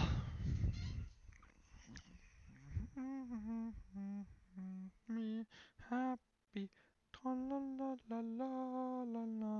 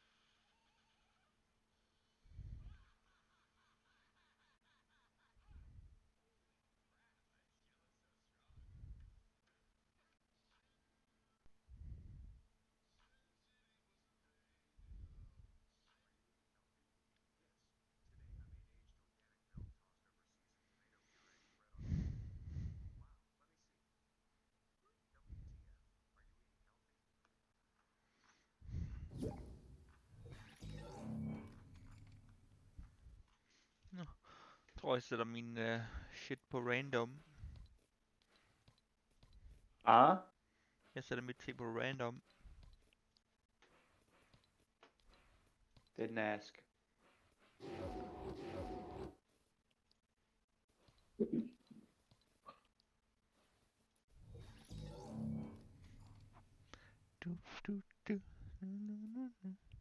I mangler bare dig, Christian.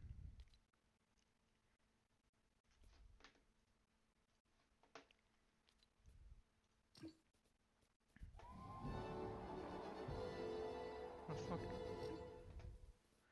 Men lige skulle ind og så lige sætte sådan, at jeg ikke kan høre folk inde på spillet. Voice chat.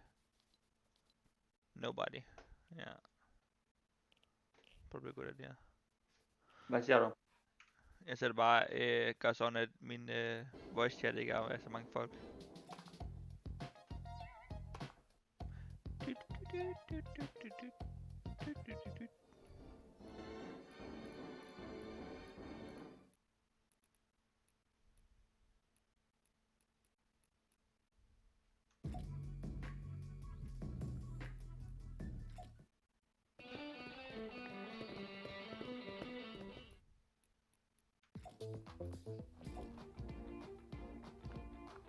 What?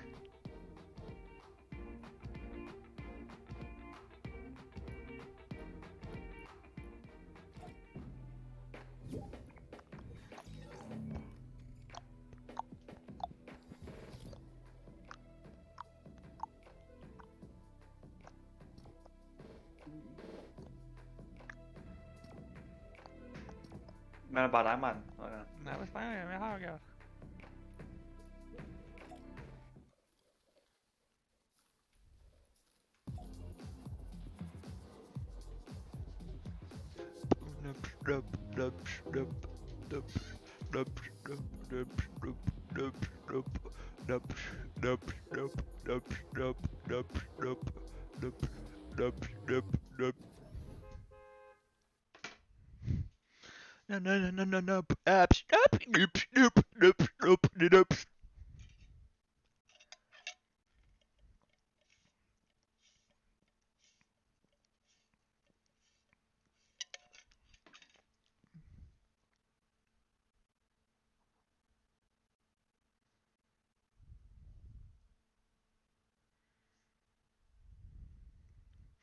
Jamen, jeg tror det ikke var en god video at lave en god video, en god video, den der politisk diskussion i Rainbow Six Siege. Sure. Det var en interessant video. You know. Det er jo også, som man kan så sige, det er jo lidt mærkeligt, fordi at, hvis der kom en masse visninger på den, og der var en hel masse kommentarer, så var det nok være meget del om, hvem der er mening, de vil være med på, jo. Men min mening er jo bare rigtig. Ja, nu. Nå. Er der noget sted, du vil skal lande med, ja? Vi lander bare der. Hvor? Der var Kritten sat. Nå, Kritten ikke sat? Jeg satte det, men vi kan lande bare lande der så. Nå, hvor rød eller hvad? Ja. Sådan der.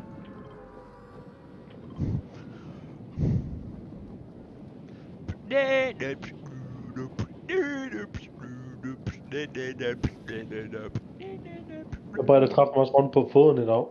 Ja, det? Hvad er det, hvor du lavet? Der var dårligt, så var jeg ned over en tand, der var 2 ting i hånden. Hvad det hedder. Så er ligesom der sted et eller andet, så jeg kom til at træde på et eller andet. Der er der ned over noget. Resultat der bare brætter min fod fuldstændig sådan sammen. Har du været til lægen, eller? Ej, det der er hele tiden. Nå. Det var da dumt. Har du været med at gøre det så?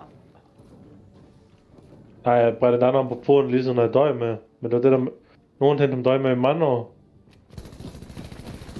Der er man mange år, tror du. Jeg bruger hjælp. Jeg har ikke noget våben endnu. Ja. Jeg kommer. Han er lige der, tror jeg. Jeg pikker ham. Løb mig ikke op.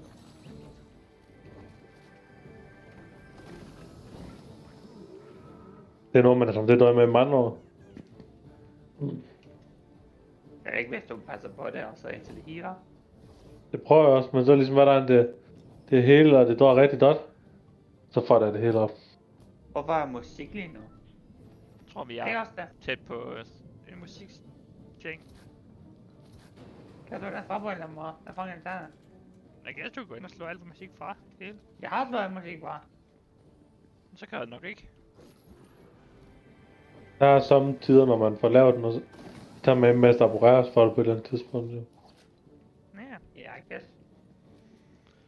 Men nu er det snart et halvt år, og der er sådan et tid af det. Fint, nå, det er fordi, at der er en boss her, der de kommer mod. Der er en lige her.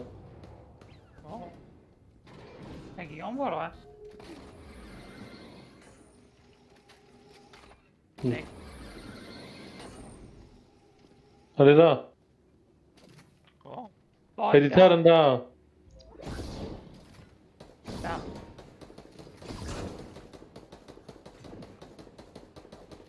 De bruger skjold, kom så. Skjold, what the hell? Jeg har en der noget. Ja. Kan vi hoppe dernede? Nej, du skal slide. Nej, jeg tog fall damage thing.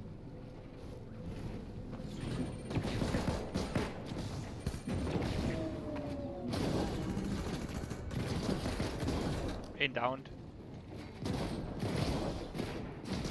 Hvad skal den skal lade? Anden down.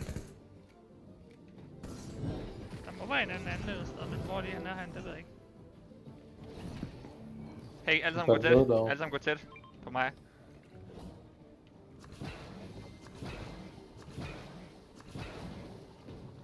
Nice. Det er fucking awesome det her.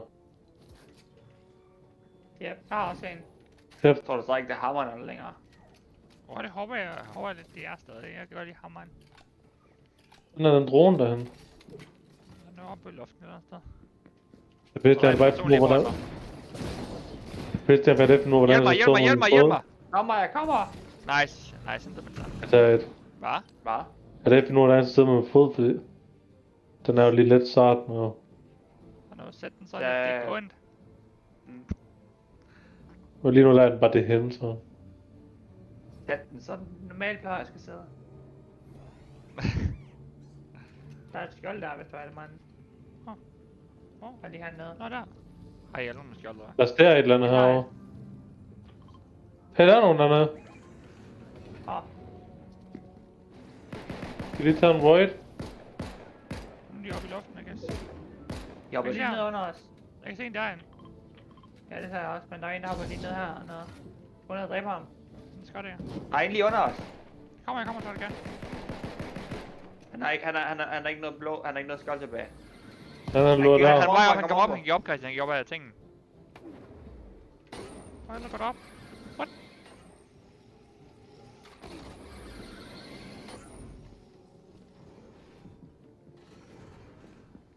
Han hopper ned her. Hans ven lå herovre også eller sted. Og jeg kan se en her nede.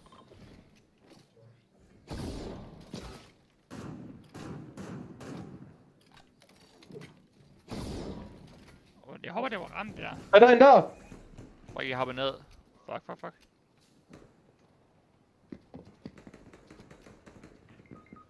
What? Han er lige foran mig. Mikkel, hjælp mig. Han tager fat i mig. Han er foran mig. Han er lige foran mig. Han stod deroppe for deroppe med den. Nice. Dræb ham helt, hvis du kan. Den er bare ikke bedst. Så han ikke kan fortælle. Giver du, om han kommer ned? Jeg kan prøve at se. Nej, jeg kan ikke se ham. Jeg kan ikke se ham. What? Jeg troede, du sagde noget. Jeg sagde, jeg ikke kunne se! Jeg lader joke. Slap af. For helvede. Skulle jeg tage med? Altså, jeg vil ikke sige noget, men det var middelstille der. Ja, lad os sige. Ligger bare der bag hegnet, mens jeg er ved at dø. Jeg var ved at live op. Jeg havde mistet liv, da jeg faldt ned. Okay. Det var flot. Hvordan er det bedre? Du mister liv, der faldt ned. Ikke det bedre. Jeg var bare ved at live op, så jeg ikke dø. Det er ligesom din mors røv. Hvordan det var bedre? Det er ligesom din mors røv. Jeg spurgte om, hvordan det var bedre. bedre. Det er ligesom din mors røv. Jeg spurgte om, hvordan det var bedre.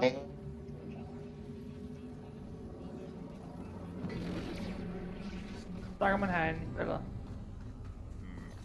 Men jeg har lukket for...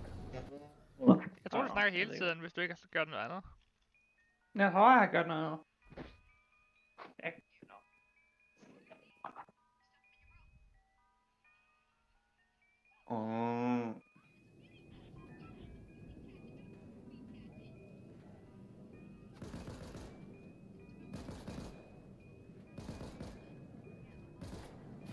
Og prøv at se min ting. Hvor er der henne? Der.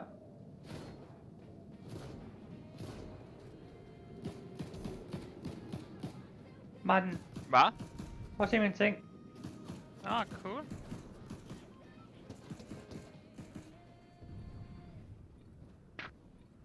Only you because Pedro is using the company truck. The company truck. Vi går ned lige her, og der har jeg ikke været. Det er godt.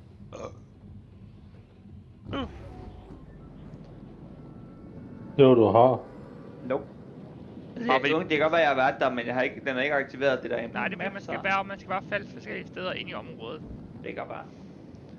Det vil med et eller andet taber. Også det. Jeg lander deroppe på. Jeg lander oppe på den ting der. Nej, det var det, jeg tænkte mig, men jeg kan der er 2 timer, der lander, 2 andre teams, der lander, så var klar til at dræbe. 2 timer? Ja, jeg ved, hvad jeg mener. Dræb nu bare.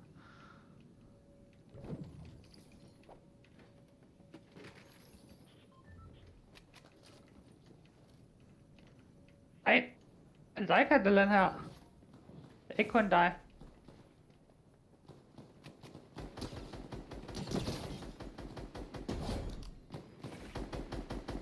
Han hopper ind. Dræber du ham, eller skal jeg hjælpe? Han er kun et liv tilbage. Hvor er han henne? Han hopper ned her bagved. Han død. Nice. Der er en anden noget, er det dig, Christian? Nej, han er ikke dernede. Ham der, deres venner går nok væk, holde væk herinde.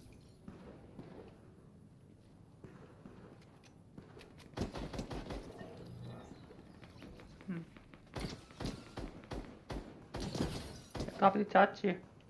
Der er ikke så meget liv tilbage. Hvor? Længere henne inde i byen. Hvorfor blev den der bitch, der ikke der... Jeg kommer! Jeg kommer til at dø. Nej, please. Jeg er død. Christian dræbte ham. Christian, gå og hjælp mig, ikke? Eller gå og hjælp mig, en af dem. Gå ind i sikkerhed. Nå, jeg er sikkert lige her. Der er ikke nogen, det er ham, der dræbte mig, han er død. Ja, han ligger ned. Nej, han er død. Altså, man kan jo se, at de ved lidt, vi er her jo, kan man sige. Nej, de ved, det er bare... Hey! Sorry, det var min. Du kan få noget af dem, jeg lægger ned på hjørnet. Jeg har 3 af de samme våben. Dræbte ham, du var der dig med jer? Nej, jeg ved ikke, hvorfor han ikke flyttede efter mig, for han var så der på at dræbe mig. Han var lige hernede. Jeg ramte ham, tror jeg. Hvad er den der ting der? Jeg kan ham her til højre. Svømmer. Der er svømmesymbol, så han svømmer. Det vil han ikke gøre det mere. Han svømmer den vej der, tror jeg.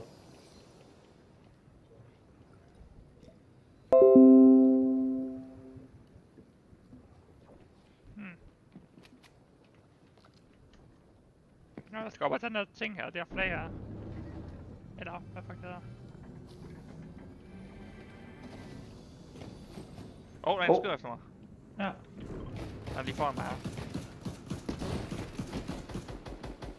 Han er down. Det var ikke men han er ikke alene. Jeg dræber med jeg tager skjoldet. Hvordan fungerer skjoldet? Højklik? Højklik, så man kan både højklik og venstreklik. Han er lige foran mig.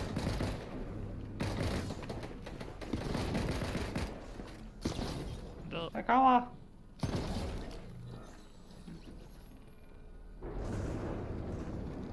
Er der flere? Er der over ved dig, Christian? Nej, det er længere. Ja, det tror jeg. Han er død. Mit skjold kom tilbage. Den har med sikkert lidt shit, Christian, der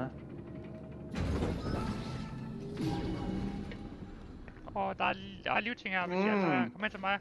For at få området, man, skal man tage den der. Hvad? For at få området, skal man tage den der, du lige har taget. Nå, cool, okay. Du har brug for liv, Mikkel. Jeg kommer lige hen til dig. Ja. Nej, jeg vil spise noget. What the? Du er ikke med vilje. Nå. Så dræb ham. Og der er skjold her til en af jer. Jeg kan ikke rigtig få.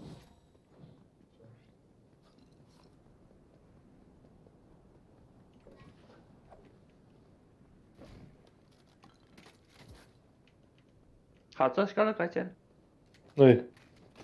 Jeg var lidt efter ham der. Oh my god, han er her et andet sted. Der er lige en ting herinde, jeg lige vil se. Jeg tror ikke, hvorfor der er den der, det ser ud som det lærer, men ligesom en radar, ikke? Når man bruger den der bounty. Men man kan ikke se på radaren, hvor han er præcis henne, så det er jo ikke så. Det er slet ikke ligesom en radar i hele tiden. When the storm changes point area, har været. Hvor blev jeg? Vi leder efter ham der bitchen. Nå, det har jeg. Ja. Hey, det var en af de lignende en af dem jeg, som der kæmper mod far. En rødhåret bitch.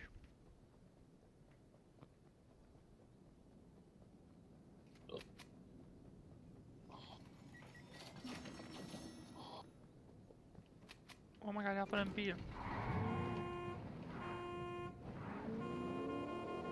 Men Brianna. Vi skal ind, boys.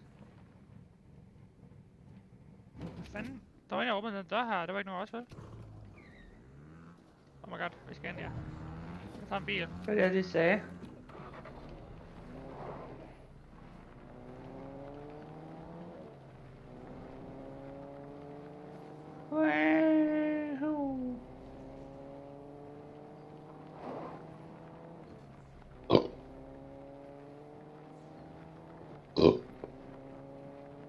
Clown.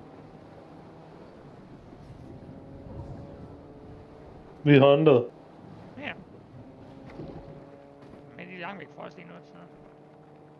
Hvordan må du så? Du kan se Fred, de der 3 barer, der er der. De 3 barer, de viser jo tættere baren er, jo tættere er de. Mig der er det turnéen for mig. Ja, det er også mig. Ja. Men det er dig, Kritten, de er efter. Det er kun dig, der følger, så det, hvis den kommer tæt op, hvis vi ser den større, så er det fordi, de sætter på dig. Den er mega langsom, mand. Ja, nå. Jeg kan for det.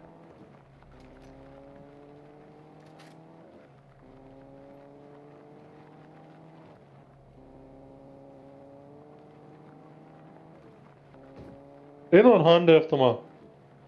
Efter dig også? Men det kan jeg ikke se. Dammit. Jeg kan ikke se, om det er Christian, der er med. Jo, man kan se op. Protect user FF53 eller... Nå ja, okay. Det er Christians navn. Nej, det er bare fordi, vi ikke ved, om det er. Nej.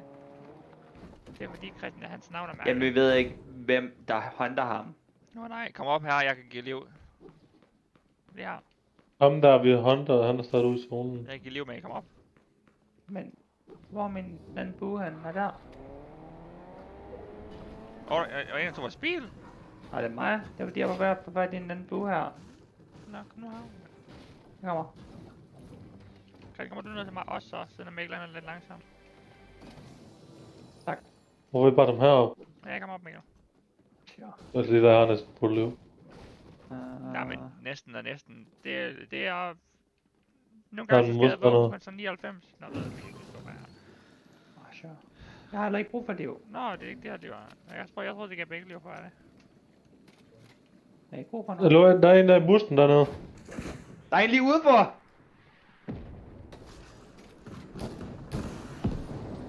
Der er en lige her. Nej, det var...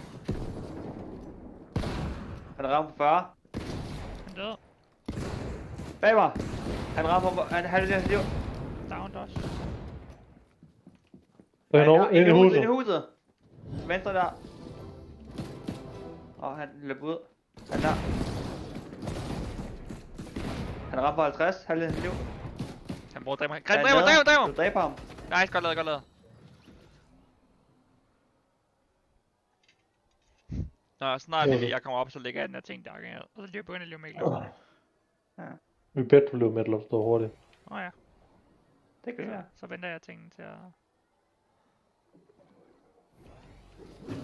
Jeg ser bare, der jeg står på tøjet også. Så ser jeg bare en, der hopper ind i den der halmstad lige dernede. Jeg skal bruge nogle... Er der har nogle, hvad hedder det...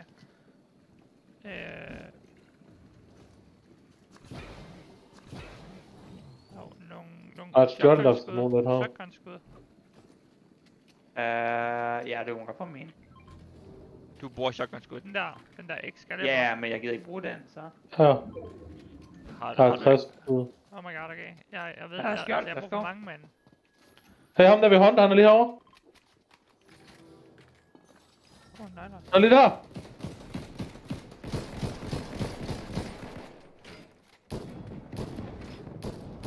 Og han har en hammer. Han fik mig ud i stormen.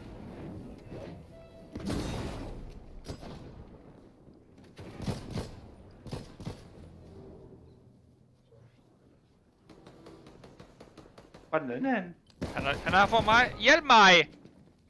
Den er lige der, du sidder fucking... Nice, godt lavet. Kan jeg tage dig op på den måde? Jeg tror godt, du kan tage mig op, ja. Jeg er ikke sikker, hvordan det fungerer. Ja, F-Gary.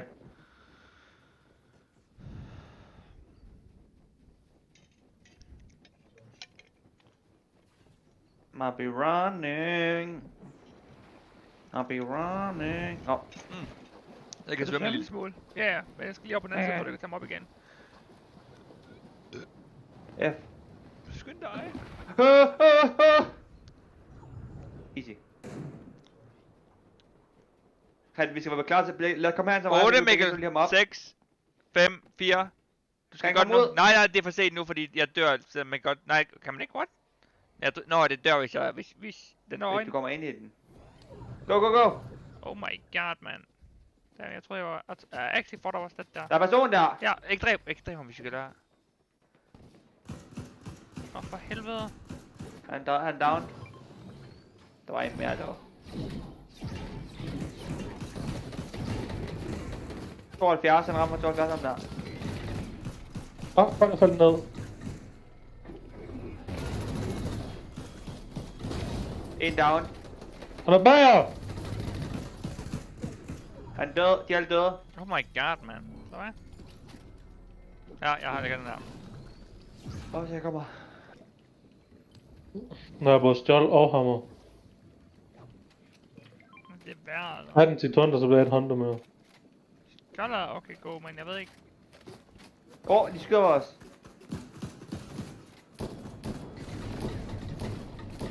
Hvad fuck er det, jeg skyder på? Er det på vores skjold?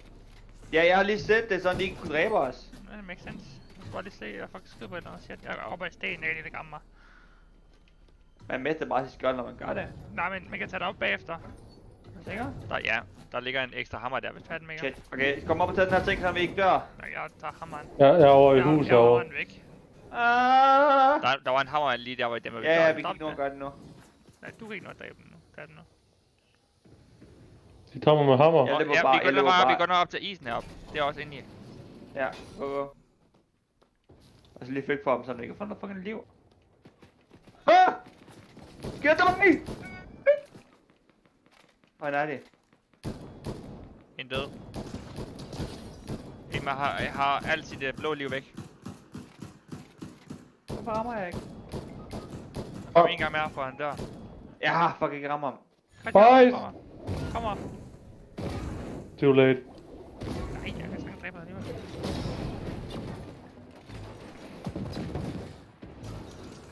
Han er røget til venstre, han er ude til venstre derude. Har jeg fået kortet? Det her tror jeg. Det har jeg. Der er en til højre også. Hvor er kortet? Hvor er den nærmeste kort ting hen? Bare kom op her. Løb. Hvor er den nærmeste kort ting hen? Det ved jeg ikke. Jeg ved du hvad, der. Det er den eneste derinde for. Det er den eneste, jeg godt nu var. Du går bare derop. Der er også nogle temper dernede. Ja. Jeg bliver taget rapt. Get that bitch up. Nu har jeg rapt sæt. Jeg dræbte 10, mand. Jeg kan bruge noget liv.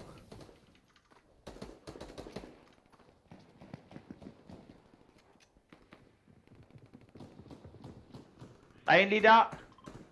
Om bagved den her. Inde i den. Han er ikke nede, hvor du hen. Han er kigger efter dig. Han går ud der i den dør der. Han har halvdelen liv.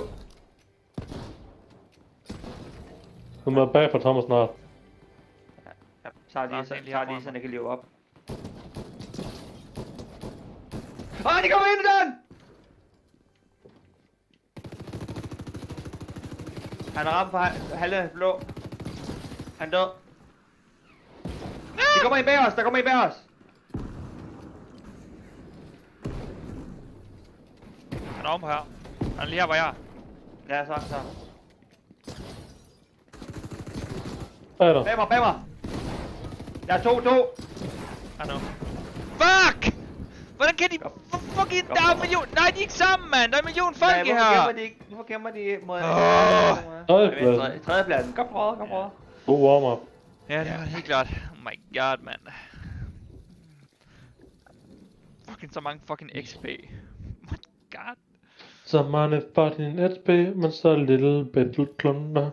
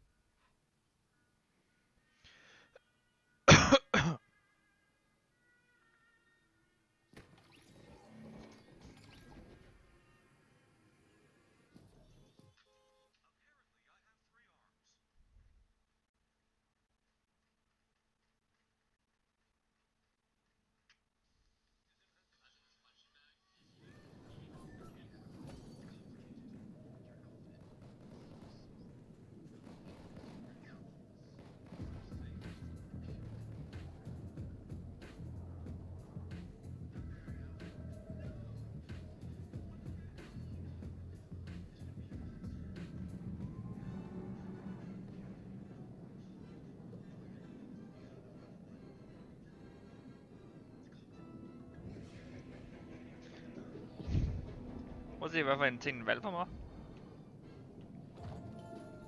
Ja.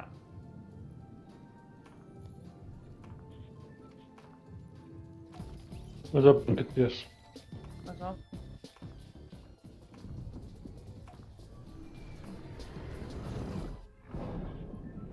Nå. Vi skal nogle steder hen. Skal jeg ned her, gas? Det er godt.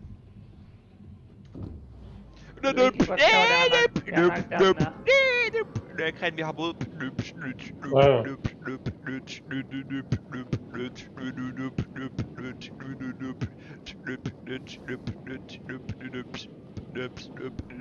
Nå, så lad os tage den der ting der. Der er ikke sådan en ting her, tror jeg ikke. Der er en eller anden her. Ja. Skal du dræbe hende? Yes. Der er et helt team, der kan jeg se. Ja, lad os bare lade med den her ting. Jeg ved ikke helt, hvor den her ting hen er, men... Der er en boo der, ikke? I like boos. Boos. Boos. Nej, vent. For helvede. Okay. Ja, den må være angribe mig. Shut the up. Nå, nu har jeg min helt egen... Ja. Det er lige før det er hurtigt udløst faldstamme, så bare op, ud og ind af faldstammen. Ja. Definitely. Du fik en alligevel, mand. Hvad er det problem så? Så kunne vi ikke have en begge to, jo. Nej, jeg er sgu ligeglad. Jeg skal have en alligevel. Jeg er ikke ligeglad. Det er godt. Det kan være shit about you, det gør jeg. Don't give a shit about your mom. Doesn't mean I don't wanna fuck her. Hvad er det her? Ja, han fik en hammer hernede. Der er et helt team her. Og man kan upgrade ens våben her. Ja. Nice. Ja, der er et helt team hernede. Oh no. Nej, det er han med dig, Christian, eller hvad? Lad os gå op til Christian så. Ja, god idé. Ham der den anden, han skød efter mig. I didn't like it.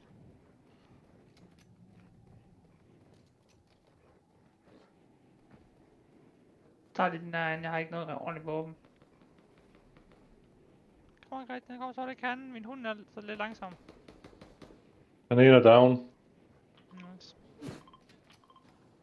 Der er en efter dig, manden. Hvad det er?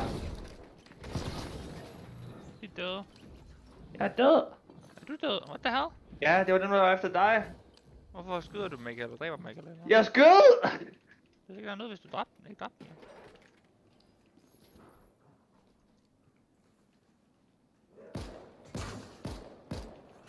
Han bruger min bue.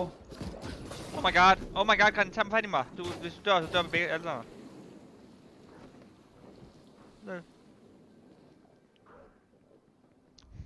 Er hunden? Nå, det kan du tage havbånden? Nej, jeg tror ikke, det kan lade sig gøre. Jeg tror ikke, det kommer med. Jo. What? The fuck, man? Jeg ved ikke, skal bare blive smidt af, eller hvad? Det vil jeg tro. Vi måske skulle lige, lad os lige gøre det bare her, Christian, så vi kommer tilbage og tage Mikkels ting, inden at den er ude. Vi kan bare tage en bil derhen, hvis det er.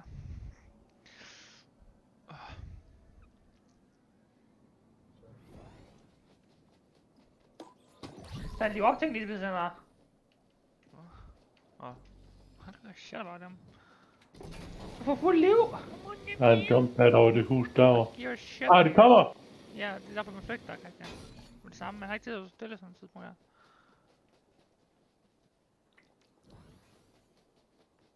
Du vil ikke tage den der livting, men du kan godt spise for et stykke kød, mand. Ja, det kan jeg gå på vejen. Det andet, det tog for lang tid, fordi jeg der kommer over og så dræbte mig. Den er ask. It's called being better, Megan. Jeg ved godt, hvad du er død og alt muligt pjat. Den er ask, Martin. Jeg hører ikke til. Oh my god, siger ikke det her. Du dør. Nej, det gør jeg ikke, fordi jeg gjorde det lige så langsomt. Du dør. Shut that up. Hvordan har du været død? Feel pretty good about being there. Du kan tage den der ting over vandet dernede, så kan du komme hen. Der er en zipline over vandet, du kan tage. Fuck. Der var Martin, du... What? Er Gret noget helt derhen henne? Nej, men det bliver dæmmer, fordi der var 2 efter mig. Men så kom der en bagfra, hvor Martin kom fra. Nå, du kan hente ham bagefter. Nej, det er ingen stående til det. Det går ud for, at de kun dræber dig. Det finder vi ud af. Ja. Hvordan ser jeg på mappet? Nå. Der er en Han der. oplever nede bagved dig. Det kommer an på... Den er på vej ind, altså. Nok må der komme ind af. Ja, det er faktisk tænkt mig. Det ønsker jeg stadig kunne. Der er en der, ja. Der er ting til at løbe op herinde. Der er også ting til at løbe op her. Her kan det lidt mere. Ja, det gør jeg.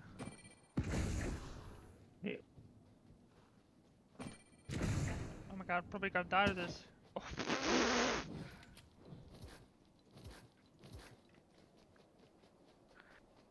Et skilift. Det er så lidt god, siden der ikke er nogen fucking ting, der går op og ned. Og den har ikke engang helt været rundt. Den kan jo ikke tage nogen op jo, andet end... Den går derop. Ja, men det her med de her fucking mærkelige fucking ass shit. Ja, ja. Der er ikke nogen... Hvor er poweren hen? Hvor er...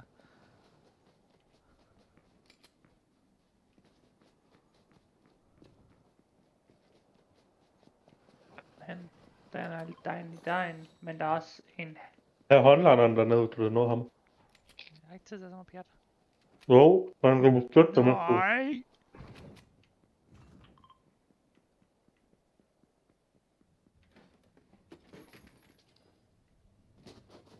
Men han kan også bare afsløre mig jo. Her er du ind, du dør. Fuck, der er meget liv, mand. Der kommer en! Hvordan vidste de det? Hvor er I henne, mand? Jeg tror, der er noget, der siger... Hvor fuck er I henne? Vi er døde, mand. Hvorfor skal I dø hele tiden?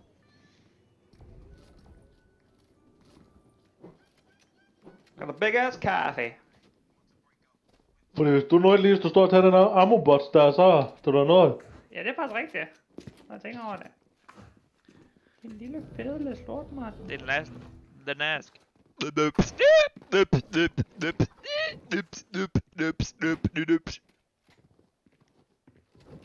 Martin, han gør noget fejl.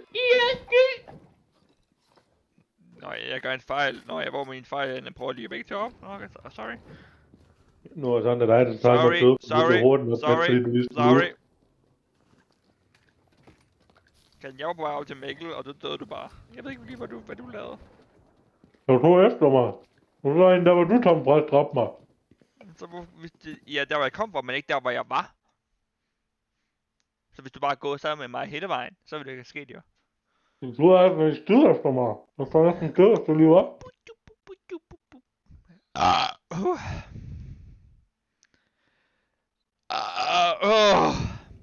Oh my god, man.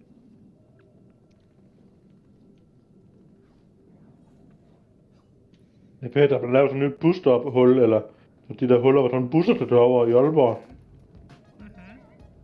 Og sådan 20 eller 30 biler, der er dem. Men der kan jo lige være. Og der hænder stille og alt muligt op.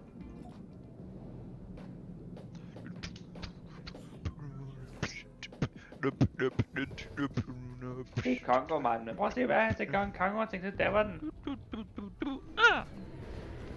Der. Vi går herned. Der har jeg ikke været. Nej, jeg har ikke været nu. Let's go! Let's go crazy, crazy, crazy till we see the sun. I know you only meant to let the tent is long. So now let's get down and live while we're young in residential area. Shit der.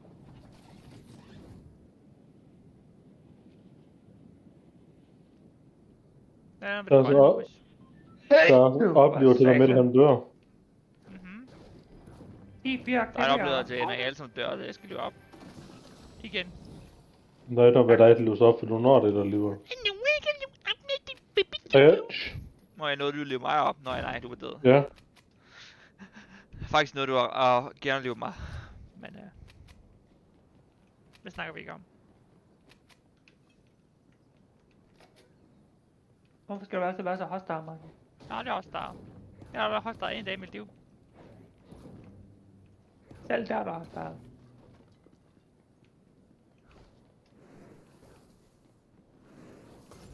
Fuck, det her det egentlig er det. Brænder herovre. Nej. I am branding. Ah! Det brænder! Hun har slået trætlavnen. Den er... Hvad var det? Prøv at Martins hus. Det er sådan vores hus er ude efter... Nej, ikke helt med.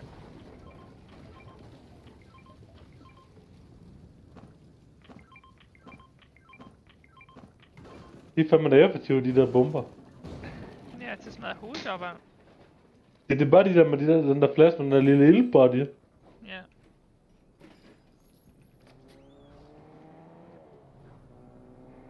Flap juice, let's go. Nå.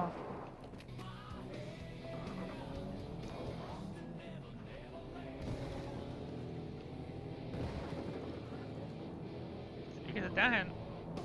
Der har ikke været nu. Hvor? Ja.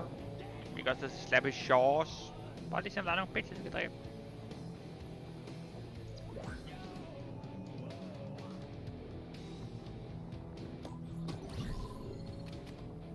Hvad med de største en? Ja. Jeg kan se en, der kører rundt i en lastbil derinde. Ja.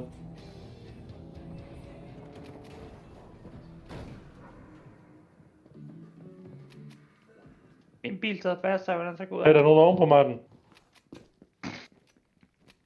Martin. Ja, men der er også nogen fucking over det hele, så slap af. Så slap af. Det er der skal slappe af.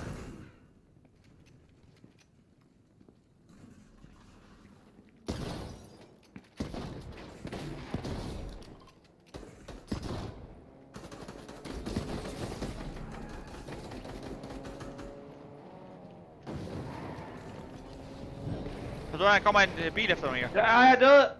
Nej. Christian! Hvor er han henne? Nå, han står der. Der er en, der kører rundt, og så er der en bil lige ved siden af, lige ved siden af Mikkel, og så er der en, der kører rundt derhen også. Jeg ved ikke, om de finder de to. Tror jeg.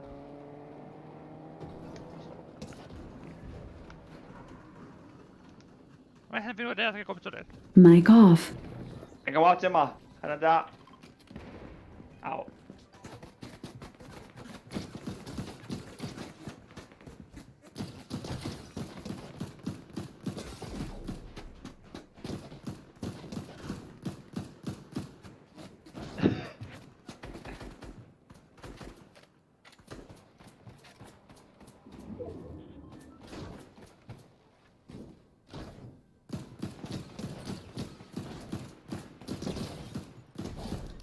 Nice. Og man står alle sammen. Jeg ser dig i første person. En anden grund. Jeg tør ikke, du har fået den mindste over alle. Ja, der. Helt lige under dig. Brug den der heal. Ingenting du har. Jeg tager det op.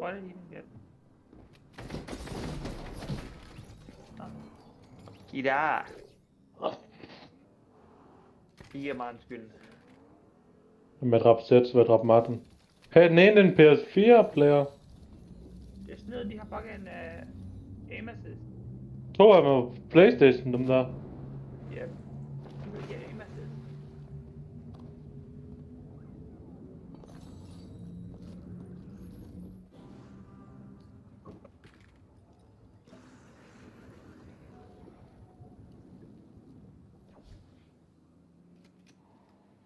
Metal har en lille tissemand.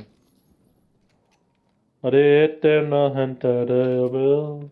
Jeg fortæller det her. Jeg har set den. Okay.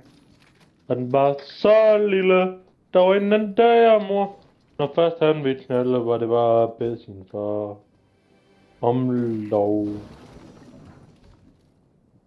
Jeg lærer det den her.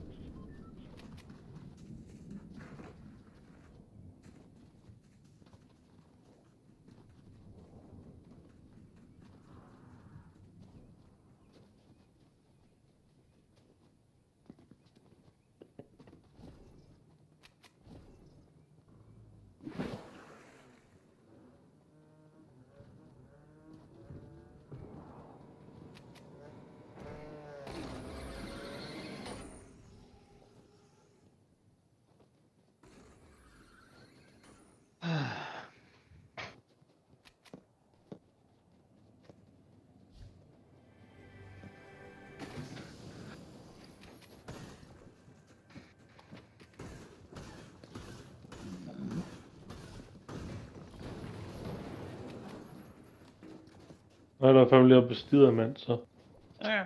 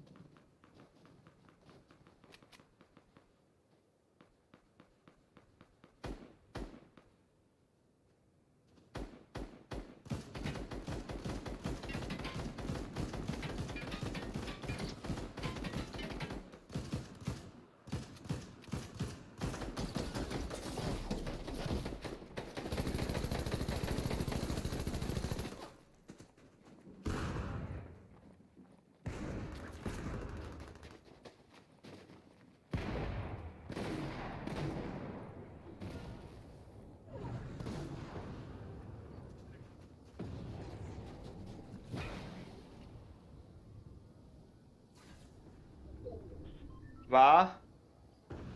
Ja. Mic on. Han var på toilet, tror jeg. Jeg tror, at bare kan lige gå ud til Robin. Ja. Jeg var også på toilet, mand. Christian og mig har noget til fælles. Ja.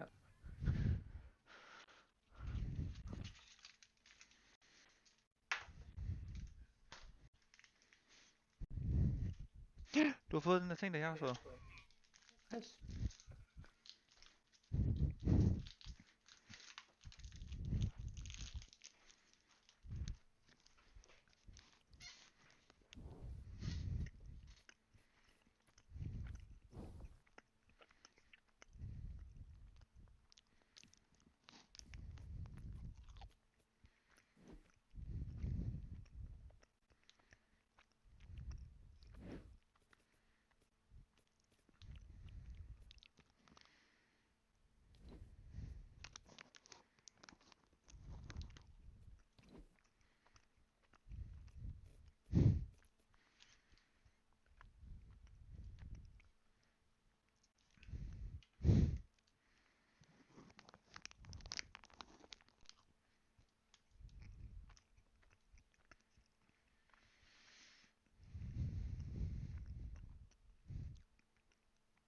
What's the problem, Kyle?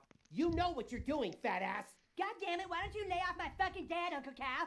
Moisha, he's never talked like that before. I'm sorry, Mom, it's just Uncle Cal. He makes me so crazy. That is not okay, Moisha. What's the problem, Kyle? You know what you're doing, fat ass.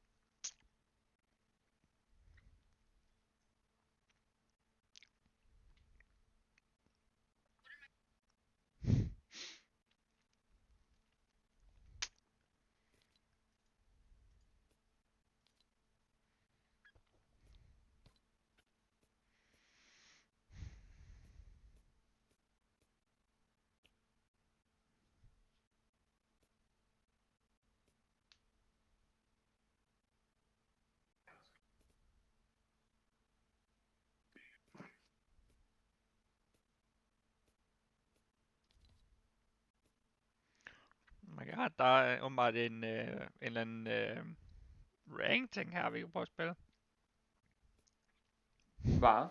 Ja, det er en ranked et eller andet shit. Okay.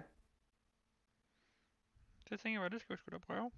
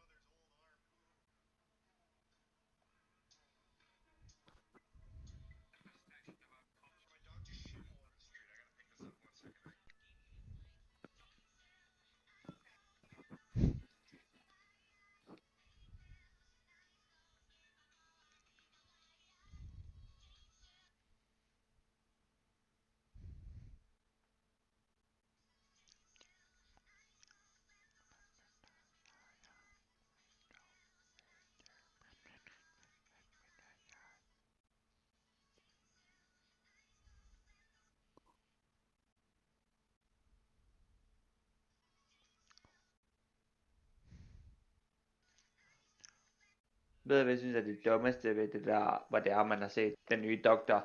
Regenerate, eller den blev Dr. hen til Regenerate hen til David Tennant igen. Mhm. Ved du hvad jeg synes er det dummeste ved det? Nej. Det er, at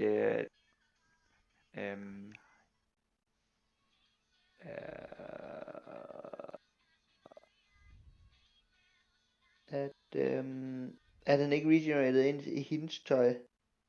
Nej, ja. Lad være med at tale mig over det, mand. Nej, men det giver jo ikke nogen mening. Jeg sagde det værd. Vi har altid set den regenerate ind. Selvfølgelig er der nok et eller andet specielt ved den regeneration, siden at nu regenerate ind til, der er sikkert noget her før. Men alligevel.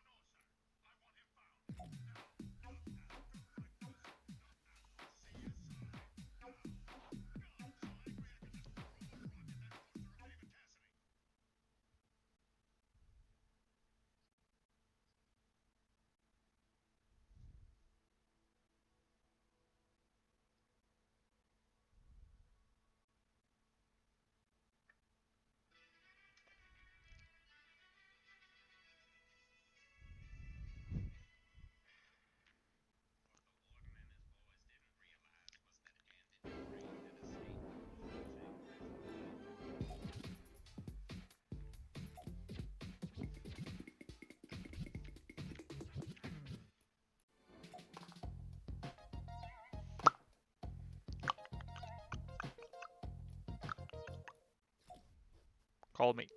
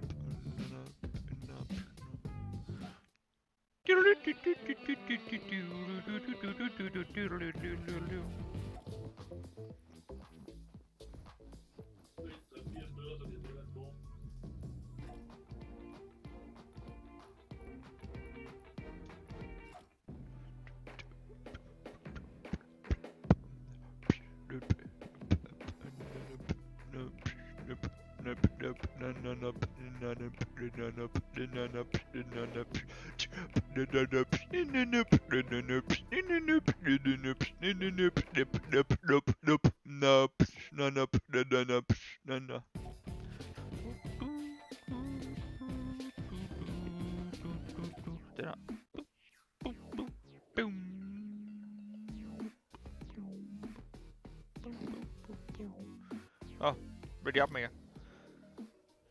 Vi skal altså være klar på det er rank, det her. Et eller andet competition af en art. Hvad hedder den? Det hedder Open League, et eller andet shit-ass Nick. Noget eller shit. Jeg ved ikke engang, man kan bygge der. Maybe man kan. Jeg kan ikke sikkert. Uanset hvad, så bygger jeg nok ikke.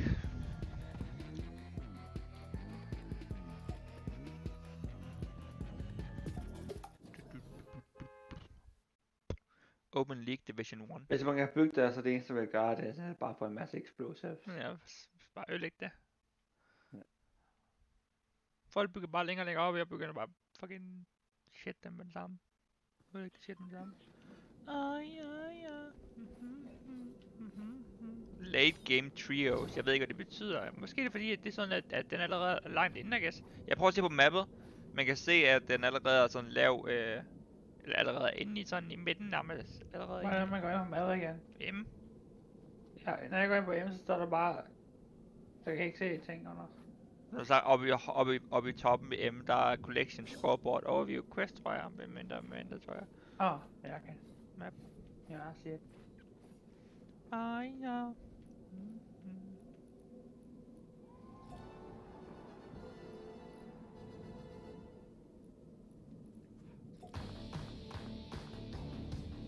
Hvorfor står du kun 1? Nej, 0. 1. Hvad? Nej, det er fordi, vi ikke har vundet en eneste gang i den her. Ja.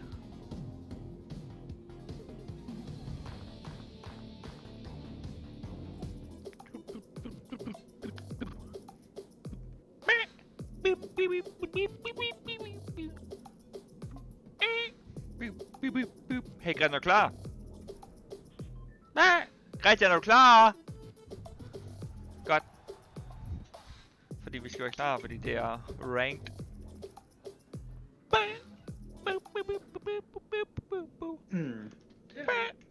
Kan du snakke? Nej, man kan godt høre ham. Jeg er klar. Kom du nu. Hvordan er man? Bygger igen.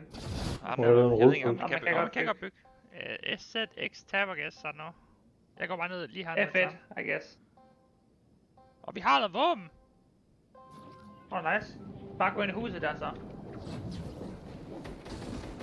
der nogen, der bygger her? Hvad er det, cigar? Hjælp mig. Jeg vil skubbe på.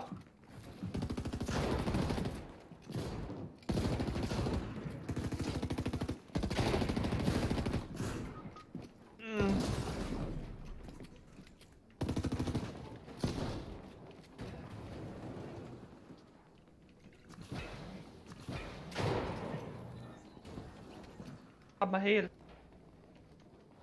Hvor fanden bliver den der grappling-model?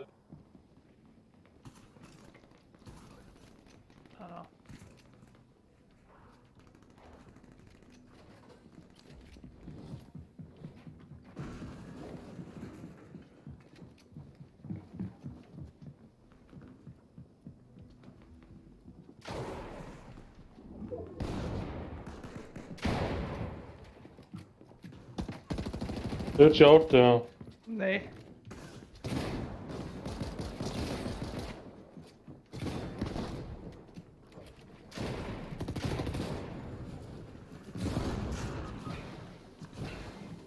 Det er lort spil. Det har aldrig været dårligt bytter, jo. Nej. Problemet er, folk de bare... Det betyder bare, at vi... Jamen, jeg tror bare, at du skal lave en bygge, og så bare prøve at se, om du kan skyde, hvis det var. Det var fint nok til at starte med dig, at vi spiller, for der var ikke så mange. Men nu er det bare sådan, når folk de bygger, det bare... Ja, men så er de bygget et helt tårn, og så laver de en dør og skyder dig igennem den. Ja, men du kan jo bare skyde dem igennem døren, og de åbner den jo. Nå.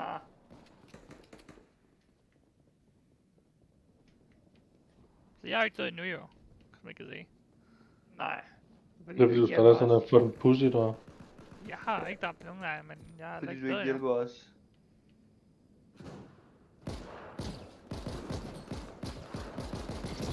Han er vist heller ikke så god til at bygge om der. Jeg har ikke været god til at bygge for at vinde. Oh my god, jeg har ikke så meget skud. Det har jeg ikke sagt, det man skal. Jeg siger bare, at han er ikke så god til at bygge.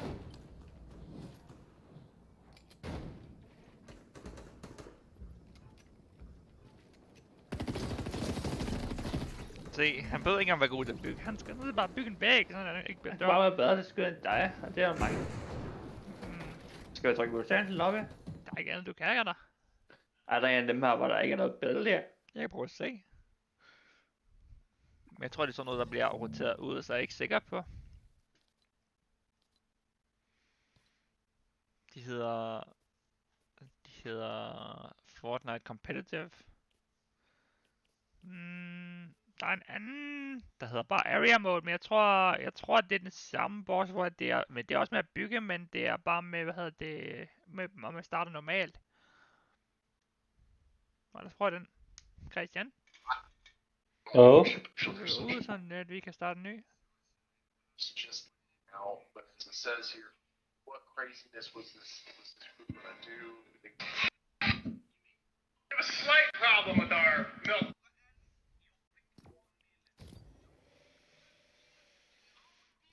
Imens Lorraine går lige ud til dig.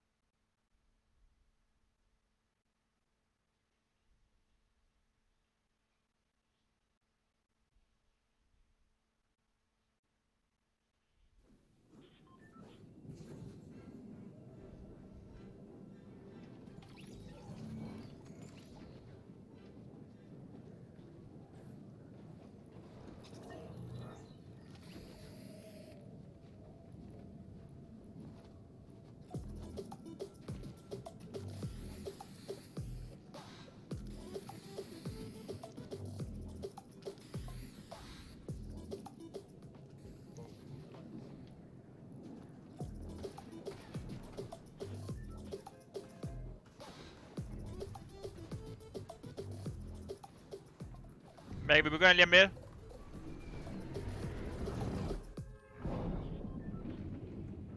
Prøv lige hvem at hoppe ud, Christian. Mikkel skal lige komme tilbage.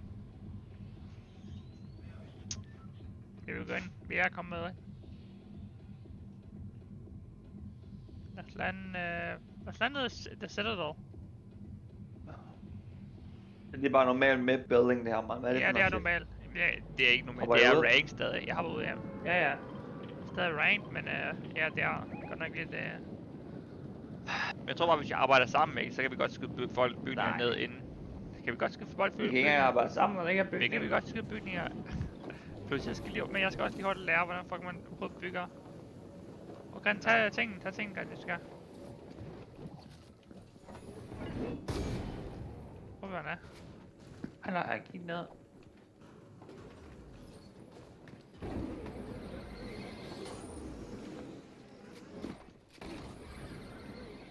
Lad mig komme op, jeg har... Men jeg har... Flyt dig! Nå. Du kan ikke trykke på den, hvad mener du? Ja, men det er stadig vejen. Du står stadig i vejen, du kan ikke trykke på den. Ja, du står stadig i vejen, siger jeg efter. Du ved ikke engang, hvordan det fungerer, så hvis jeg flytter dig til mig.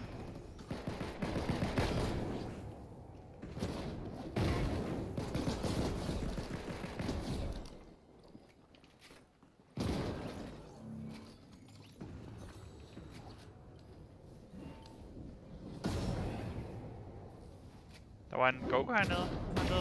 Nice.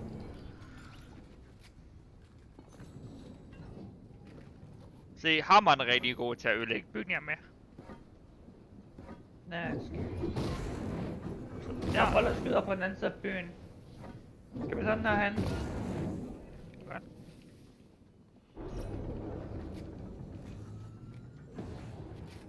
Kom nu. Han skyder mig lige ved siden af mig. Hallo? Hallo hvad? Hallo? Okay, did I ask? Hvorfor vender jeg ikke om at hjælpe mig? Hvor er du hen? Hvor er han henne? Lige der hvor I var? Men hvor er han henne? Hvordan fanden skulle jeg vide, mig væk? Jeg var lige nede ad trappen der.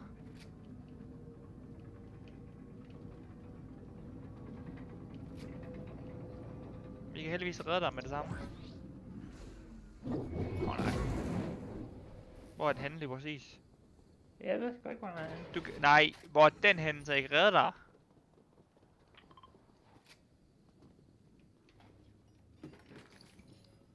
Har du pinget, eller hvad? Nej, jeg har bare pinget random. Det kan godt være.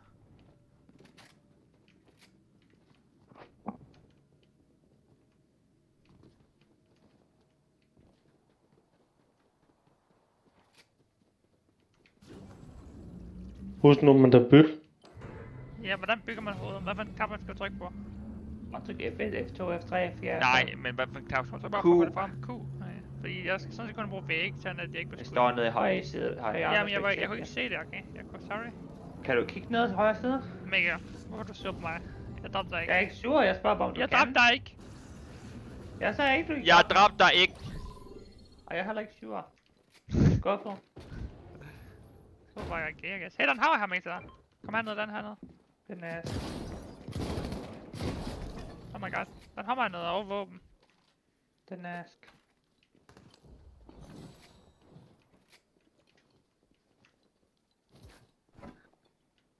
Der er også liv her. Den er ask. Mega, please! Ej, den er ask. Der er en hammer. Har du en hammer, eller hvad? Jeg har en hammer. Okay, slå bare så. Nej, det er slå af. Jeg går tilbage op til tingene og får fat i... ting der. Okay. Mikkel. Mikkel, hvad? Står du FK her, eller hvad? Christian? Hvad? Står du FK her, eller hvad? Nej. Vi skulle... No! Jo. Der er skud herinde.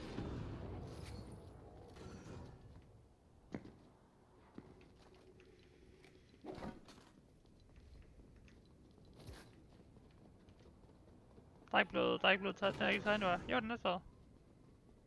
Ja, den er taget. Den er taget, ja. Den er taget. Men der er nogle våben herovre til folk.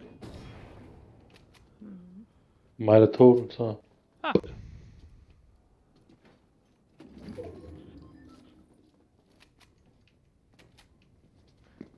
Hvis vi alle sammen har en hammer, det er rimelig godt til at ødelægge, hvad hedder det? Ødelægge væg med. Kan du bare lade du lægge armor, hvor er du henne? Der, her, så der.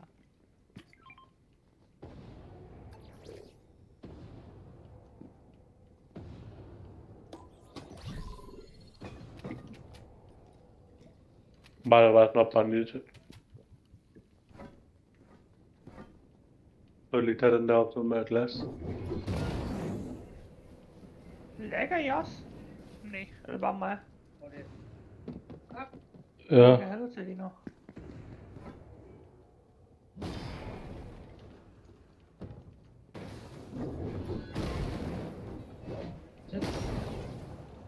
Hvad?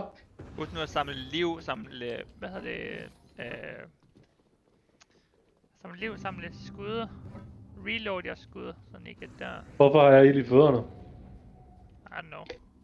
Det var det, der lige kom her. Okay, jeg ved ikke, hvad det var. Doesn't really matter. Hvad? Vi skal bare vinde. Hvad tager du, mor? Det ved jeg ikke. Nu bliver jeg dirret lidt oveni. Men lås sætter der. Der var nogen blevet op der, det var. Kommer. Der er nogen hernede, jeg kan høre dem. Christian, kommer du hen? Jeg er lige med nu. Jamen, vi spiller fucking ranked. Nej, shut the fuck up, man. Nej, ikke noget shut the fuck up. Det er sgu lige meget. Hvis folk ikke gider være med at spille, når vi spiller. Det gør sgu lige meget. Nej! De er ikke for mig. Ja, så lad være med at spille. Okay, så lad være med at spille den her, det er svin. Folk skal være med til at spille den. Fart. Du sagde mig about it, man. Nej, jeg kan tænke mig about it. Oh my god, prøv at se ud i vandet! Der er nogen lige her, Martin. Hvad er der ude i vandet? Hvad er den der ting der, den hopper? Ja, der er lige rendt en hel time lige her. Hvorhen er det, jeg kan finde den?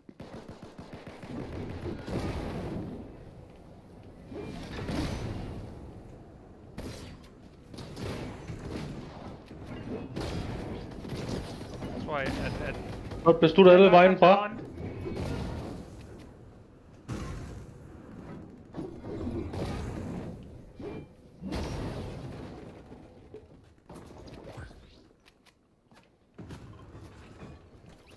Oh, what? Au. Men jeg går over lige over Christian. Tror jeg, det ikke, at jeg bare det. Jeg går over lige ham op helt. Han er død helt. Nå, ja. Hvad der?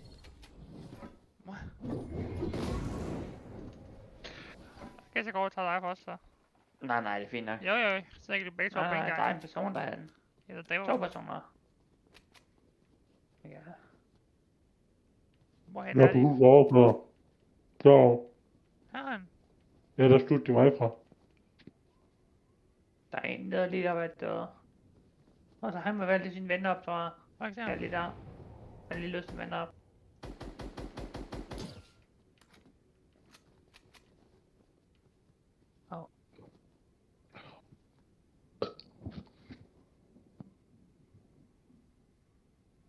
Kan jeg se begge to. Men jeg har mine ting tilbage, så kan jeg bare, gå ned og tage dine ting, og så bare flygte alle mine, hvad hedder det? Det kan du.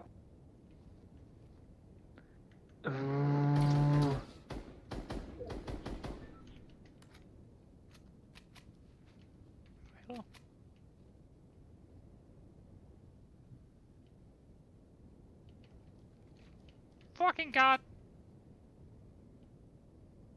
De ved, at du er nede helt metal. What the hell? Okay, jeg ved med at trykke på... Nej, der bygger det alle... Jeg ved med at trykke på C, fordi jeg skal rejse mig op. Der løber der nu.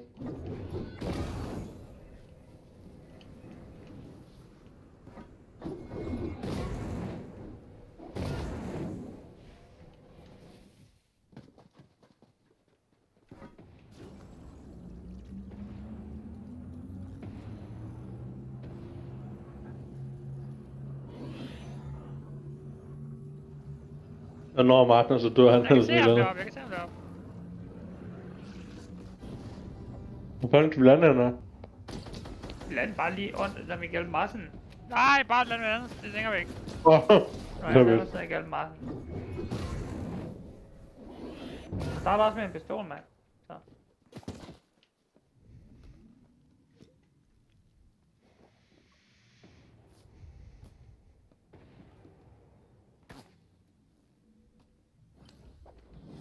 Deroppe hvor fladet det var.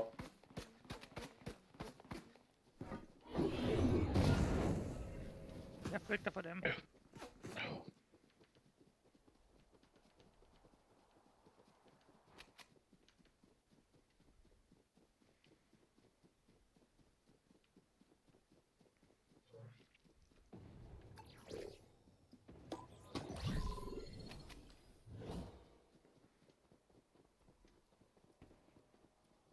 At dør.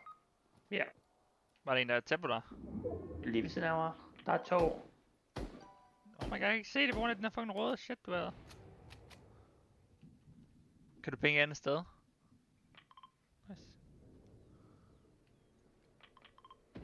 Jeg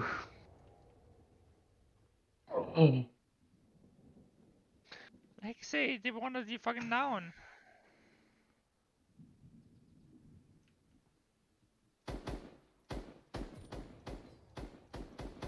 Fuck. Prøv at se, om du kan få fat i hans ting, Christian, mens jeg skyder efter dem.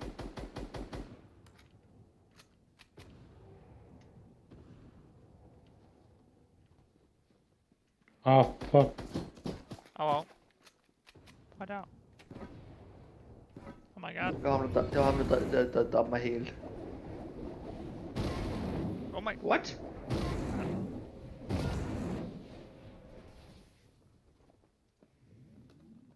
Hvor bruger du den? Jeg gider ikke høre det der for dig. Du er lort. Yep.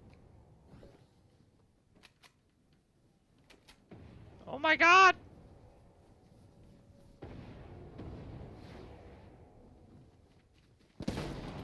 Oh my god! Hvis du skyder så. Megal, please stop. Du er lort, du er død 2 gange uden at fucking gøre noget. Det er fint.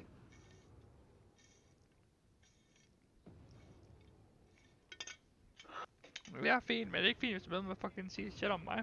Det er dig, der startede. Nej, det var ikke. Jo. Okay. Hvad sagde jeg?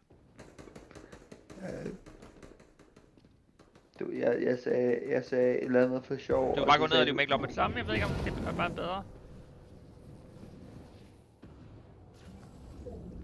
Ikke have den der frem, så kan de se din fucking hammer bagved. Jo, hvad så? Klap nu af. De der hører alligevel. Jamen, se og høre. Det er sådan, at jeg hurtigt kan flygte, hvis det er. Nå, okay, det var sådan, at du kan flygte. Måske ikke. Jeg er done for nu. Nej. Jo. Nej. Det er bare lort demo, der styrer, hvis bare for det spil. Jeg er done for nu. Nej. Du kan ikke sige nej. Det kan jeg da ikke. Hvorfor skal du være done for nu? Du vil gerne spille det færdigt. Hvorfor? Jeg synes ikke, det er så sjovt. Okay, så bare sige det. Det er det, jeg siger, men jeg kan også bare sige, hey. Jeg kan også bare sige, hey, jeg vil ikke spille mere. Nej. Der er en af været nogle Steam-spil her, eller? Der er masser af gode Steam-spil. Jo, men altså, det er rigtigt, der var noget tilbud, så... Ja, der er vist snakkes ved. Hvad skal du være... Hvad? Du bør, bare fordi du er dum, ved du ikke, du bør gå ud. Du... What a pussy. Nej. Jeg har aldrig synes, det er fint nok. Nu skal jeg ikke lige over i min mund. Eller rettere sagt, ikke over. Nå, vi ses, Christian.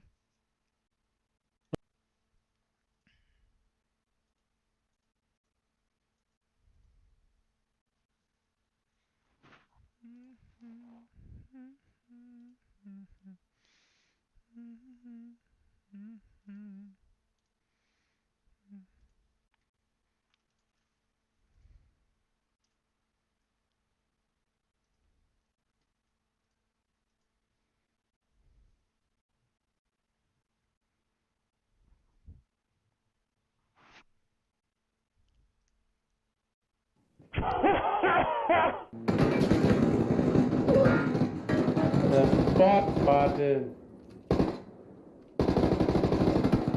Du er døde, der er en mere længere, lige der til højre. Ja, det er lige mig selv også. Nej, de er som døde.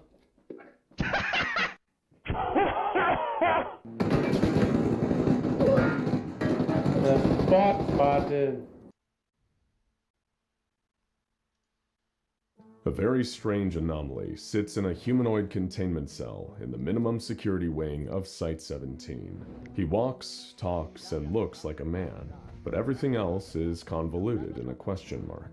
This is SCP-343, who, like his namesake, God, is likely to cause arguments whenever he's brought up.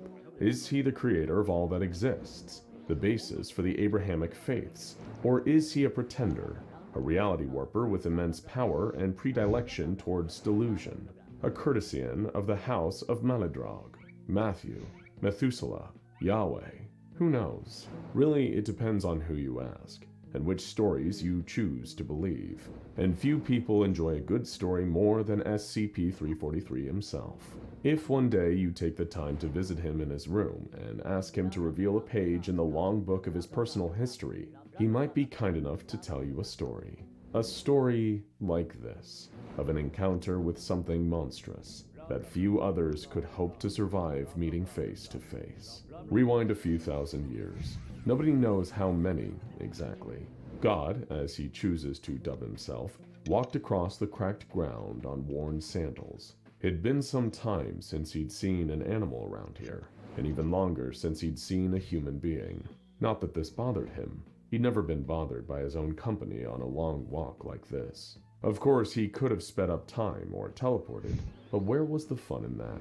He was a tourist in the world of sensation, of experience, of flesh, bone, dirt, blood, and sand. After all, where's the fun in creating a whole universe if you can't drop in now and then to visit and do as the Romans do? Not that the Romans would be around for another few thousand years. Even Atlas must occasionally shift the weight of the globe from his shoulders for a jaunt around the cosmic neighborhood, and whatever passes for fresh air in the vacuum. God whistled a tune to himself. It was a craggy, mountainous region he'd found himself in. The distant peaks had frosted caps, a breathtaking place where many truly had their breaths taken away. How humans will so happily risk their lives to do something extraordinary. It never ceased to amaze him. His stomach rumbled. Oh, how he enjoyed that sensation. One of the funny little quirks of this human form that he weaved for himself. It was no reason to be concerned, if memory served, from his last trip through the area a few decades before. There was a friendly village not far from here. They had always accepted him as a genial stranger, having no knowledge of his true power. God had always believed that a person's goodness is defined by how they treat those from whom they had nothing to gain. So it caused him great concern as he approached the village and saw great plumes of smoke rising into the sky. He was so shocked by this that he could decide to break his rule about walking as a man, in case there was still some way he could help.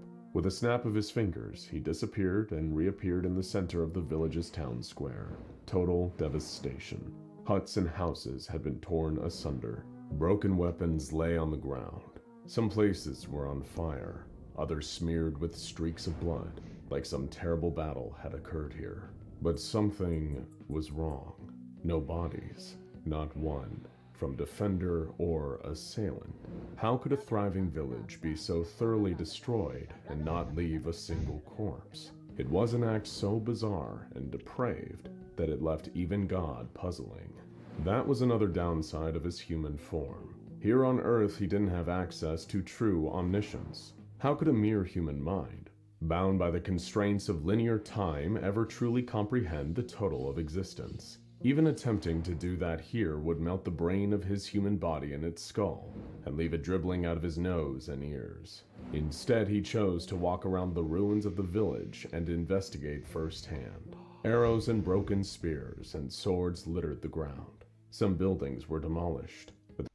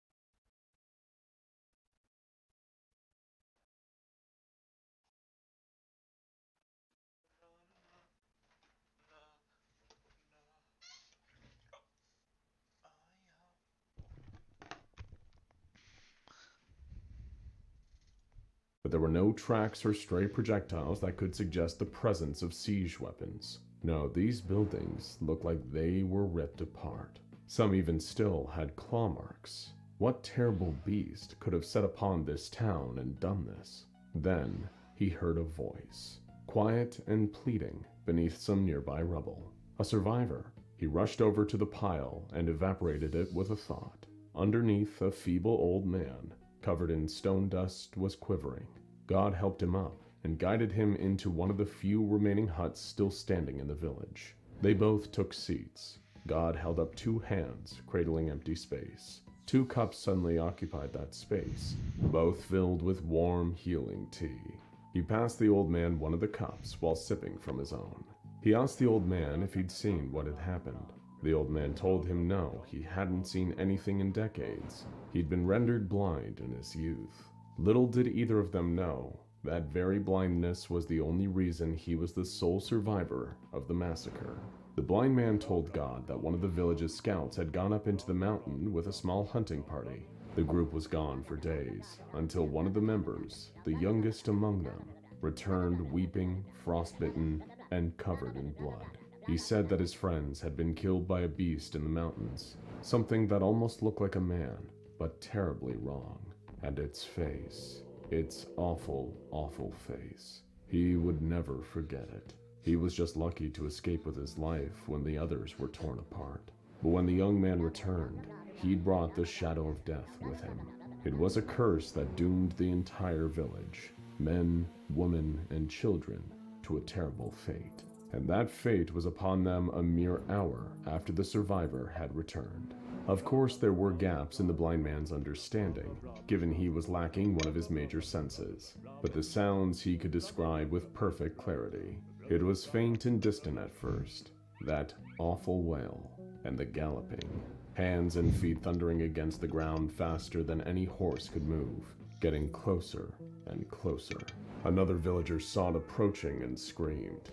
Then it was upon them. The villager screamed, but it screamed louder, always wailing and shrieking and sobbing like a monster crawling straight up from hell. People tried to fight it by the sounds of it. The blind man, with teary, blank eyes, recalled the sounds of arrows knocking and swords clashing against something. But even their greatest warriors had screamed and died. Those who saw it and tried to flee and hide were slaughtered all the same. Soon enough, there were only 2 sounds left in the village: the monster and the blind man, both weeping. He didn't understand why it never took him.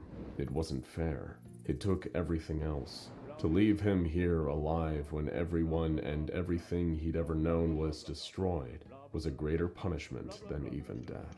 After killing all of these innocents, the monster had simply wandered off to the mountains again, the sound of its quiet sobs getting smaller and smaller until it was gone altogether. God comforted the blind man as he wept for the loss of all his loved ones. He told the blind man that he would venture up to the mountains himself and confront the creature on its own territory, and at the very least, find out why it had done this terrible thing.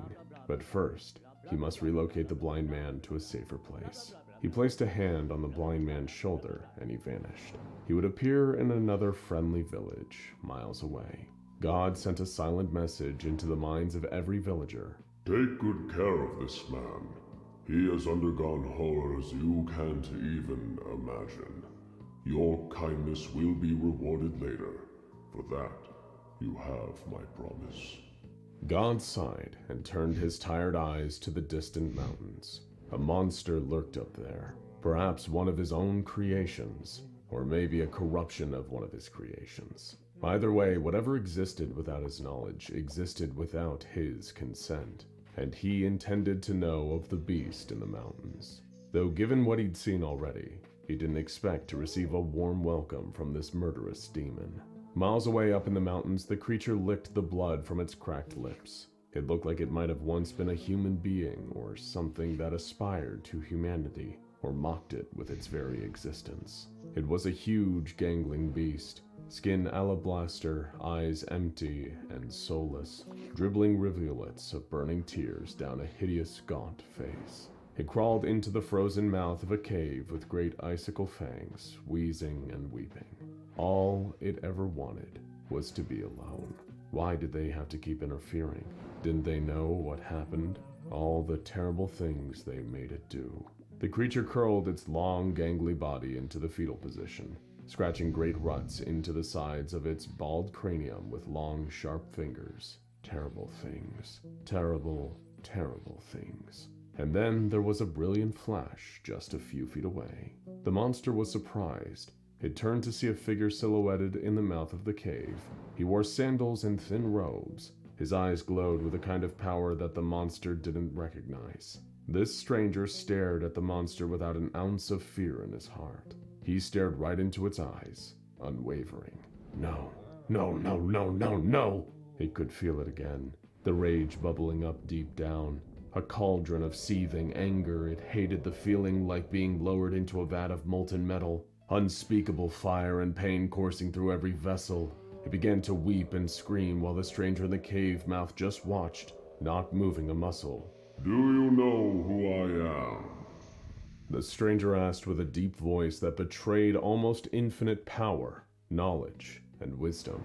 But it wouldn't change the outcome here. The monster bounded at him at speeds that wouldn't be seen again until jet planes and bullet trains are invented millennia into the future. Its jaws were hanging impossibly wide, fangs borne, its arms extended, and deadly claws ready to strike. But before those terrible hands could close around the stranger, he vanished. The monster stumbled and rolled across the snow, confused. What trickery was being used here? I'll take that as a no, said the voice from behind him. You ought to show your father some respect. More respect than you gave to those poor people down in the village, at least. Seething, the creature turned and saw the stranger standing back in the darkness of the cave, staring at him. But the beast didn't have the capacity for awe or holy terror. Only violence. Boundless, limitless, unstoppable violence. It darted towards the stranger again, trying to strike him. Somehow it was like fighting an empty robe. Not a single one of its deadly strikes seemed to hit the stranger. The stranger leaped backwards, putting some space between himself and the monster, but still not breaking a sweat. He breathed in deeply, then exhaled. The breath came out like a mighty typhoon, shocking even the monster with its sudden force. It was blown backwards, a leaf in the wind, until its long claws dug into the ground and anchored it in place. The stranger gave a wry smile at this, impressed. My, you're certainly a tenacious one, aren't you? He said. Perhaps we can talk for a little while instead of fighting. I want to know why you killed all those people. No answer. The beast roared, its mighty limbs pounding into the ground as it closed the gap between itself and the stranger in fractions of a second.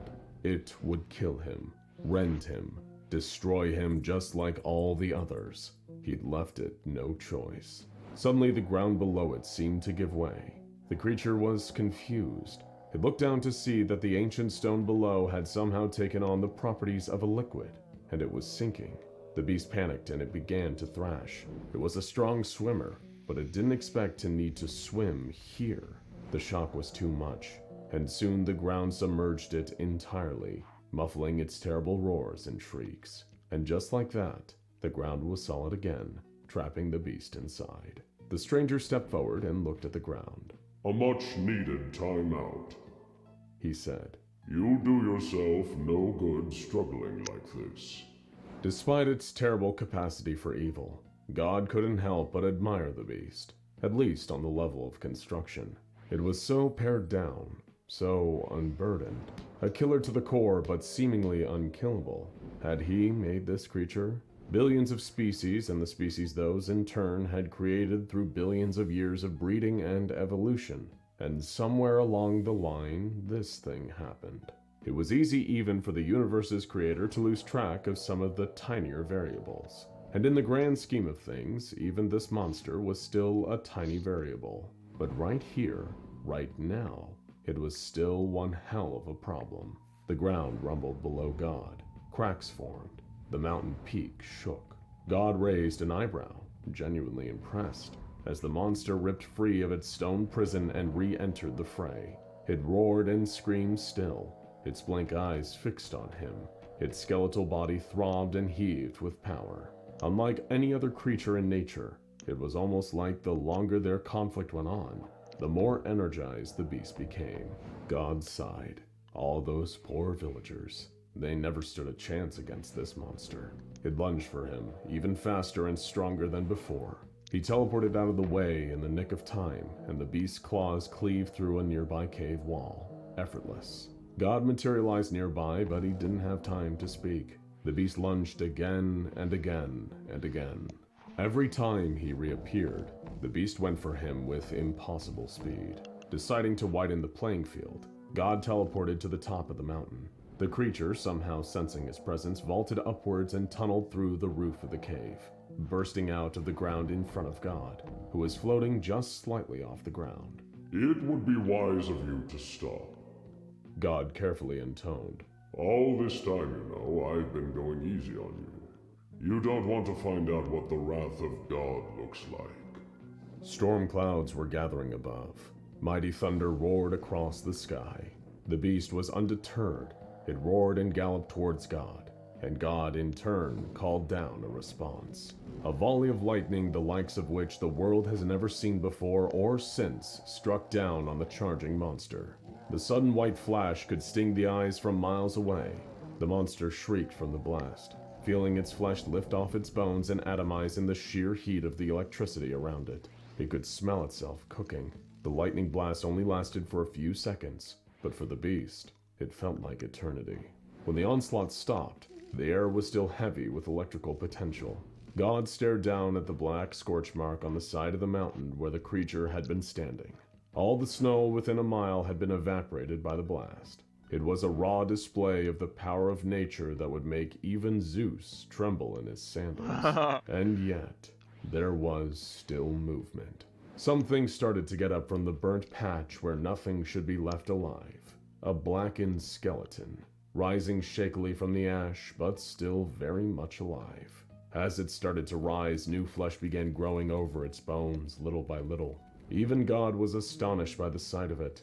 He'd never seen a creature cling so ardently to life in spite of having truly unsurmountable power amassed against it. It was up against God, and still, it fought. The monster tottered on its freakishly long limbs, still disoriented, unusually staggered for a creature driven by such single-minded violent purpose. When enough of its space grew back to do so, it began to weep and sob again, tears streaking down its terrible face. Looking at this creature after all of this, God couldn't help but feel a new emotion, pity. He lowered himself to the ground and approached the creature, like none had ever done before. He gathered it up into his arms, and he held it, feeling its heaving, wretched sobs against him. The beast was in so much pain, he could feel it, radiating from within. Speak, my son, God said in a soft, fatherly voice. And for the first and only time, the monster spoke. Can look, can see, make me hurt people, don't want hurt people, can look, please. That was all it managed to choke out before devolving back into unintelligible babble. But it was enough. Enough for God to understand its pain. He did not know if it would be right to change the monster's nature. Is it ever right to truly change anyone's nature? But it was within his almost limitless power to grant it one reprieve from pain. He settled the beast in the snow below him. It was quiet and still. And God said unto the beast, Rest now, child. Rest for thousands of years if you must. I hope only that when you eventually awaken, you feel differently. And so another story from the catalog of SCP-343. Of course, it leaves us with certain questions, chief among them being, is it true? Did 343 and 096 have this chance encounter long ago? Or is this just another tall tale from an anomaly who fancies himself a deity? We have our truth, and you have yours. Let us know what you believe.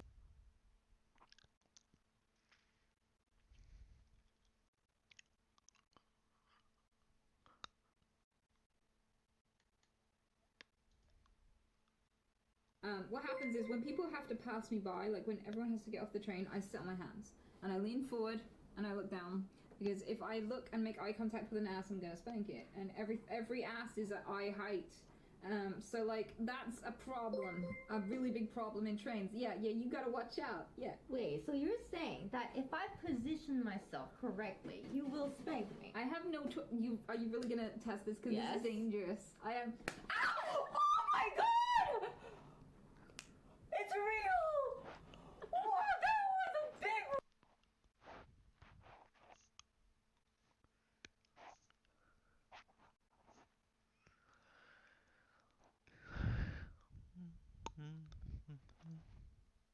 Viewer discretion is advised. The afternoon sun shone relentlessly on a remote corner of the Arizona desert, a flat plain dotted with little more than scrub, rolling hills on the horizon. No clouds served to mitigate the heat and light everywhere. A little shack right here, a dusty rental car nearby. Hector had walked here, having hopped off a pickup traversing a lonely stretch of highway a couple miles away. He sneaked around and pistol-whipped the first person he saw at the shack entrance, unaccountably blind to his approach. He gasped in surprise upon viewing the carnage within. Hello everybody, I'm the Rubber. Today, we bring you a tale from the SCP Foundation. The shack and its occupants had already been vandalized. Beakers, glass tubes, flasks had been shoved wherever they would fit and shattered. One man looked like he had burned from the inside out. Needing answers, he handcuffed his captive and cracked open some smelling salts. The man gagged and returned to consciousness with a jolt and a pounding headache. Hey, buddy, did you do this? The man rolled his head uneasily around and slowly registered the scene through a bloodshot haze. No. Did you? No. I'm here to hit them all right, but this ain't my handiwork. He grabbed the man by the chin, looked over his dark stubble, his stained button-down shirt. He looked over the pistol and radio he had carried, the small case emblazoned with some weird three-arrow symbol he'd never seen before. The hostage saw the sun peeking through the slats in the shack wall, low in the sky. Wait, what time is it? Hector backhanded him. Nuh-uh. Name first. Who are you with? Rashawn looked past the gun in his face to his belongings. The seal on the case remained intact. Amnestics still available. All right, I'm with a group called the SCP Foundation. Not here for the law or the drugs. Take what you want, but we need to get out of here now. I ain't never heard of the SCP Foundation. Why are you here? I was here to evacuate the people using this shack. This is a Class 4 containment zone, and we need everyone out for their safety before nightfall. What time is it? Hector squinted, looking first at the strange agent, then at the twisted body pile. Suddenly, he recognized that if this guy before him hadn't killed them, he twisted Rashawn around and undid his cuffs. Rashawn jumped forward and grabbed the radio, and switched it on. Control, this is Mr. President.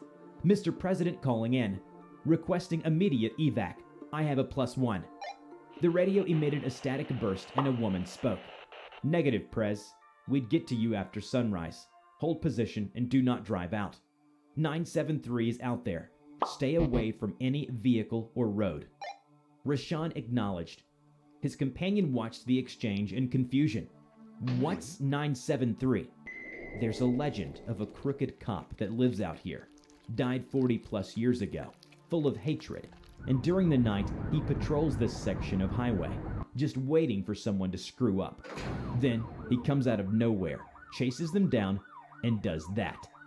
He pointed towards the former occupants. The hitman grimaced. The sun had set, and darkness fell rapidly. In the clarity of the dark, a pair of headlights appeared on the distant road. Hector tapped Rashawn's shoulder and pointed it out. The agent looked out at the vehicle and reached for his radio. A vehicle is approaching our location. Has an evac been sent? Negative. Probable cover. Repeat. Run, bastard. Rashawn stared at the radio, shocked. It kept broadcasting as a man's voice, cocky and cracking, cut through heavy static to say again and again, "Run, bastard." That's the ghost? Rashawn nodded. The hitman swallowed a prayer. He looked out at the approaching car.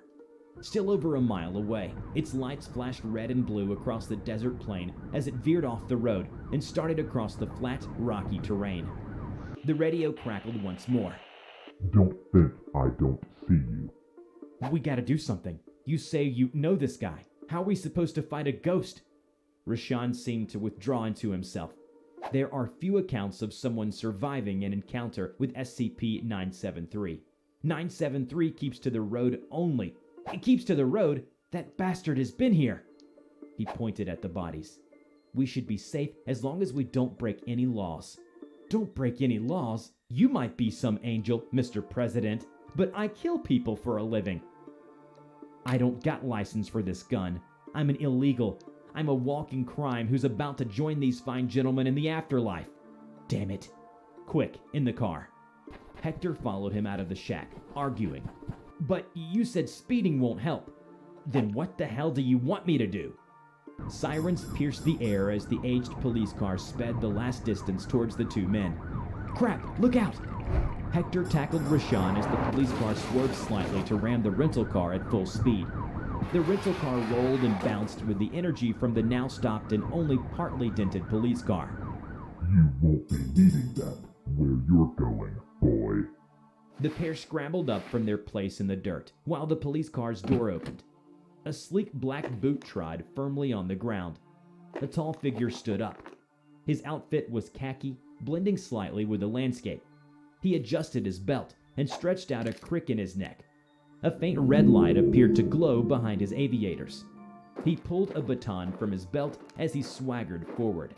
His mouth, topped with a handlebar mustache, curled up in a sneer to reveal pitch blackness within. Now, are we going to do this the easy way or the hard way? It's do or die now. Take this. 2 shots struck the cop. One in the shoulder, one in the jaw. Hector squatted tensely, coiled like a spring, a smoking pistol in each hand. The cop did not so much flinch as flicker.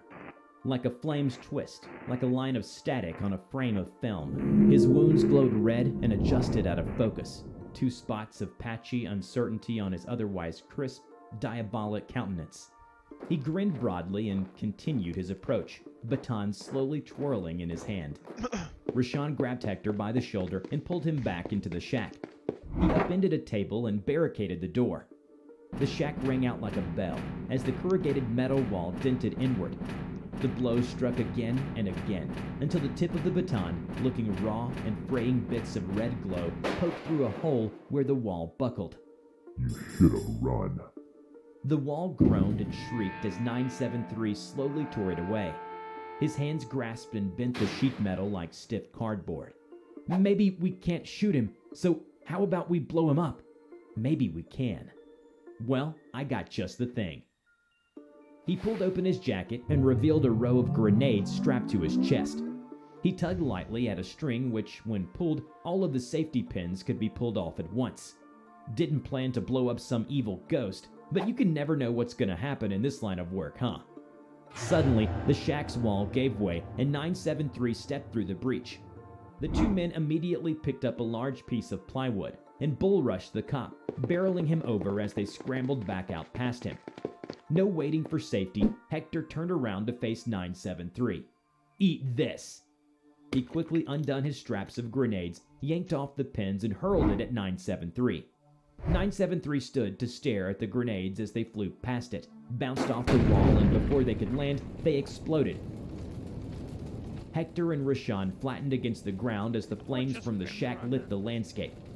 Bits of shrapnel cut into their backs, leaving a collection of searing slices on their wake. They rested, pulling themselves up slowly, looking back at the wreckage. Did we do it? He helped Hector to his feet. Then the radio replied. Assaulting a police officer gets you big time, suckers. From the wreckage shambled a distorted, flaming form, glowing like an ember and disassociating like static. It moved slow, walking, swaggering. It swung a baton, glowing red and wavering as it approached. Damn it. Looks like there's no way out of here. Just go. It's me he wants anyway. Hell no. My job is protecting people from things like that. I'm getting you out of here. Hang on, I'll steal his car. Rashawn dragged Hector to the passenger side of the police car, its flashers and engine still running, and jumped into the driver's seat as Hector got himself seated. In the rearview mirror, 973 broke into a run, closing the gap between them. Without waiting to shut the doors, Rashawn stomped the gas pedal. The car belched a sulfurous cloud of caustic exhaust and dashed towards the road. The car's police radio came alive. Run, suckers. Run. Hector pointed at the radio and laughed through the pain. Ha! That's all he can say now. I think we beat him. How long we gotta outrun him? Probably sunrise, and we'll be fine. Or if we get out of the range of the effect, we should just drive out of here now. The car felt horribly dilapidated, as if it should break down or explode at any moment. The police lights continued to flash, painting the night desert in reds and blues. Rashawn kept to the task of getting as much distance between him and the shack, and out of the range of 973's effect. Rashawn wasn't sure what the car would do at the boundary of the effect. Evidence to date indicate that the vehicle dematerialized during the day. Maybe it simply disappeared, or returned to whatever dimension or circle of hell it came from. He pressed down on the accelerator. So, what now? Rashawn realized he had left his case of amnestics back in the shack. I'll turn you in. Yeah, to get sent to prison by the feds and get killed there? Just end me here. Rashawn started wondering when the inside of the car got so hot. Don't worry, I'll pull some strings, get you janitorial duty in the Foundation. You'd still be officially a prisoner, but you'll be working for the Foundation and no one has to die tonight. And is this car getting hot? Hector wiped his eyes with his shirt and lowered his pistol. The dashboard started to crack and splinter before them. Faint ember red lights started leaking through. The steering wheel was crumbling beneath Rashawn's fingers, and the windshield cracked and split. Time for you girls to come with me. Rashawn looked up and saw the orange and white boards of the road barricade ahead. He slammed on the brakes. Get out now! They opened the doors and dove out. They struck the ground hard, scraping themselves up further and reminding themselves that there was still more pain that could be felt. The car careened toward the barricade. It buckled, imploded, and crushed itself into a scarlet smear of static before disappearing. Hector lay in agony, scraped and burned. He hazily watched other people approach, also bearing the same insignia his new friend had. He lost consciousness before sunrise, but offered a prayer to Jesus and Mary, knowing that dawn would still come for him after all.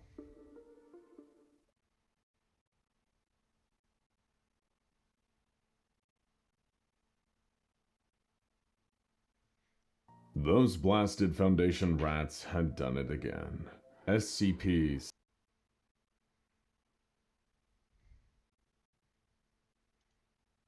Excuse me. Hi, are you Pai El Kadakia? Yeah. I'm Pete Stone with the New York Times. You're under arrest. You having fun with that, McNasty? You having fun? It's just a big area. There's a bug where you literally cannot move, like, Okay. with your mouse. You can't look around. Yeah, I'm gonna see if I can.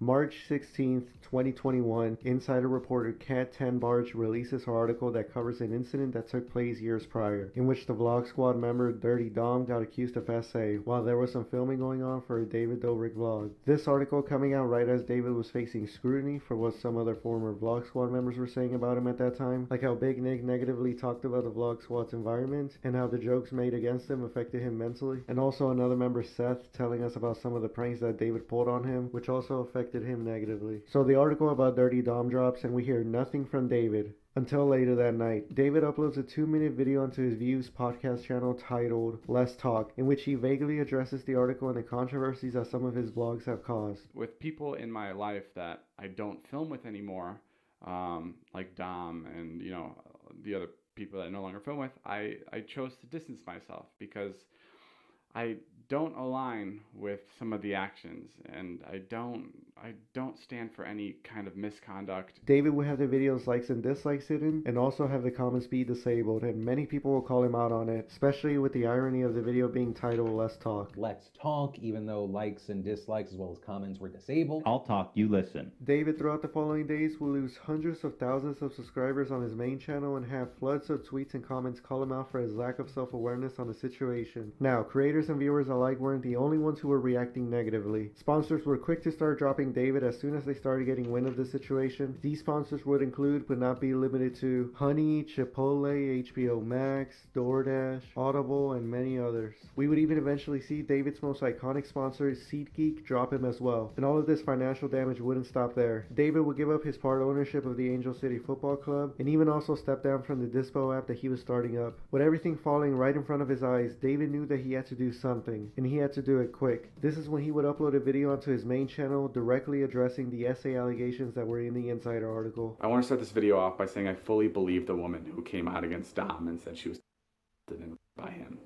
As was reported, the next day I got consent to post the video. Even though I got the consent to post that video, I should have never posted it. He apologized and took some accountability for the Dom situation throughout the video, and at the end announced that he was going to be taking a break from social media. I'm going to take a short break from all the social media stuff because I realize there's a serious lack of infrastructure when I make any kind of content. And I want to be able to have a place of checks and balances. I want to have HR, and I want to be able to have people communicate discomfort in a way that's comfortable to them. After the video came out, there seemed to have been a couple of different sides in which the viewers were partaking regarding their thoughts on David Dobrik. In fact, after David's video was published, the journalist who wrote the Insider article, Cat Tenbarge, tweeted out, "David Dobrik uploaded a real, genuine apology. Regardless of how everyone feels about it and processed it, I can confidently say this is a true milestone for the YouTube community." She then deleted the tweet soon after and then put out another saying, "I'm deleting my tweet about David's apology because people were taking it as my stance on whether it should be accepted. It's not my call. I pointed out that this is a rare thing in the YouTube community, but I don't want to perpetuate the idea that I'm a judge of his character." And from that point forward, it was honestly just like 3 different sides that people were taking here regarding David. People that didn't like him, didn't like the video at all, and obviously still didn't like him. And people that liked David were able to see his flaws and just take the video as it was and were able to move forward. And then you had the people in the middle that could see both sides of the arguments being valid. Days after the main channel video came out, YouTube would confirm to Insider that they went ahead and temporarily demonetized David and Dirty Dom's YouTube channels, stating, "We have strict policies that prohibit sexual harassment on YouTube and take the allegations of sexual assault very seriously. We have temporarily suspended monetization on David Dobrik and Dirty Dom's channels for violating our creator responsibility policy." Now, while David was taking his break from social media, the other guy that was at the forefront of the backlash with David, and who arguably should have taken more of the heat than David himself, was continuing to post on social media.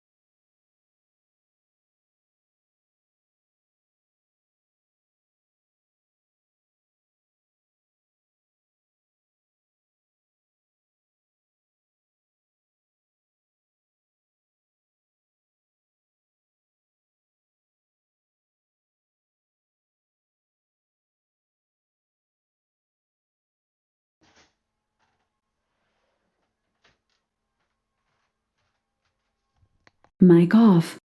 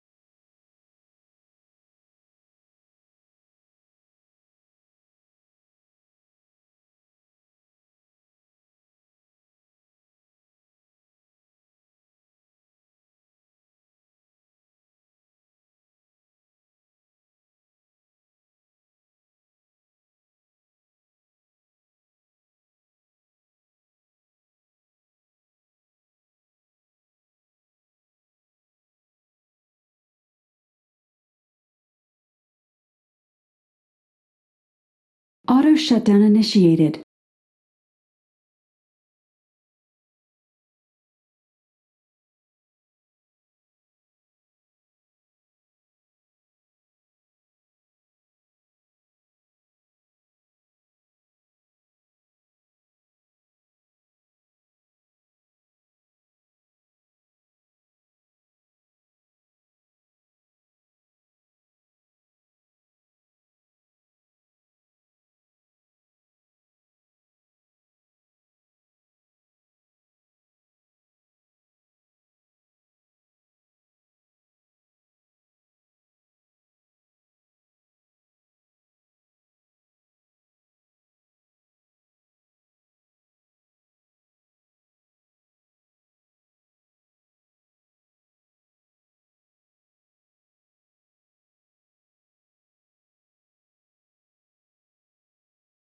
Powering off.